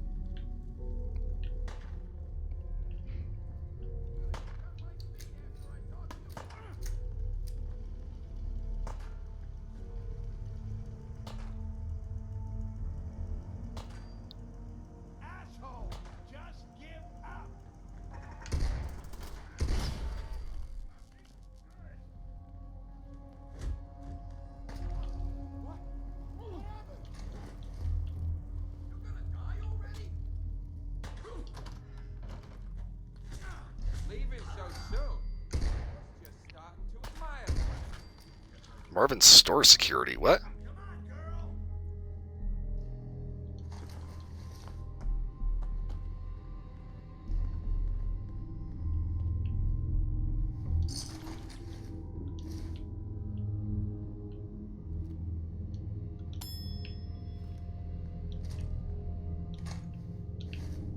What you got left in you? Playing games with me, huh?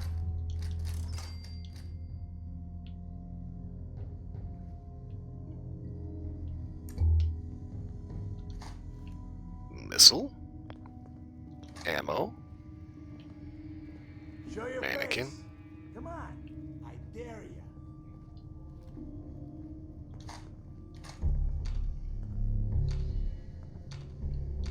No sign of him now.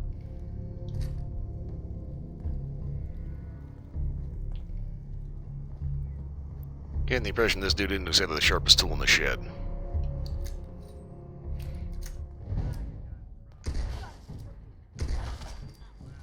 No healing. Oh, that was a goal too. What? Donut fryer. This is bullshit.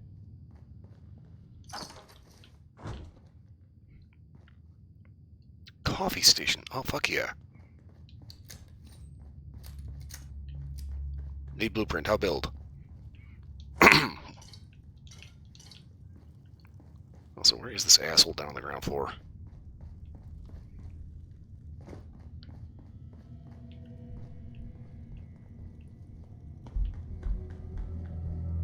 I must have a concussion. I'm fucking seeing things. Did I just walk past this guy?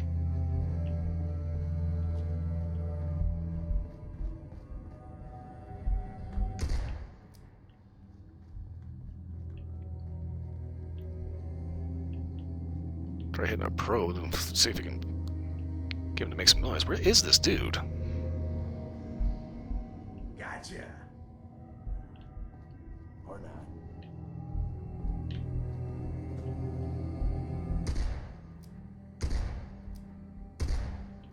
Time. Wrong button. Just get warmed up over here.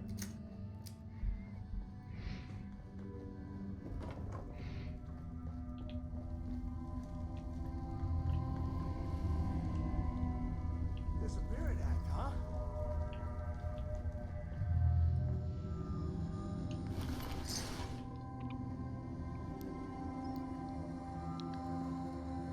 Okay, I think this dude kind of glitched out a little bit. He's like in the wall. Come on out. I'll make it nice and quick. You can trust me.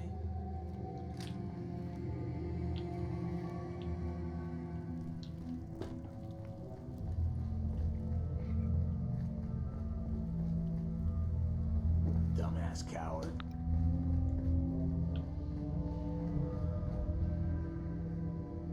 Yeah, you can see his foot right there.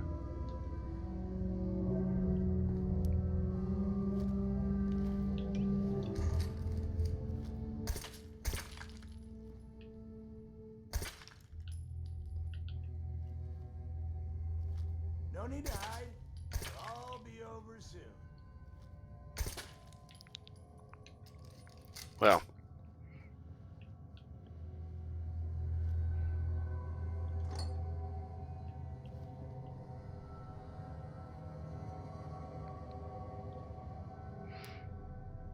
Display box was recently smashed and its contents removed. No shit. I know you're here. I'll find you. Store terminal. Store announcements. Okay, poor performance. Once again, we've been performing poorly. Book sales are at an all-time low, and if this keeps up, we won't be around for much longer. Lean on the customers, try and bundle some stock. We need to pull out all the stops. The Tomatoes partnership. In light of our weak sales performance, we're going to start the process of diversifying our product lineups. We'll still stock books, comics, and stationery as we always have, but now we'll be welcoming some of Nelson and Tomatoes' finest products onto our store shelves. This is only the beginning. We'll be announcing more new exciting partnerships in the near future. Humorous partnership, the Pint-Sized Slasher. With the Halloween season fast approaching, we're excited to announce our partnership with Humorous Comics to offer certain Halloween costumes in store as part of our portfolio diversification strategy. We're going to be launching with the famous Pint-Sized Slasher costume. Humorous assures us that this one's always been a hit, being one of their best-selling costumes year after year. Here's an info sheet on the story of the Pint-Sized Slasher. Feel free to incorporate it into your sales pitches. Emerging at nightfall from an innocent doghouse, the Pint-Sized Slasher is the menace of suburbia. Donning a terrifying clown mask and equipped with a knife, the slasher kills indiscriminately with no rhyme or reason. Children and adults alike beware. Weekly sales numbers. Okay, Stelling Awesome Tales, 4 Unstoppable, 7 Grogneck, 19 Robco Fun, 2 Total Hack, 1 Stationery, 11 Ballpoint Pens, 22 Pencils, 3 Staplers, 12 Clippers, others, 3 Nuka-Cola Trucks, 7 Toy Rocket Ships, 8 Pint-Sized Slasher Costumes.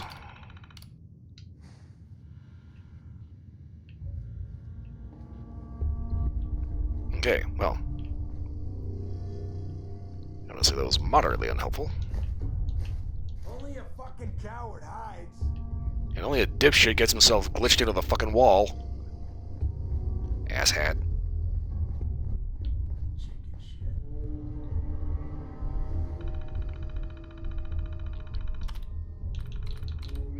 See, doesn't lose his hubs, grazed, booty, wood. Woods. New, okay.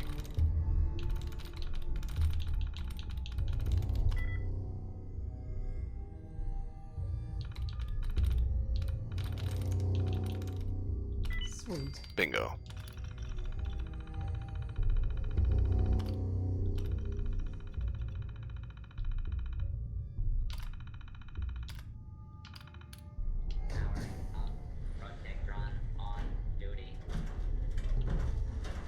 If they did ever manages to get him glitched out of there for being such an asshole, we'll go ahead and leave a little playmate.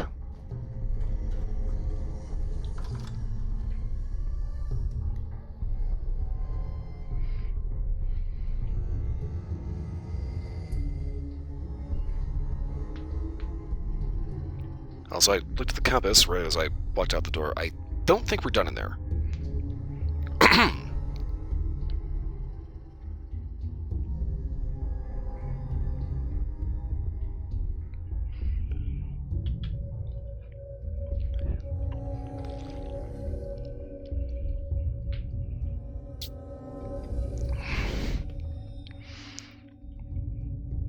Also, everybody feel free to take a stretch, have a drink of something. Move around just a little bit, check your posture. Just kind of noticed I was sitting kind of stupid.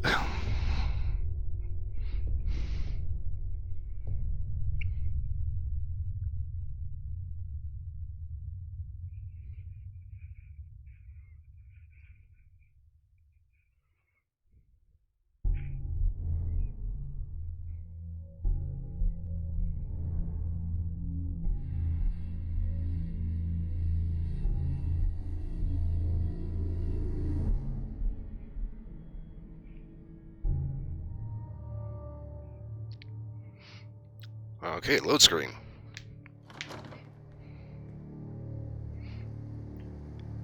Okay.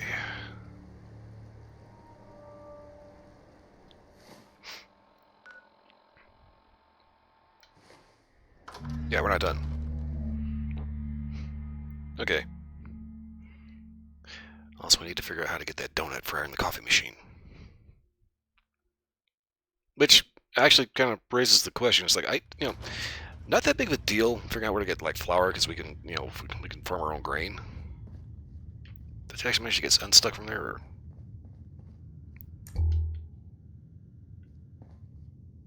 Oh, looks like he did.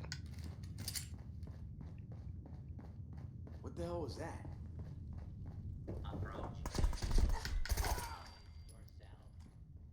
Yeah, this was the guy. Prick.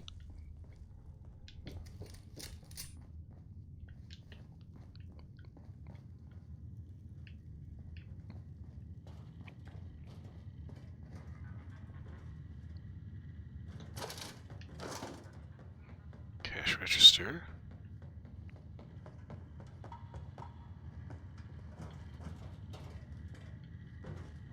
Okay, what exactly are we supposed to be doing for clues here?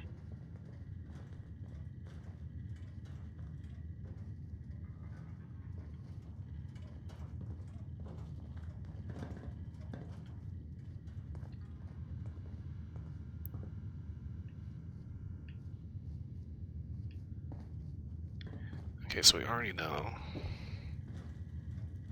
Alright, we need... Whatever it is, it's in here somewhere. Hello? He wants to take it from me, but I won't let him. It's mine, not his, mine. Okay. We have a note from a wacko.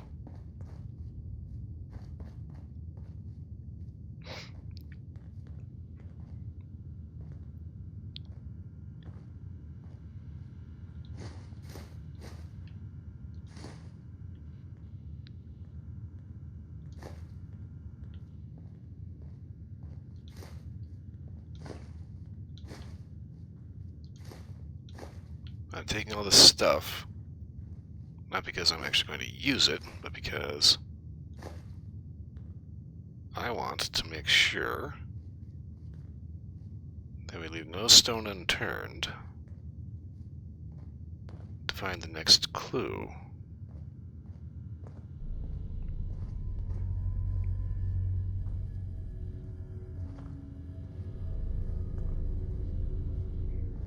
That note looked like every other random scrap of paper.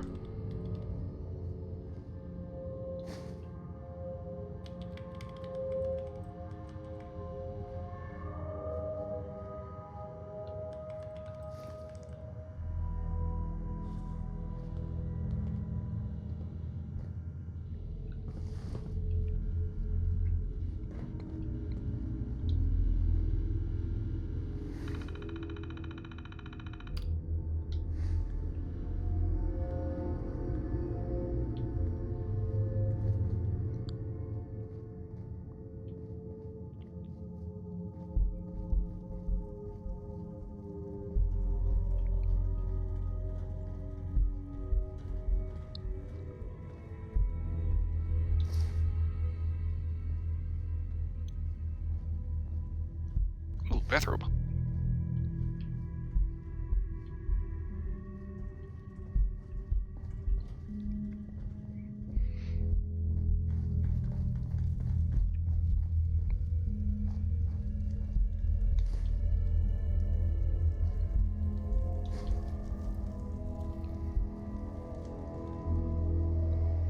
A thing for antiques, huh?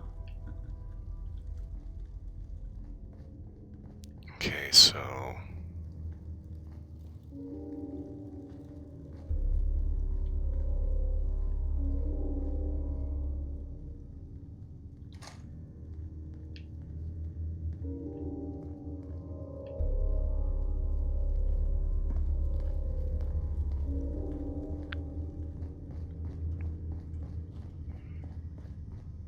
All hostiles have been eliminated.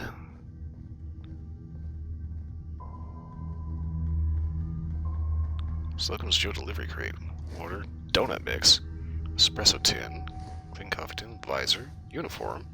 T-shirt and jeans. Donut mix. Also your plaza key. Coffee cup.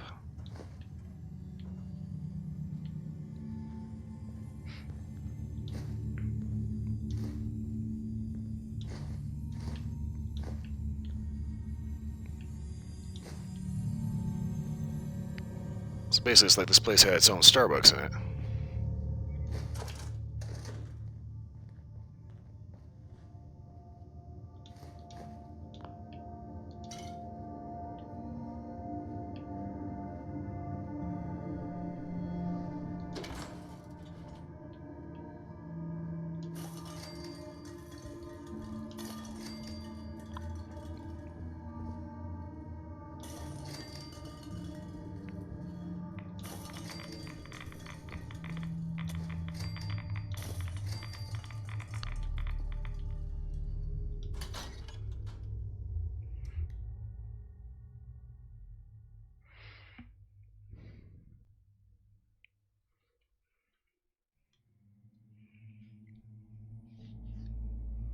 Okay, so that splits us back out onto Cambridge.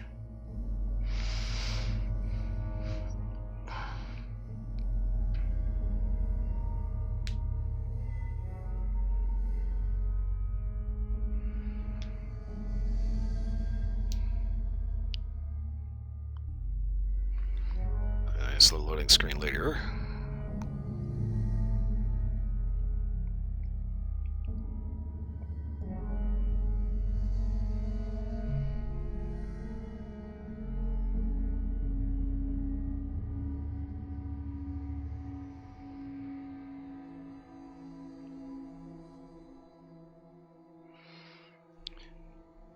So I'm kind of inclined to look up what exactly is going on with this pint-sized slasher thing, because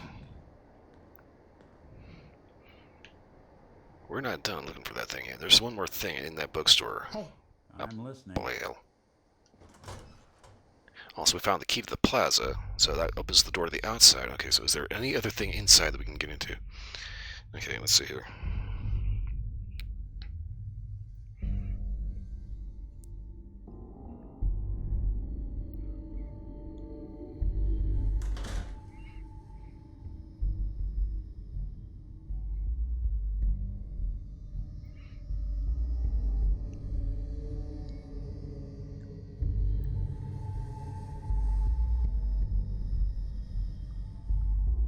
Oh, shit. Okay.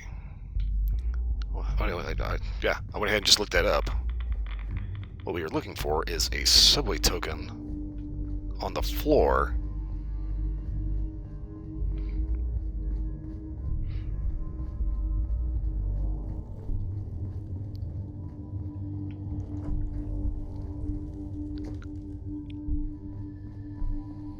Apparently by the hole in the wall.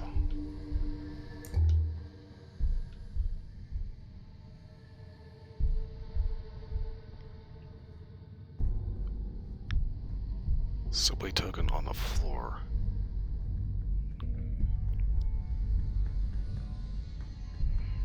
Okay, there are 3 clues. They only appear at extremely close distance. Scratch subway token found on the floor near the hole in the molding of the clothing store. Okay, so there's the note on the shelf, the broken display case. It's... oh my god. Subway token has college square-ish on the surface. The lack of dust suggests it was dropped recently.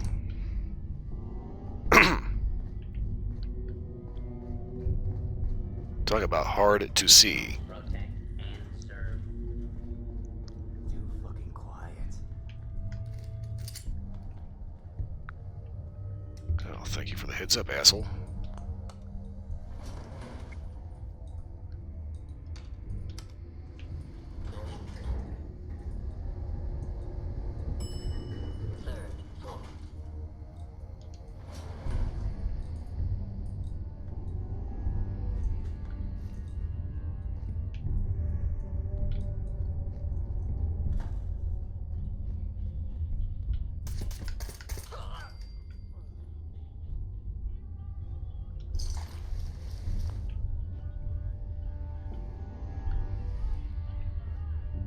appliances. Shush you.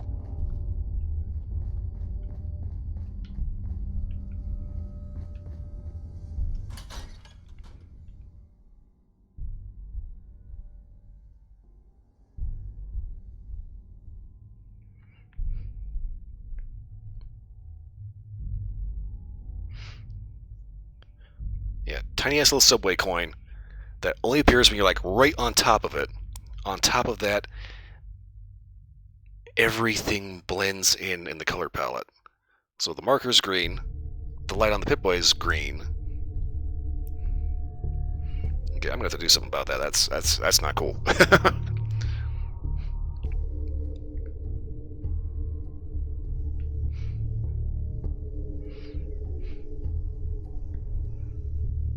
So as soon as we get loaded in, I'm thinking I'm gonna have to see about maybe making this like New Vegas orange.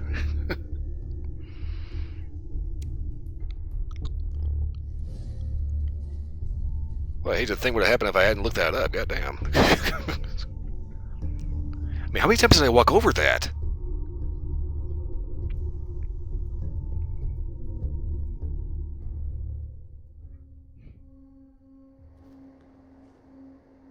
What the? Oh, hell no!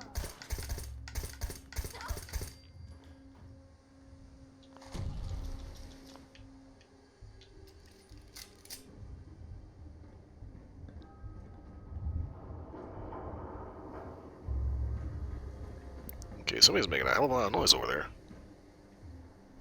Alright, real quick. Wrong button.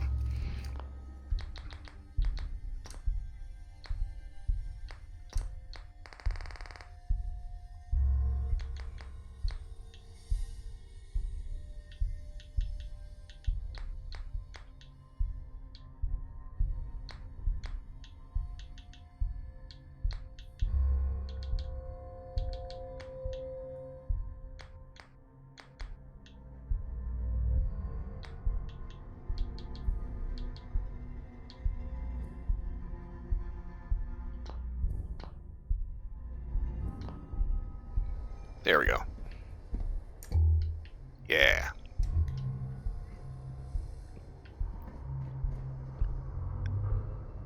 Okay. So if we take a look at the ground texture. I think that's a little bit more true to life. That should help with positively identifying weird shit. Okay, cool. This is full auto. Alright. I made it right. Oh, God. Okay,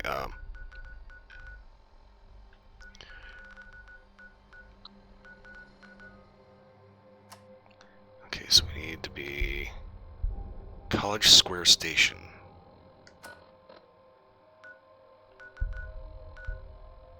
Oh, shit, okay.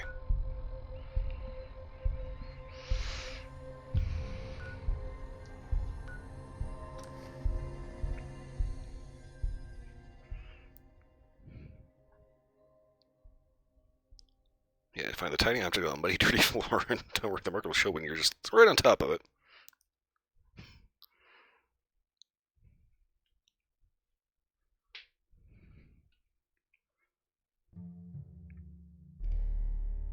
Because this is kind of one of those things. If I wanted the light to be orange, but the marker to be green.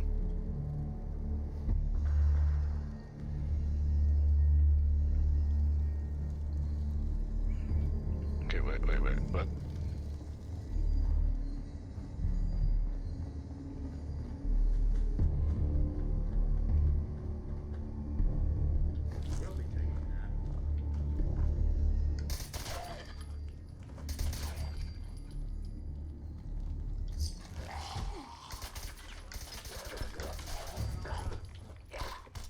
Did not actually need to reload that time.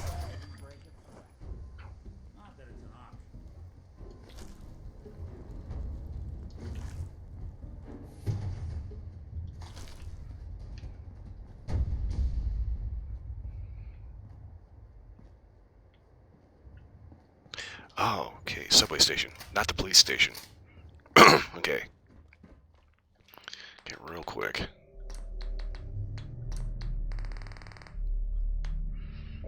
Okay, so, alright.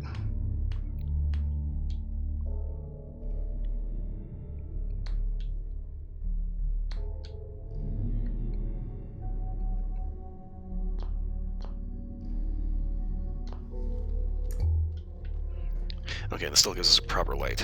Okay. Oops. They're gonna follow us inside.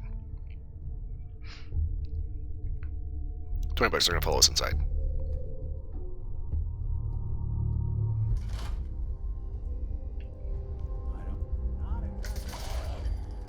At least one did. Okay.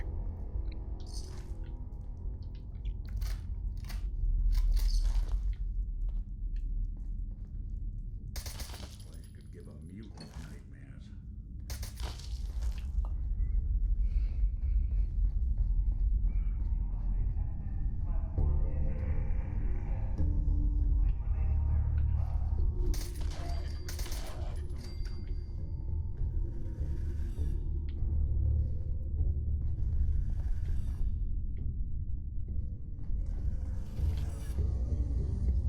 Before this gets cleaned up, I guess someone would have to be willing to touch it.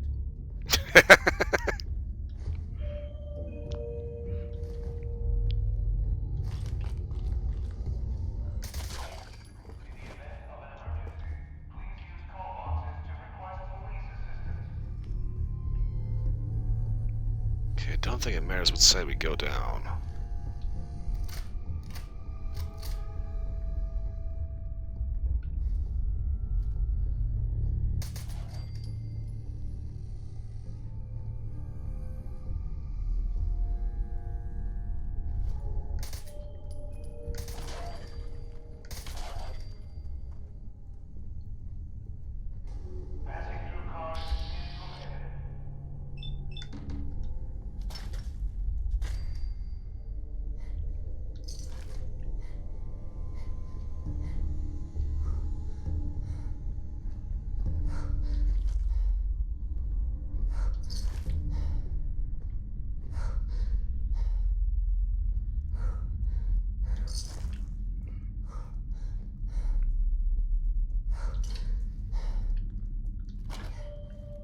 Yeah, given the amount of Nuka Cherry that we keep seeing in all these vending machines, it kind of makes you wonder if maybe they weren't quite as popular as they thought.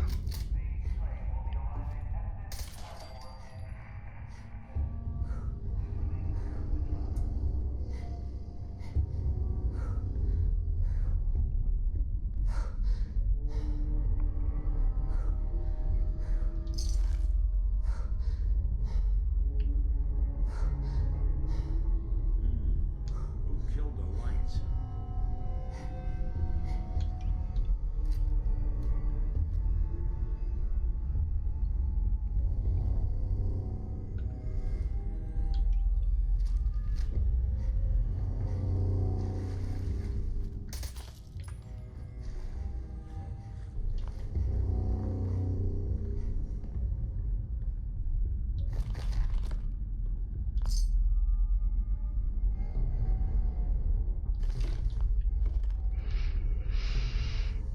Behind you.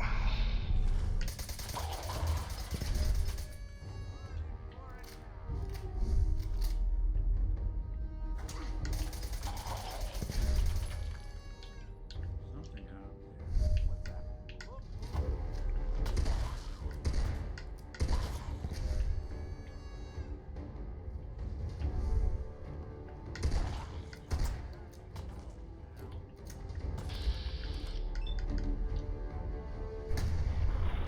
Eat shit and die.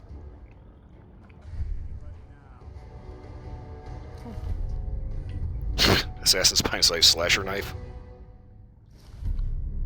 Luminous pint-sized slasher costume. +1 strength, -1 perception. Reduces detection from moving and makes the wearer 15% faster. Key, no more. Okay. That's how he was doing that. He's a fucking stealth boy.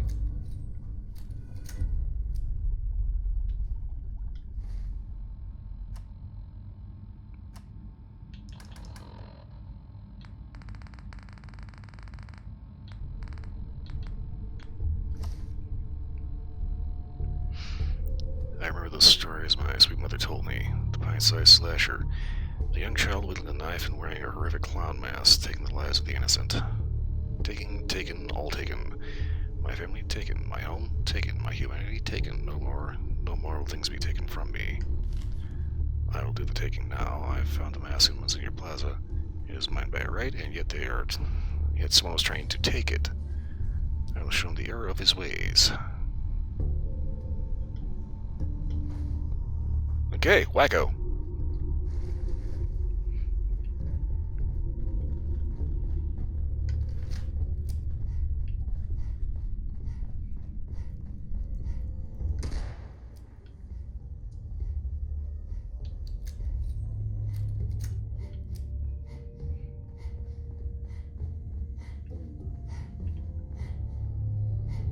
Fancy lads, sugar bombs.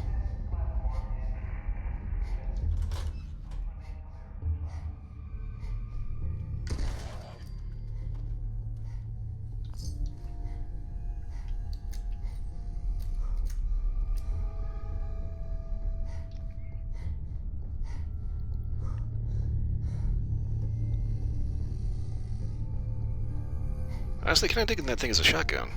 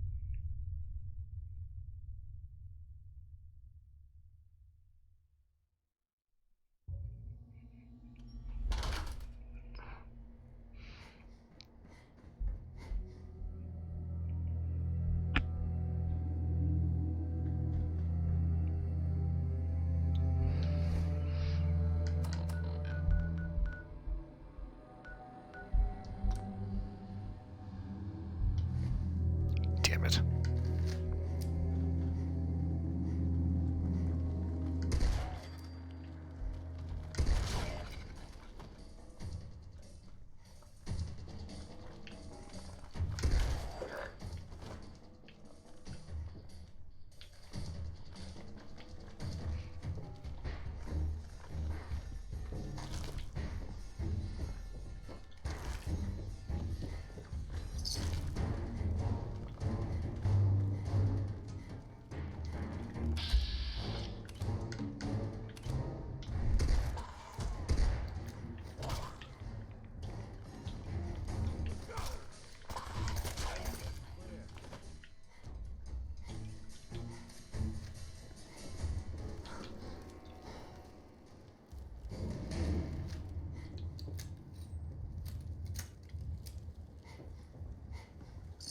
Still someone alive under all that gear?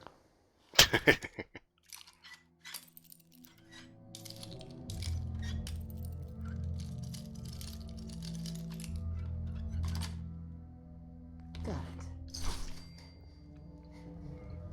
Where do you people run to? Okie dokie.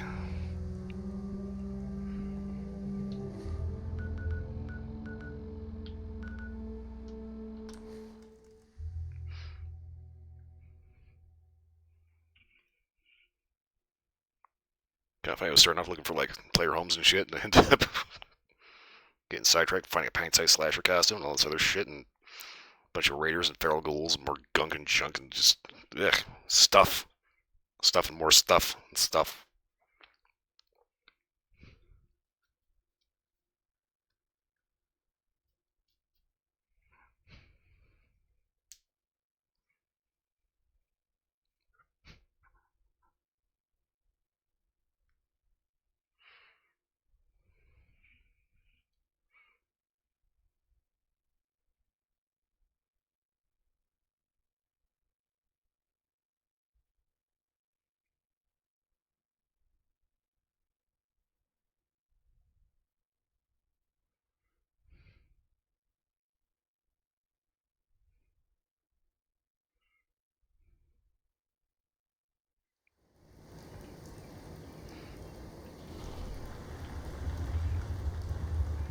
takes just about anything. Okay, so go ahead and get all this junk offloaded into the sorter. Hopefully we'll get some ammo out of it.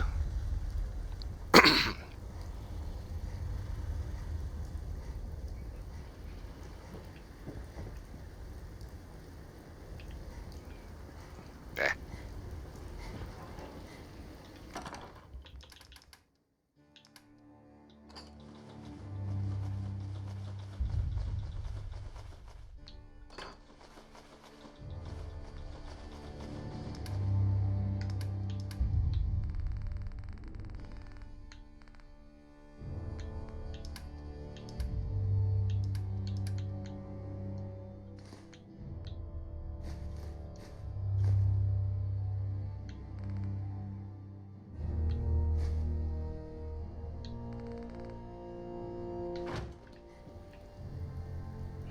Okay, real quick. I just want to check. Because obviously we had... Okay, Coffee and Donuts Workshop pack. Okay, so we need to go to the Slocum's Joe Corp HQ to do that one. Okay.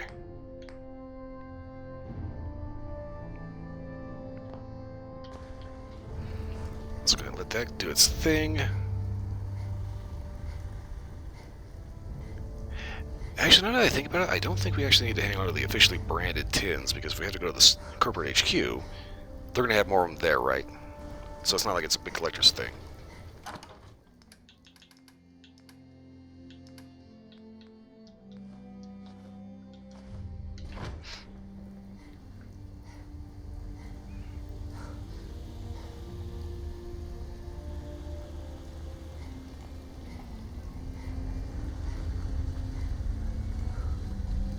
You know, that's kind of the thing about it.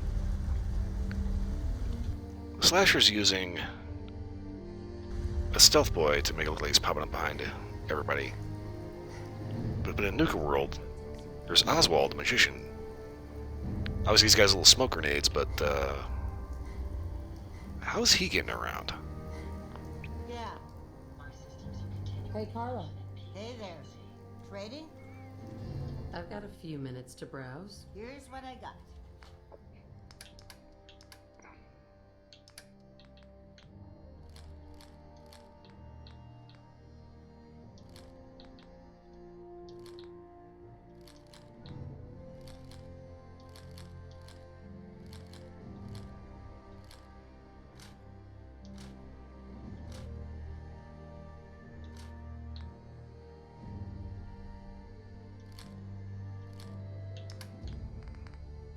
I always find it a little weird when you find a raider that's like actually got a decent weapon on him.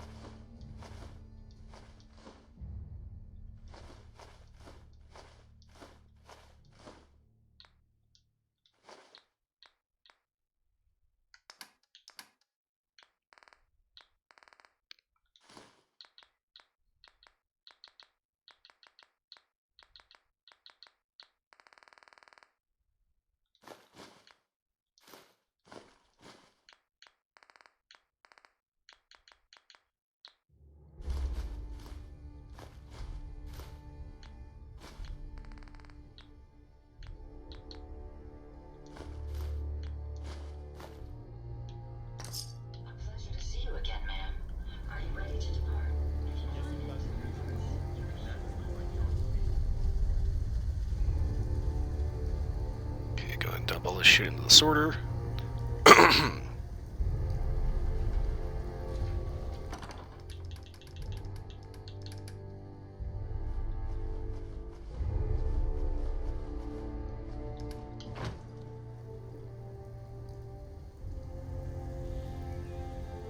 Okay, so any...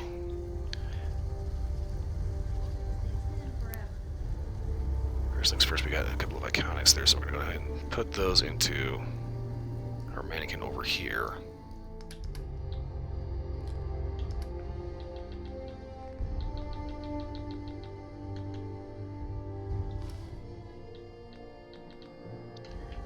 The rest of that shit we're just gonna throw in the trash.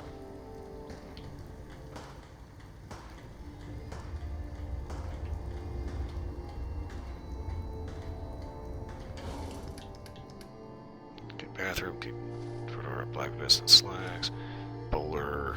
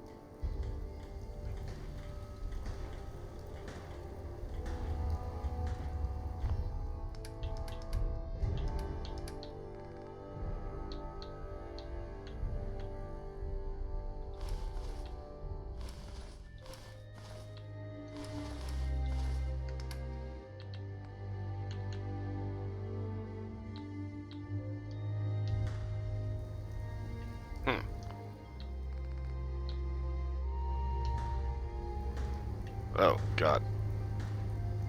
Tacky.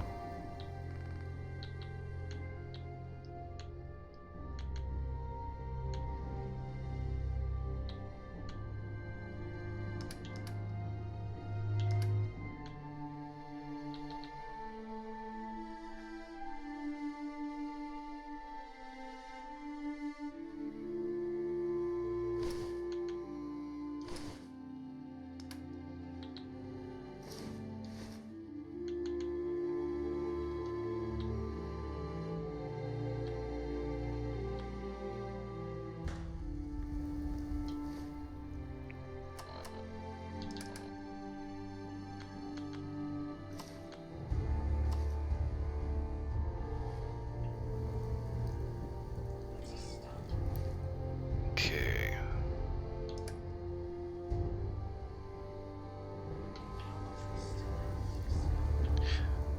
So obviously I still got too much weight to do something. My old man taught me that duct tape.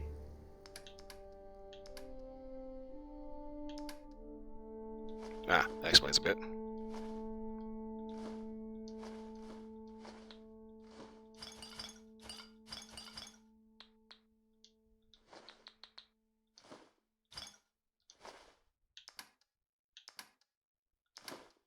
It could fix anything.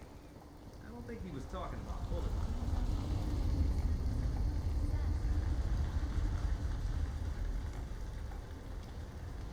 I trust you're enjoying my company. You and I. Oh God, that's still going. Okay.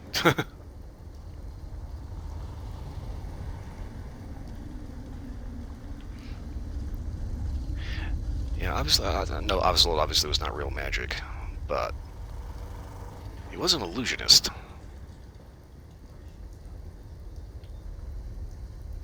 So, I'm gonna go out on a limb and say that when it comes to Oswald, probably the most logical sense of how he was able to pull off his trick.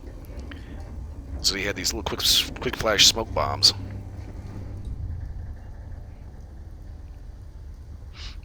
Yeah, he did have a hell of a lot of time to set up that trick.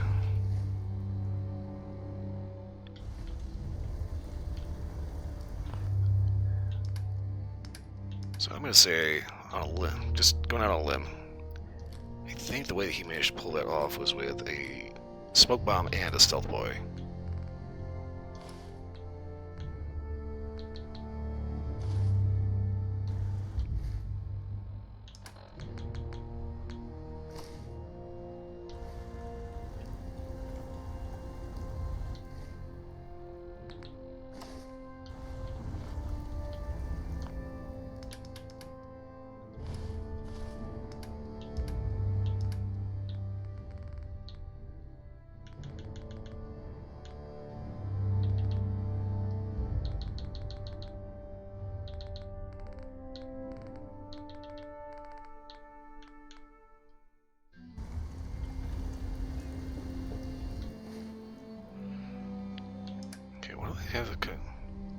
I still have on me to waste so much.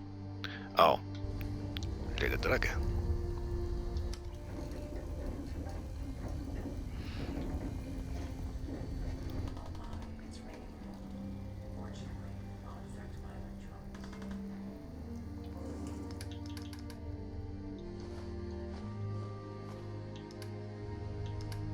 Okay. Ooh. We've cleared out a quest. Let's go ahead and get rid of all the notes that we don't need. Because those are going to get very confusing.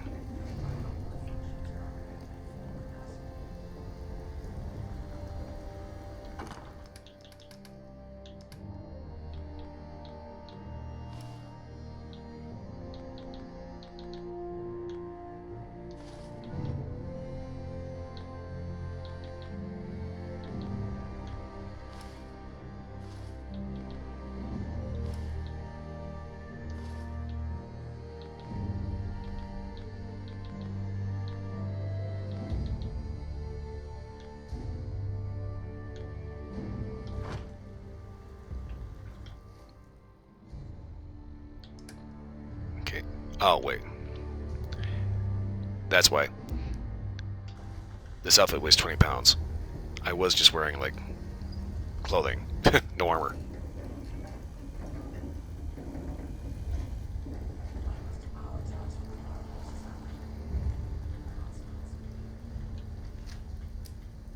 So one of the things I've noticed about this Ranger this Judge shotgun thing, it is one of those things that does not like to load into your hand very quickly. So you're switching back to it for something, it kind of leaves you hanging a little bit.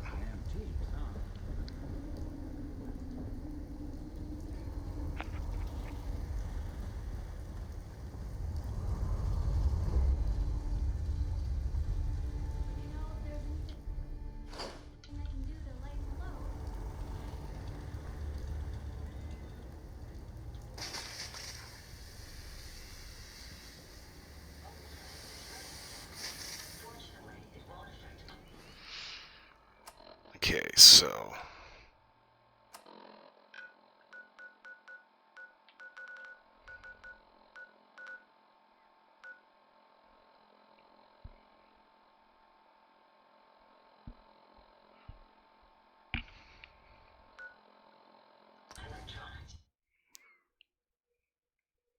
kind of want to get run a little long and get a little bit more of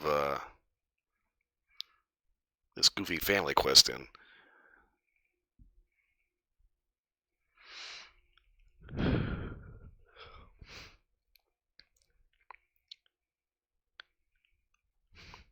This weird family is kind of striking me as like borderline tribals. Keep going on about like fucking bylaws and shit, and making them recite all these goofy oaths and tenets and weird shit.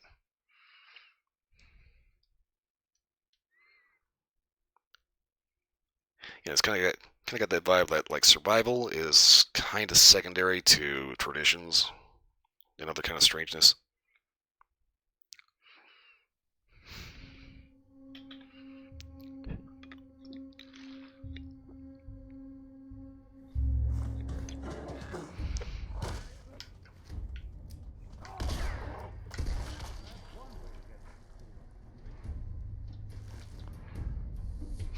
That was out of nowhere. Okay, so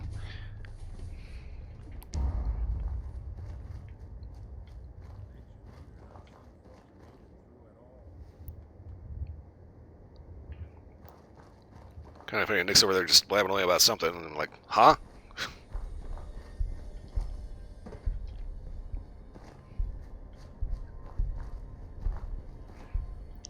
Okay.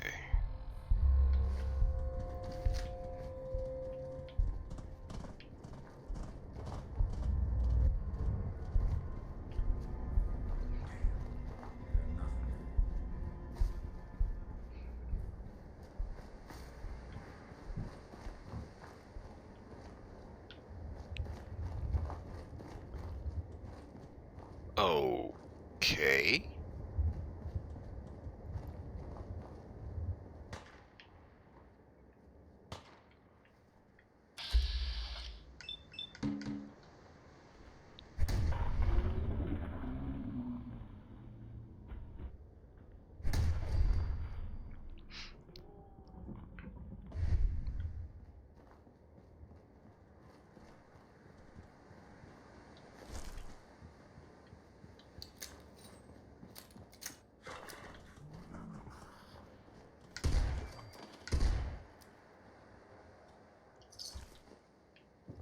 Is the rest of the herd going to come after us too? Quick test cell. Okay. That strikes me as somebody forgot to rename this to something more appropriate.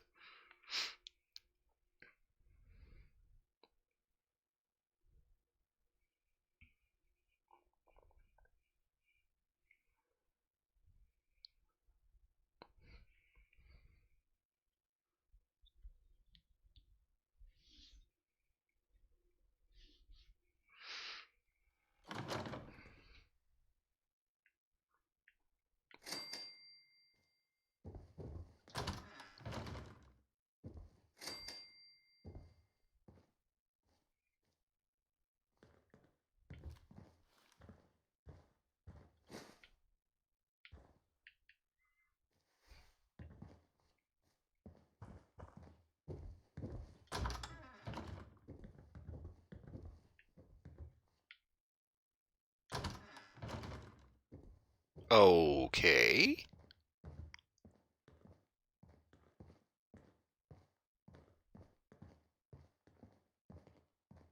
Why is there fog in here?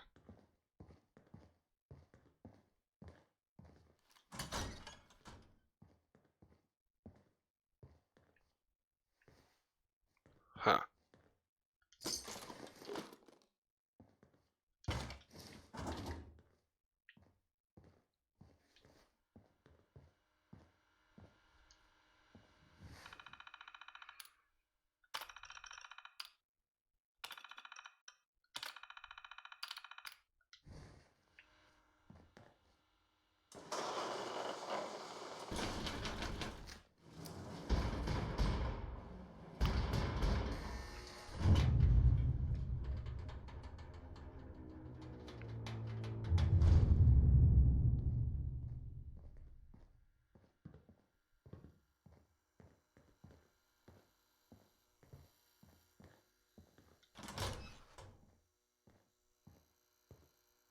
Okay.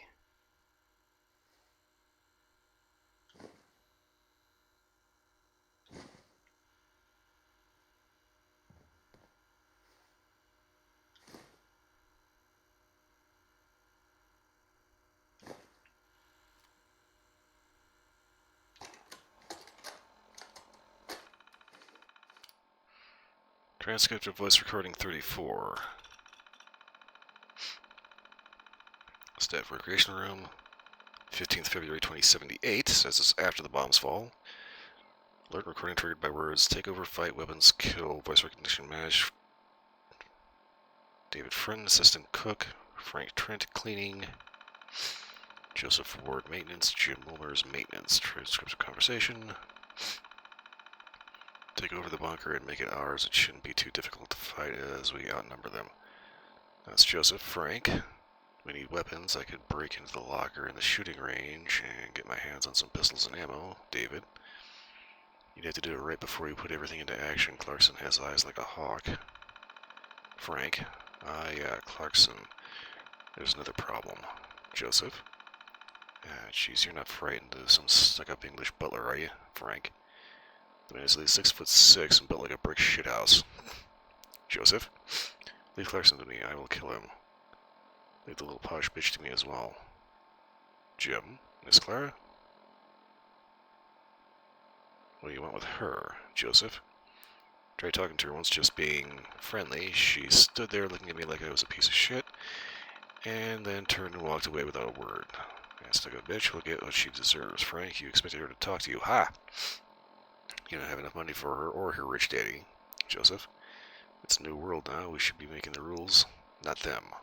There's no reason why we should be living down here when we could be living in luxury upstairs. Frank. I doubt us taking the bunker is going to make her or her rich daddy talk to you. Joseph. A couple hard slaps will knock the stuck-up right out of her and have her talking all nice and polite to me. Wow. Jim. You are a real piece of shit, Joe. You know that? She's just a kid, barely 17. Leave her alone. Oh! No. No. Fuck you, dude. Joe, what the hell is your problem? What do you care about it? Jim, leave the girl alone. I'm warning you. Joe. Watch your rules, or I'll have to teach you a lesson in manners too. David, arguing amongst ourselves is not going to get the job done. We have to work together if we're going to pull this off, Joe. Yeah, maybe you're right. Look, I have to leave for my shift now. We'll meet later. Meanwhile, I'll search out who else is willing to join us, but don't push your luck with anyone you aren't real sure would join. Frank, I'm heading off too to go get some sleep early shift. David, shit, Jim, why do you take on Joe like that? Jim, the man is a bully. I don't want him getting his hands on Miss Clara. David, why the hell would you care about what happens to her or any of the other rich bastards upstairs? They couldn't give a shit about you, Jim. Yeah, I know. It's just, I lost my daughter last year, and she would have been about Miss Clara's age now. For David, sorry to hear it. How did that happen? Jim, I split with my wife a few years back, right after the divorce was final. She married the bastard she was cheating on me with, and moved to New York, taking Susie with her. I heard nothing from them until last year when the New York police contacted me telling me they'd all died in a car accident. David, sorry, man, must have been rough. What does that have to do with Claire Wilmington? Jim, the two girls look alike. In fact, Miss Claire could almost be Susie's twin. Yeah, because that's not creepy at all. David, are you sure that you're willing to? Are you sure that you're remembering right? It has been a while. Jim, here, this is a photograph of Susie. Look. David, yeah, they do look very similar. Susie looks like a younger version of Miss Clara, though Claire has brown eyes, doesn't she, Jim? Yeah, she does. If Susie had lived, she would have been about the same age as Miss Clara by now. David, don't worry about it. When you take over, you won't have to see her again and be reminded of your girl. Anyway, I'm heading off to get some sleep. You should get some as well. Recording end. Well, that was fucked up as a football bat. Okay, so we got a bunch of security alerts here. Do I actually want to go through all this shit? Because that is kind of a pain in the ass to read all that. Okay, well, let's see here. Ida and Horace Addington. Okay. Take over the company. Okay, Ida, take over the company. After all, Mr. Wilmington only has a daughter, no son. This is a great opportunity for you to prove to him that you're the man for the job. Horace, but Ida, dear. Ida, don't interrupt Horace. Now, you must put yourself forward at all times, laugh at his jokes, engage in witty conversation, Horace. But dear, there's hardly going to be a company to take over now. And after the bombs, Ida. Don't talk nonsense, Horace. Things will be soon put to right and everything will be normal again. When that time comes, you'll have established yourself in Mr. Wilmington's good graces. By the time you leave this place, you must be indispensable to him, Horace. Yes, dear. Ida, for goodness sake, Horace, why are you not wearing a tie? Horace. But dear, it's only lunch. Everyone else will be dressed casually. Ida, that doesn't matter. You must always be impeccably dressed. Show Mr. Wilmington that you're your own man, make your own decisions, that you don't follow the herd. Horace, yes, dear. Alert complete. So basically, that dude can't think for himself.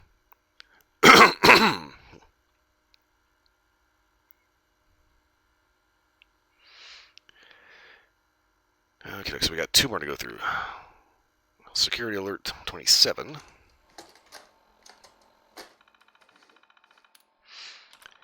Transcript, blah, blah, blah, blah, blah, blah. Okay, we've got quarters. Edward Levington Smythe, Gerald Forsyth. Okay. Take over the bunker, something like that. I am not saying that at all. All I'm saying is that there is something suspicious about the terminal in the hall, and it may be monitoring what we say. Yeah, it was. Edward. You're not seriously suggesting that Wilmington would invite us here and then spy on us, are you? It's a maintenance terminal, that's all. They're to monitor things like oxygen levels, maybe temperature, and other such technical things, Gerald. So if that is the case, why is it security that checks the terminal daily? Why is it not someone from maintenance? Edward. I don't know. I mean, maybe it's because the people who do the maintenance are dirty, covered in oil and mud, and are therefore unfit to be seen by us. Gerald. You're a fool, Smythe. A damn idiot and a fool. Edward. And you are irritating me with your wild delusional accusations against our host. In future, kindly keep your ravings to yourself. Alert complete.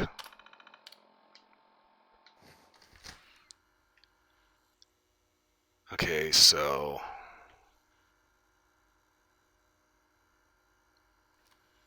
this is getting kind of weird. Like Voltec level weird.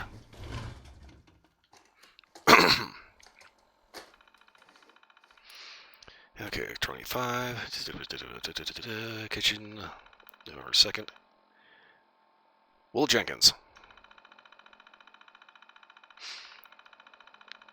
Okay, kill you, get out of my kitchen, you imbecile, before I murder you.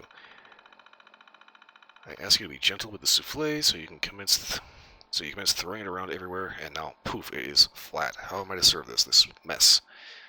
I'm ruined by imbeciles. How am I to cook anything with such idiots to help me? Alert complete. Security personnel notes. Look, Eric, we are just going to have to accept that the cook will be triggering Sigvo constantly. Maybe Clarkson knows. Oh, we can prevent Sigvo to ignore him. Alan.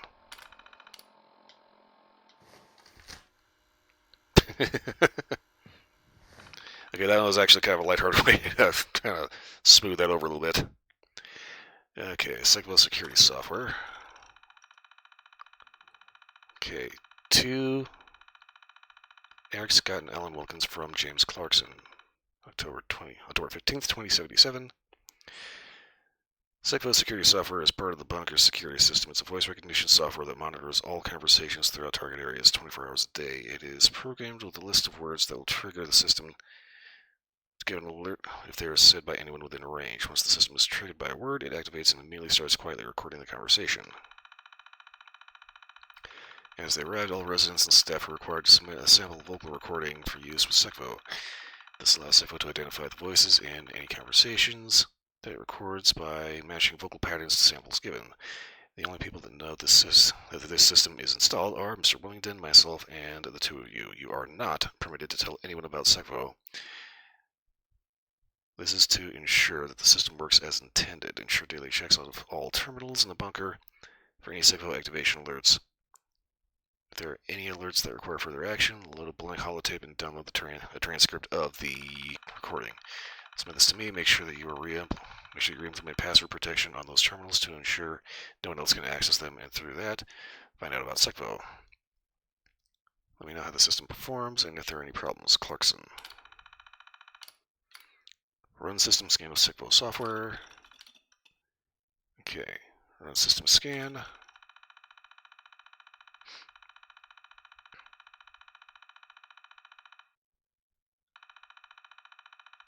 Please wait. Please wait longer. Scan complete. Corrupt missing files found. Manual reinstallation of Sigvo software required for manufacturer supplied Sigvo system holotapes. Okay, so that means somebody probably fucked with it. Activation word list.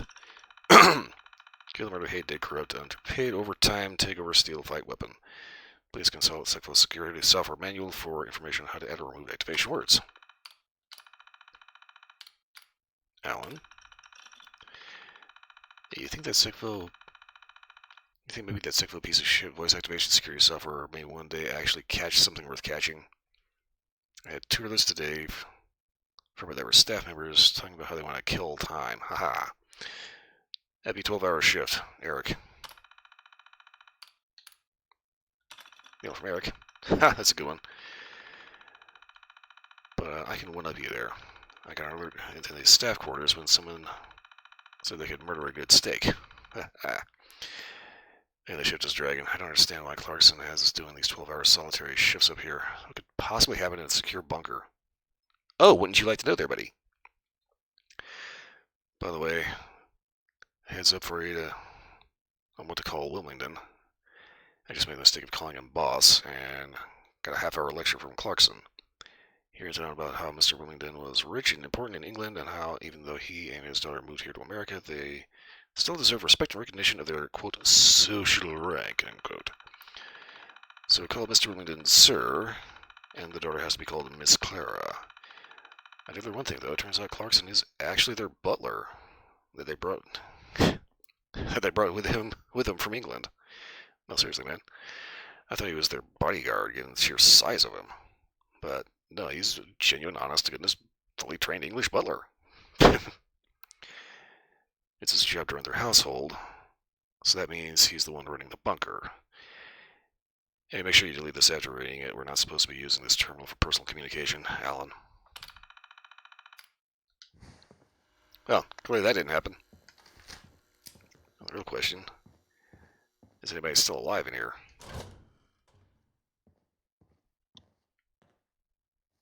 What the hell?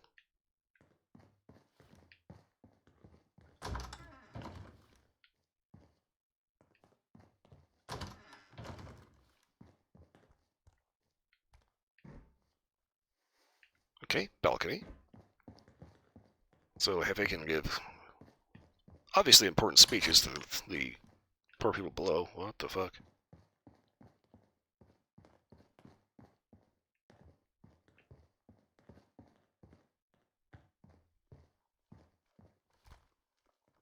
Ah, shit. They are still here.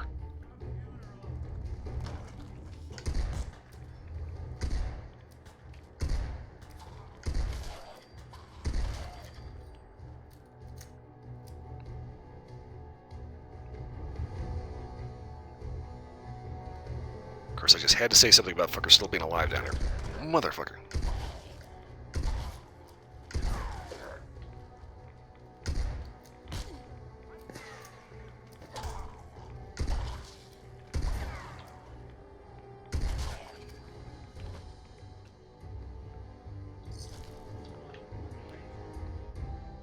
Honestly, when it comes to Clarkson, I was actually expecting a super mutant.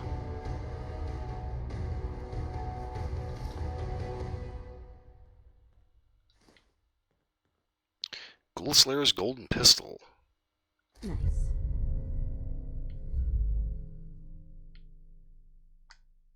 Okay, so this is clearly a deliverer, but 50% damage to ghouls. Okay, this is something I've actually made a video about. I pointed out that this thing has a couple of serious problems. It's probably one of the more accurate renders of a handgun in the game. But if you take a look, right behind the trigger guard, there's a button that has a magazine release. Okay, at least that's what that's supposed to be. If we actually take a look down at the bottom, it has a heal release. So there's 2 magazine releases.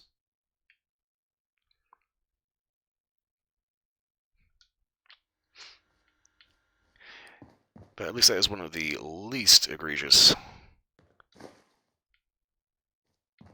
nightmares of what the fuck were they thinking design.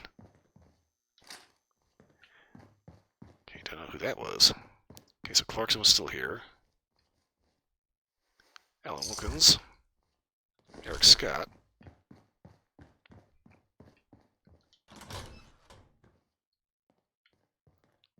Which raises the question, who else is here? So this is pretty clearly maintenance. Okay. Service barracks. These old terminals can be real finicky. If you ask nice, I bet I could get it to spill its guts.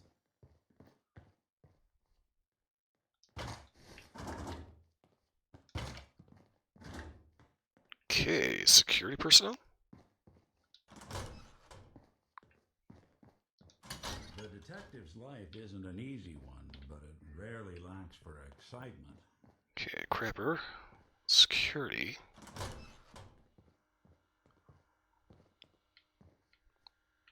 Staff break room.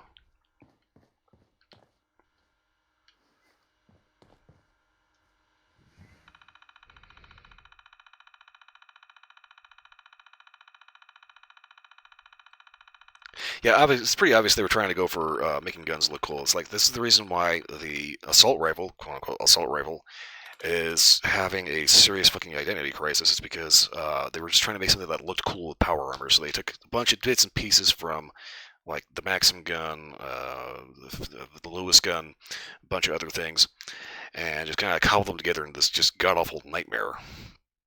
Prison, slumber, regular, okay. Blanket Raiders, running.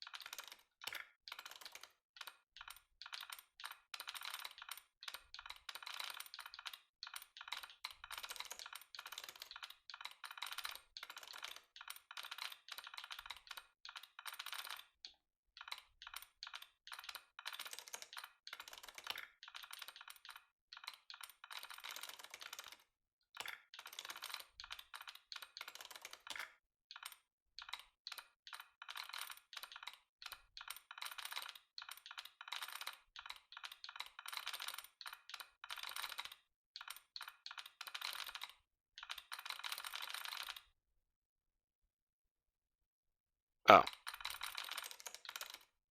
I'm in. Staff quarters, 12th April. Okay. Will Jenkins cook? Sally Care housekeeping. Jim Muller's maintenance. Okay, Sally. Burris, like the rest, we need to get out of here before whatever is here kills us too. I saw Clarkson heading down to maintenance with Mr. Willingdon and Miss Clara. So this is our chance to get out of here. Wait, what was that? That scream, Jim. It was Miss Clara. We need to help. Will. Damn it, Jim, what the hell is your problem? They couldn't give us a fuck about you. Besides, they have Clarkson so they will be fine. For God's sake, let's just grab what supplies we can and get the hell out of this bunker. Jim. I have to. They may need help. Will. What the hell, Jim, for fuck's sake? For the final time, she is not your daughter. Just leave it. Shit, he's gone. Idiot. Sally, just leave him. There's nothing we can do. Let's just get out of here. Alert complete. Okay, so something happened here.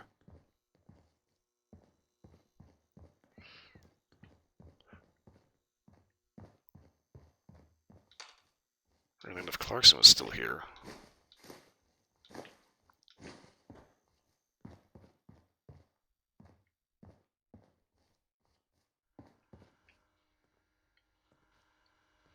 Maintenance terminal. Help. Jim Moore's here. I have Miss Claire with me.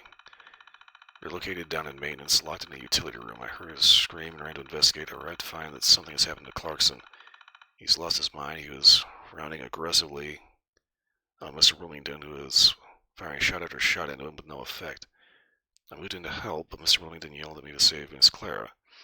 Right before Clarkson reached him and started ripping him apart with his bare hands. The hell?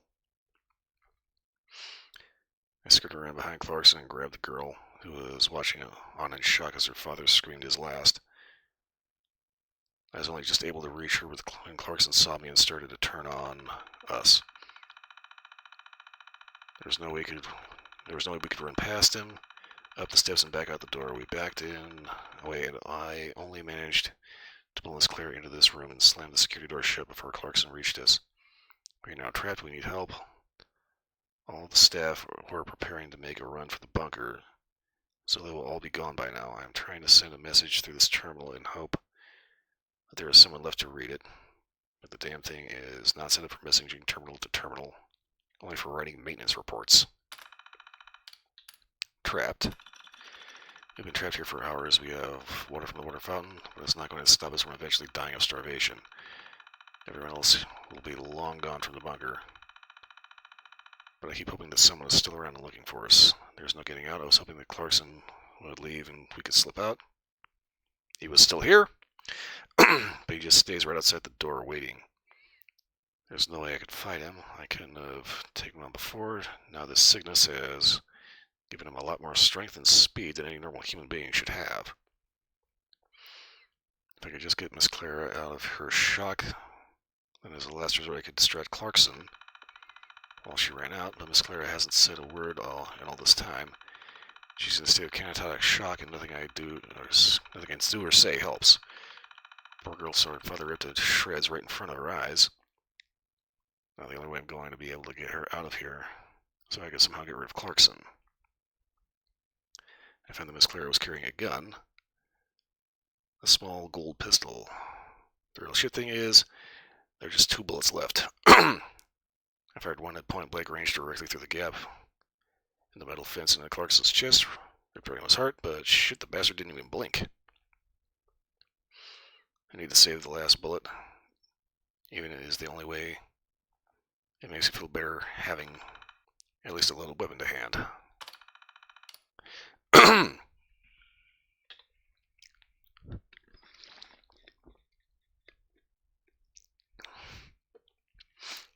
A little bit of hydration, getting a little sticky here.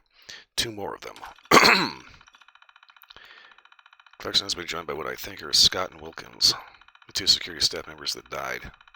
Okay, at least I thought they had died, until they crawled out of one of the wall vents during last night and took a position with Clarkson. They must have been hiding in the ducting all this time. It must have been them who killed all those people using the ventilation ducting to travel undetected around the bunker. They would have had almost every room in the bunker through that. They would have had access to almost every room in the bunker through that massive network of ducting. Almost all of it large enough that a man can fit through easily. No wonder some of his staff are hearing strange thumps and bangs during the night from the walls and ceilings. Luckily, this utility room has no vent on this side of the security fencing, or I suspect we would have been already dead. Scott and Wilkins look like something of a nightmare now, their flesh rotting and peeling away. Scott doesn't even have a nose anymore. They're walking rotting corpses, and the smell is overpowering, making me gag. I had to do it. We've been here for days now, and it's clearly no one is coming to help. With just Clarkson, I stood a really slim chance, but with the three of them out right outside this gate, there is none. They don't leave, they just keep stalking up and down the fencing. Every so often, one of them will launch an attack on it, battering it in a ferocious attempt to get in and get to us. So far, it's held, but the last attack was worrying, and if they get the idea to all attack the fencing at one time, then I doubt it will hold. I tried talking to them, tried reasoning with them, and tried everything to appeal to anything remotely human left in them, but it's no good. Our time has run out, and it had to be done. One bullet left in that fancy golden gun. I still held the shock. I held the still and shot girl in my arms and rocked her back and forth while singing that song I used to sing to my little girl when she had a nightmare.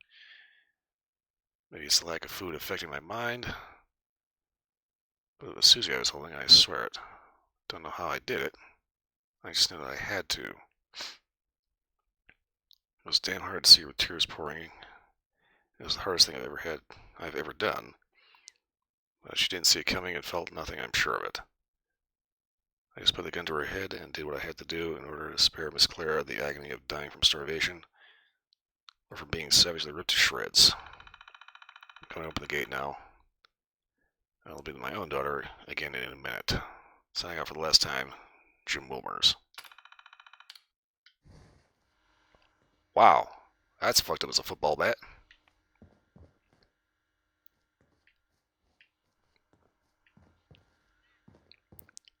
So that's Jim. That's Clara.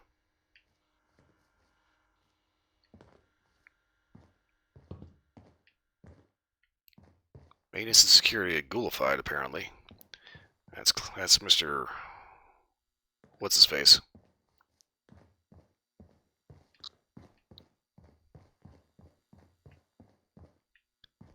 So it seems they somehow all turned ghoul, went feral. Shooting range.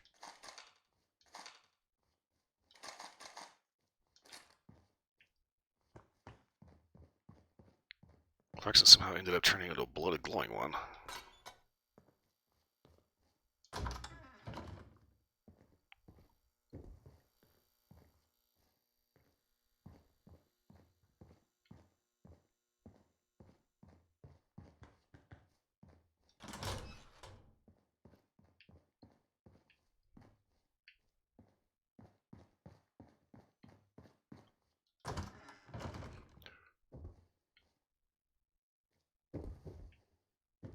This is nuts. It's like they made their own little town down here. This is a restaurant.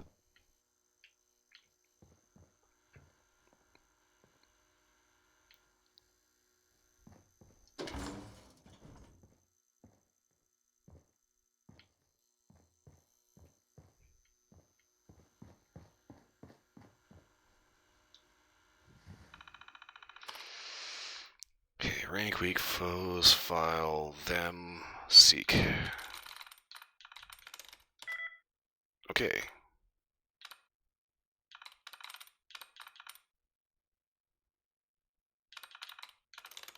Nice. Bingo.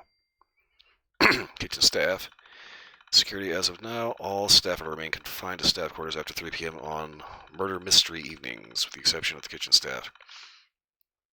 The kitchen staff will remain within the kitchen at all times during food preparation and service. I'll serve the guests their dinner and drinks. After dinner is complete and the kitchen is cleaned up, staff members are to wait in the kitchen, and I will come and escort them down to the staff quarters, so that the staff do not inadvertently ruin the guests' entertainment. Clarkson. Secpo alert. Kitchen, 4th January. Bill Jenkins cook. Okay, if you don't start getting it right, you're not sauteing the meat. Stop flinging the damn frying pan around like a weapon. How many times do I have to tell you you must hate me because you never listen? Low and slow heat to make the meat tender and bring out the hidden flavors over time. Oh, the hidden flavors. You know, this pretentious douche.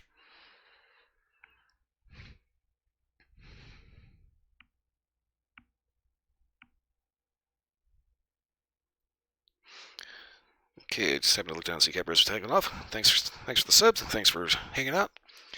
I'm going to go through and get through the rest of this particular bunker. This is going to be a lot of files, and I'm going to have to wrap it up too. But yeah, have a good night. Okay, for God's sake, you there, take over from this idiot. And you, go and wash the dishes. Get out of my sight before I murder you, imbeciles. I am dealing with imbeciles. All of you are like zombies. The Walking Dead. Not one of you can cook. You don't work with me, and you do not listen to me. Instead, you fight me all day. Alert complete. I get the impression that this place would have been like a dead ringer for kitchen nightmares.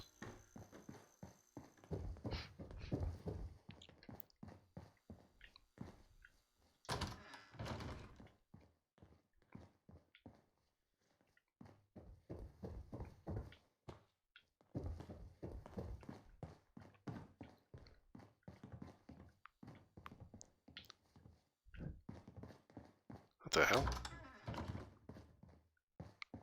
Indoor pool, complete with scenic vista.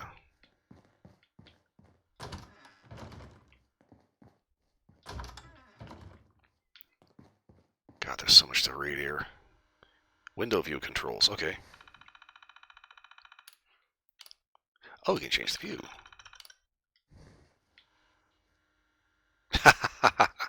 Okay.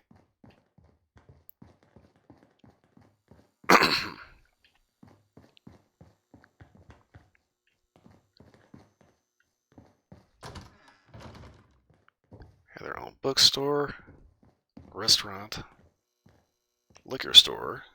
What are you? Movie theater. Oop. Sorry, Nick. Didn't mean to open that straight in your face.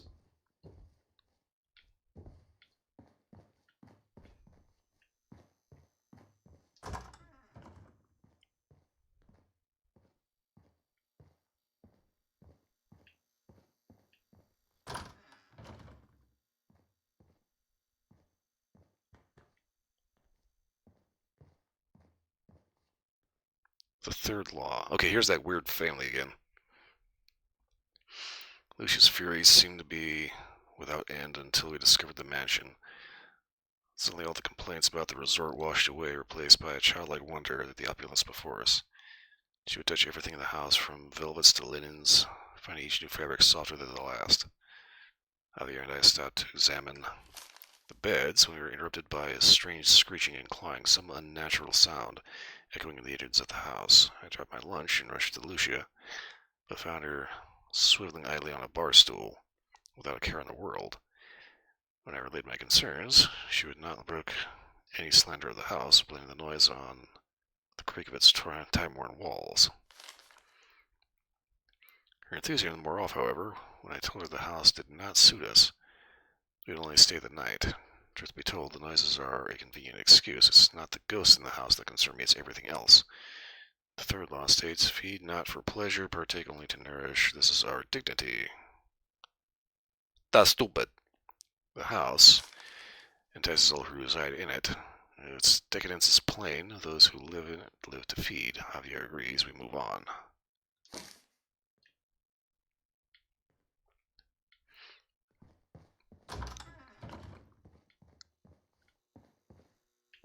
It's like the people that intentionally buy the cheapest clothes they can, most Well, uncomfortable ain't things that a possible. blast from the past? Because they think they're somehow morally superior for being as physically uncomfortable as humanly possible. You see a lot of folks at their worst in my line of work. Hard to not let it get to you sometimes. Headquarters security terminal. Let's see what's going on here. Okay, Abel loan food, cold care. Tree. No.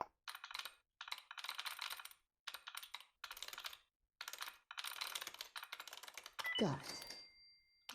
Psycho alert. Guest quarters, 3rd April. They were Levington Smythe and an unknown voice. Unknown voice. Kill me, please, God, I want to live. Please don't kill me. Stay back. Random growl. Unrecognized word gra. Searching additional language databases for nearest translation. Found match. Gra. Hindi word gra. English translation planet.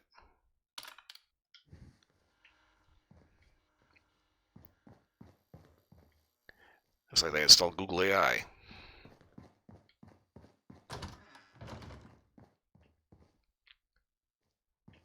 I still don't get what's going on with the fog, though. Clara's terminal.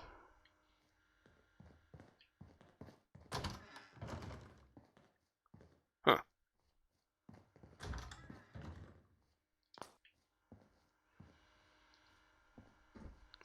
There's a lot of shit to read in here. Oh, okay.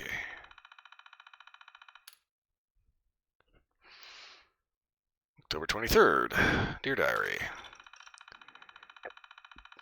This journal will be my personal diary throughout our stay in this abominably boring place. I shall use it only for those events that occur that are significant and interesting. We moved into this place on October the 15th at Daddy's insistence. I argued because moving down here would mean that we would miss the Society annual Halloween ball, which is always the social highlight of this time of year. But Daddy was having none of it. We were all to move into this bunker, and the doors were to be sealed so that no one could enter inside or leave. I was your Daddy at first, but Clarkson, who has been Daddy's butler since before I was born, told me that Daddy had some very bad news from his contacts in the Army, that there could soon be a nuclear war. Then today I learned that it was true. I can hardly believe it, but nuclear bombs were dropped down in Boston, and everything is gone. If Daddy had not built this place, if he had not forced us to move in, then we would be dead.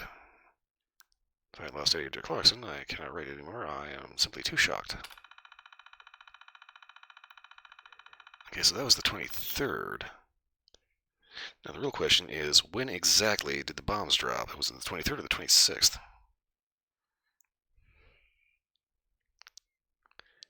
Okay, found out. Bomb drop date. The 23rd, okay. 3 days later, bunker. This place has been Daddy's pet project for years now. He was adamant that we would all have all the parts of our lives above. Blah, blah, blah, blah. Read. He has even had some of his favorite haunts in Boston replicated in the main hall, which itself is done up to resemble a small, quaint village square with trees and plants. Though Daddy thinks that plastic foliage is fooling anyone, he is much mistaken. The dining room was made into a smaller replica of our favorite restaurant in Boston, and it certainly looks the part. There's also Daddy's club, though much smaller, of course, than the real version. Then there's the library, which has been made into the likeness of his favorite little bookstore in Boston. There's also a small cinema that Danny has made just for me. He knows how much I love to go to the movies. Finally, for exercise, there's a swimming pool, though it is so small in comparison to our swimming pool at home in England. At least we're not alone. There is some company other than the staff. We're joined by 6 guests, including our particular friends, Marjorie Newlington and her husband, Richard. Marjorie is much older than I, but we've become friends since Danny and I moved to Boston from England. Other than the Newlingtons, we are joined by a number of Daddy's business associates, including the unbearable Edward Livington Smythe, the vainest and most obnoxious man I have ever had the misfortune to meet. I hope to avoid him as much as possible. Then there's another middle-aged man, Gerald Forsyth, a quite unassuming man. Also, finally, another married couple who are acquaintances of Daddy's, but they are hardly interesting enough to warrant talking of. Altogether, we'll make a party of 8, which at least means that we will have enough people for parties and functions, in particular the murder mystery evenings that I so love.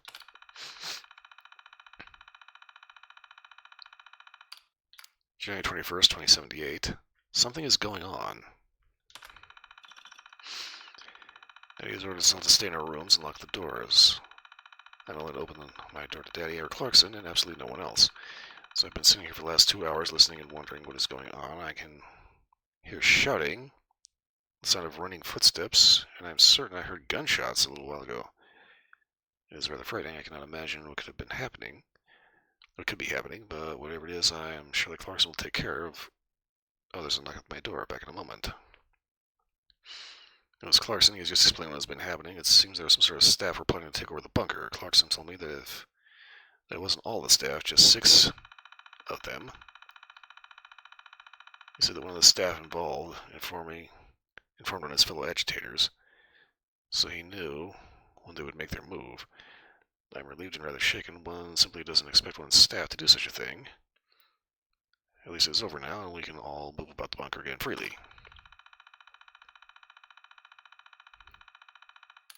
Two days later, on the 23rd, a plan.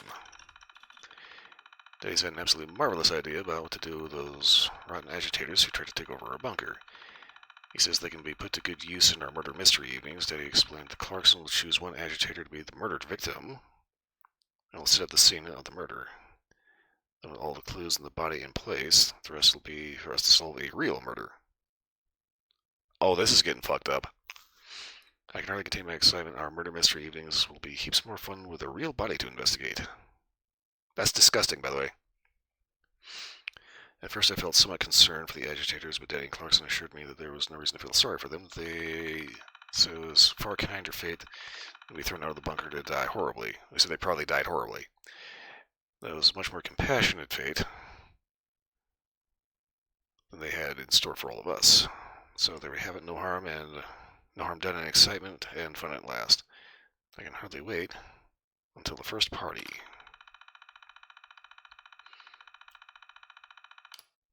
Okay, March 4th, spoiled evening. What an evening. The last few murder mystery evenings have gone extremely well up until this one. There we were, all gathered around the murdered victim and about to examine the body when the victim suddenly groaned loudly and twitched. Uh-oh. What gave us all such a fright, Clarkson immediately ushered us into the opposite end of the room. They bent over the man, blocking our view of him. I couldn't quite see what he was doing, but whatever it was worked. Our murder victim stopped being so inconsiderate. With the situation rectified, we tried to continue on, but the evening was quite spoiled. After all, how could Gerald, who was the evening's murderer, have committed the crime if he was the victim, if the victim was still alive? Daddy was quite furious at Clarkson, who promised never to let this happen again. The 16th, catastrophe averted. God, there's a lot of shit to read in this. It has been an eventful week, especially when Clarkson informed us that we had run out of agitators for our murder mystery evenings. Everyone was dreadfully upset. But, as always, Daddy has come up trumps. He sent Clarkson and some men out of the bunker, and they have returned with some new agitators for us to use as murder victims. Everyone is ever so pleased. We would have been most disappointed if we had been forced to forego our entertainment. Okay, this is starting to spiral. They actually went out of the bunker to find new agitators, in other words, new victims. Because God forbid they'd be bored. The 24th, disaster.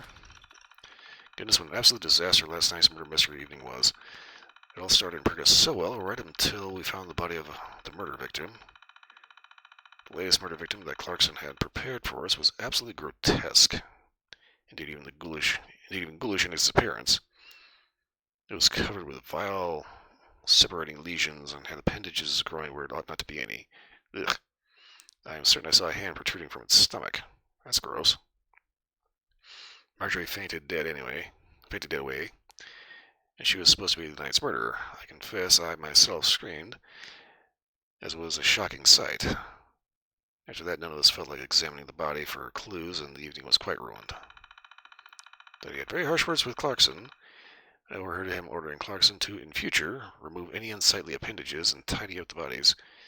to make them more respectable for viewing. The 28th, something terrible happening.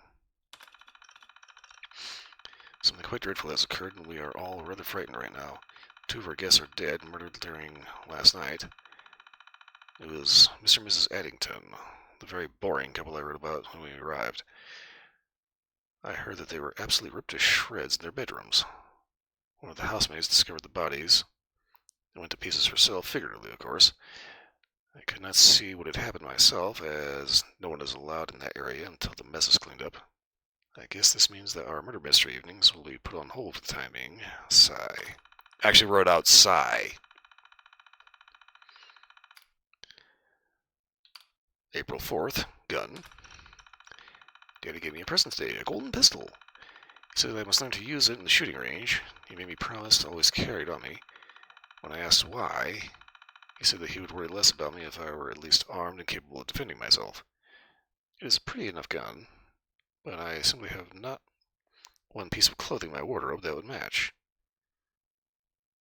It would have gone splendidly with my rose gold chintz dress, with the lace fringed cuffs and neckline. Perhaps paired with my gold brocade shoes. Gold brocade shoes. Ooh, fancy panties, okay. La-di-da. But I didn't bring that dress with me. Daddy rolled his eyes at me and refused when I asked him for another color gun. Perhaps one with a blue floral pattern handle that would match my blue floral day dress. But then, when have men ever understood the importance of fashion? I think that as they go on, it's like they're getting more and more delusional. You know, it's like it's just kind of microcosm of. I suppose we could probably see them as. Think of like an Instagram influencer, right? They put their priority on like the weirdest shit, but like common sense goes completely out the fucking window. Marjorie understands. She commiserated with me and suggested that I borrow her black and gold floral shawl, paired with my simple black sequin dress and black suede pump shoes. It would be quite pretty with my new gun. At least I shall match for our more formal occasions. And honestly, if you're matching your gun to your wardrobe, you get yourself checked, please. April 12th, chaos. Everything is in such utter chaos, I don't know which way to turn. People are being murdered. Something is ripping people to pieces almost every night. Last night, Marjorie and Richard were killed. My dear friend Eddie and Clarkson are certain that some sort of creature slipped into the bunker when Clarkson went out to find more agitators. They are sure it has taken up residence somewhere in the vast conducting channels. They run throughout the bunker. They think that the creature is coming out at night through the vents that provide fresh air to every room. The staff are terrified, and I hear them talking of leaving the bunker. Meanwhile, Clarkson is told me to stay in my room until he can come for me. And so I write this as I wait for him. They're going to clean up the mess and then organize everyone in a massive search of the bunker to find the culprit. He told me that he and Daddy will escort me down to staff areas where they can ensure that I will be locked safely in some security room with no accessible vents. He says that it is the safest place in the bunker while they flush out the culprit creature, and that I won't be down there for more than a few hours. I shall miss Marjorie dearly. I hope that, Clarkson has arrived.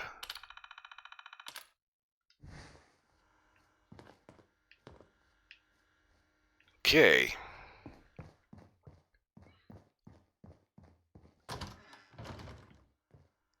Oh, wow.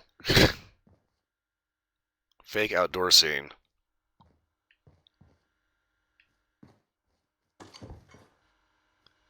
Okay, window control.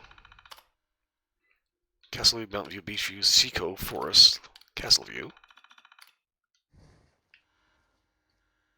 Ha! Okay.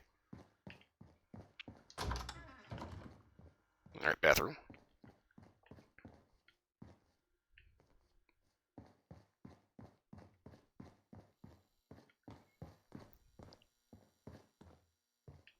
Okay.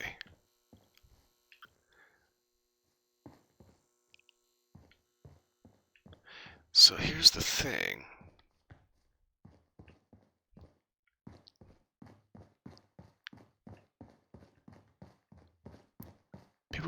murdered before Clarkson showed up. Or before Clarkson turned ghoul. Because he himself was running out, finding new people to apparently murder for their murder mysteries.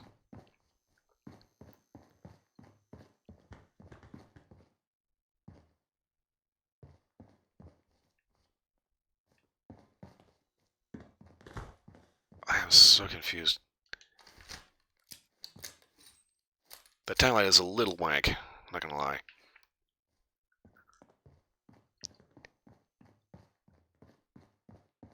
They were apparently bringing in outsiders, murdering them, using mutated wastelanders, apparently. I'm a little leery about actually claiming this just because of the fact that it's like...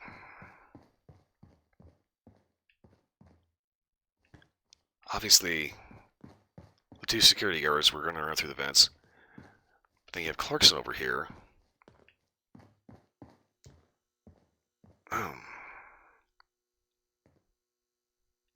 Was it just the security guys going through the vents, or was there an actual creature?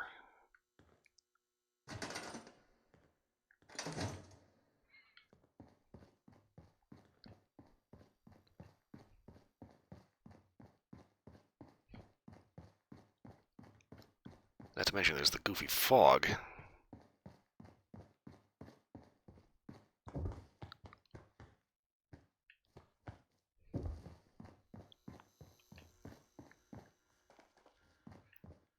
Kinda glad I wore a helmet with a filtration system on it.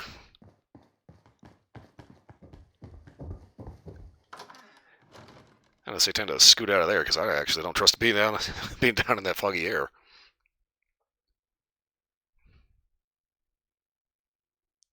But that's the thing about it. It's like, what would cause them to go feral? What would cause them to go ghoul in the first place and then go feral?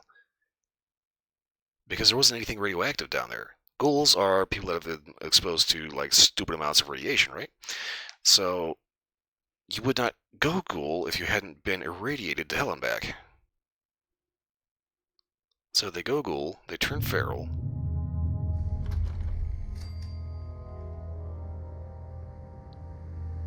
Bloomingdon Estates, okay. And that's just messy. Quick test cell. Okay, oh, alright, ooh.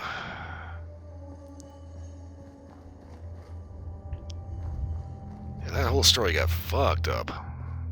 And quick.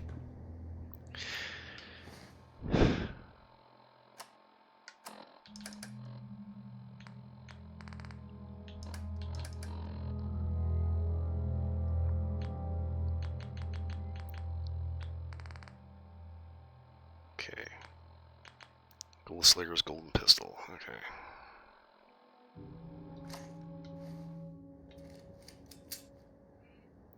Yep, that's a deliver. It's the golden gun. James Bond.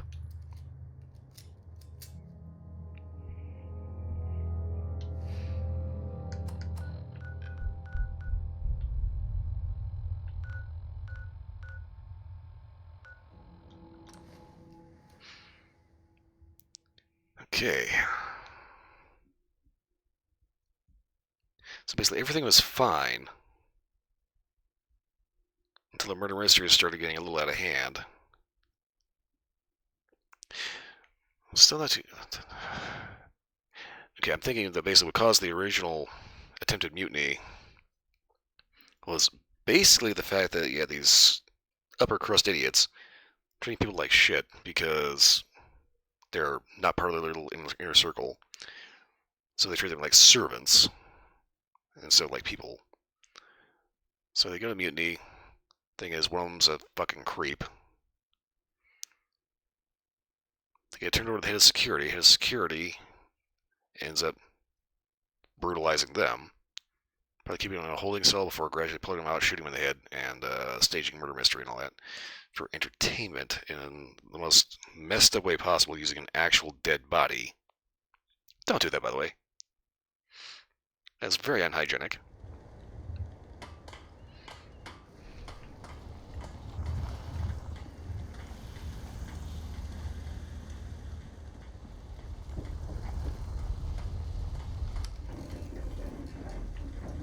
Okay, we can start a golden gun. I think I'm going to go ahead and stick that on the wall somewhere. The question is where?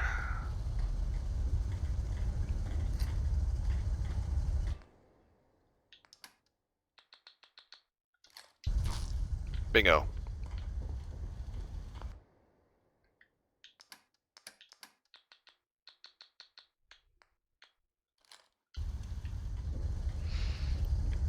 Okay, and on that, I am way over time. I've got to wrap up and get out of here. So I'm going to go ahead and actually hold off on the rest of this quest. And we'll see about maybe doing this again tomorrow, I think, maybe. Or the next, maybe basically next time. But for right now, my ass is killing me. I have got to save and get out of here. I will probably continue playing something other than that particular quest off stream. But for right now, it is time to scoot. Okay, let go of my cord, thank you. Okay, so... Okay, that was interesting. On top of that, we also have the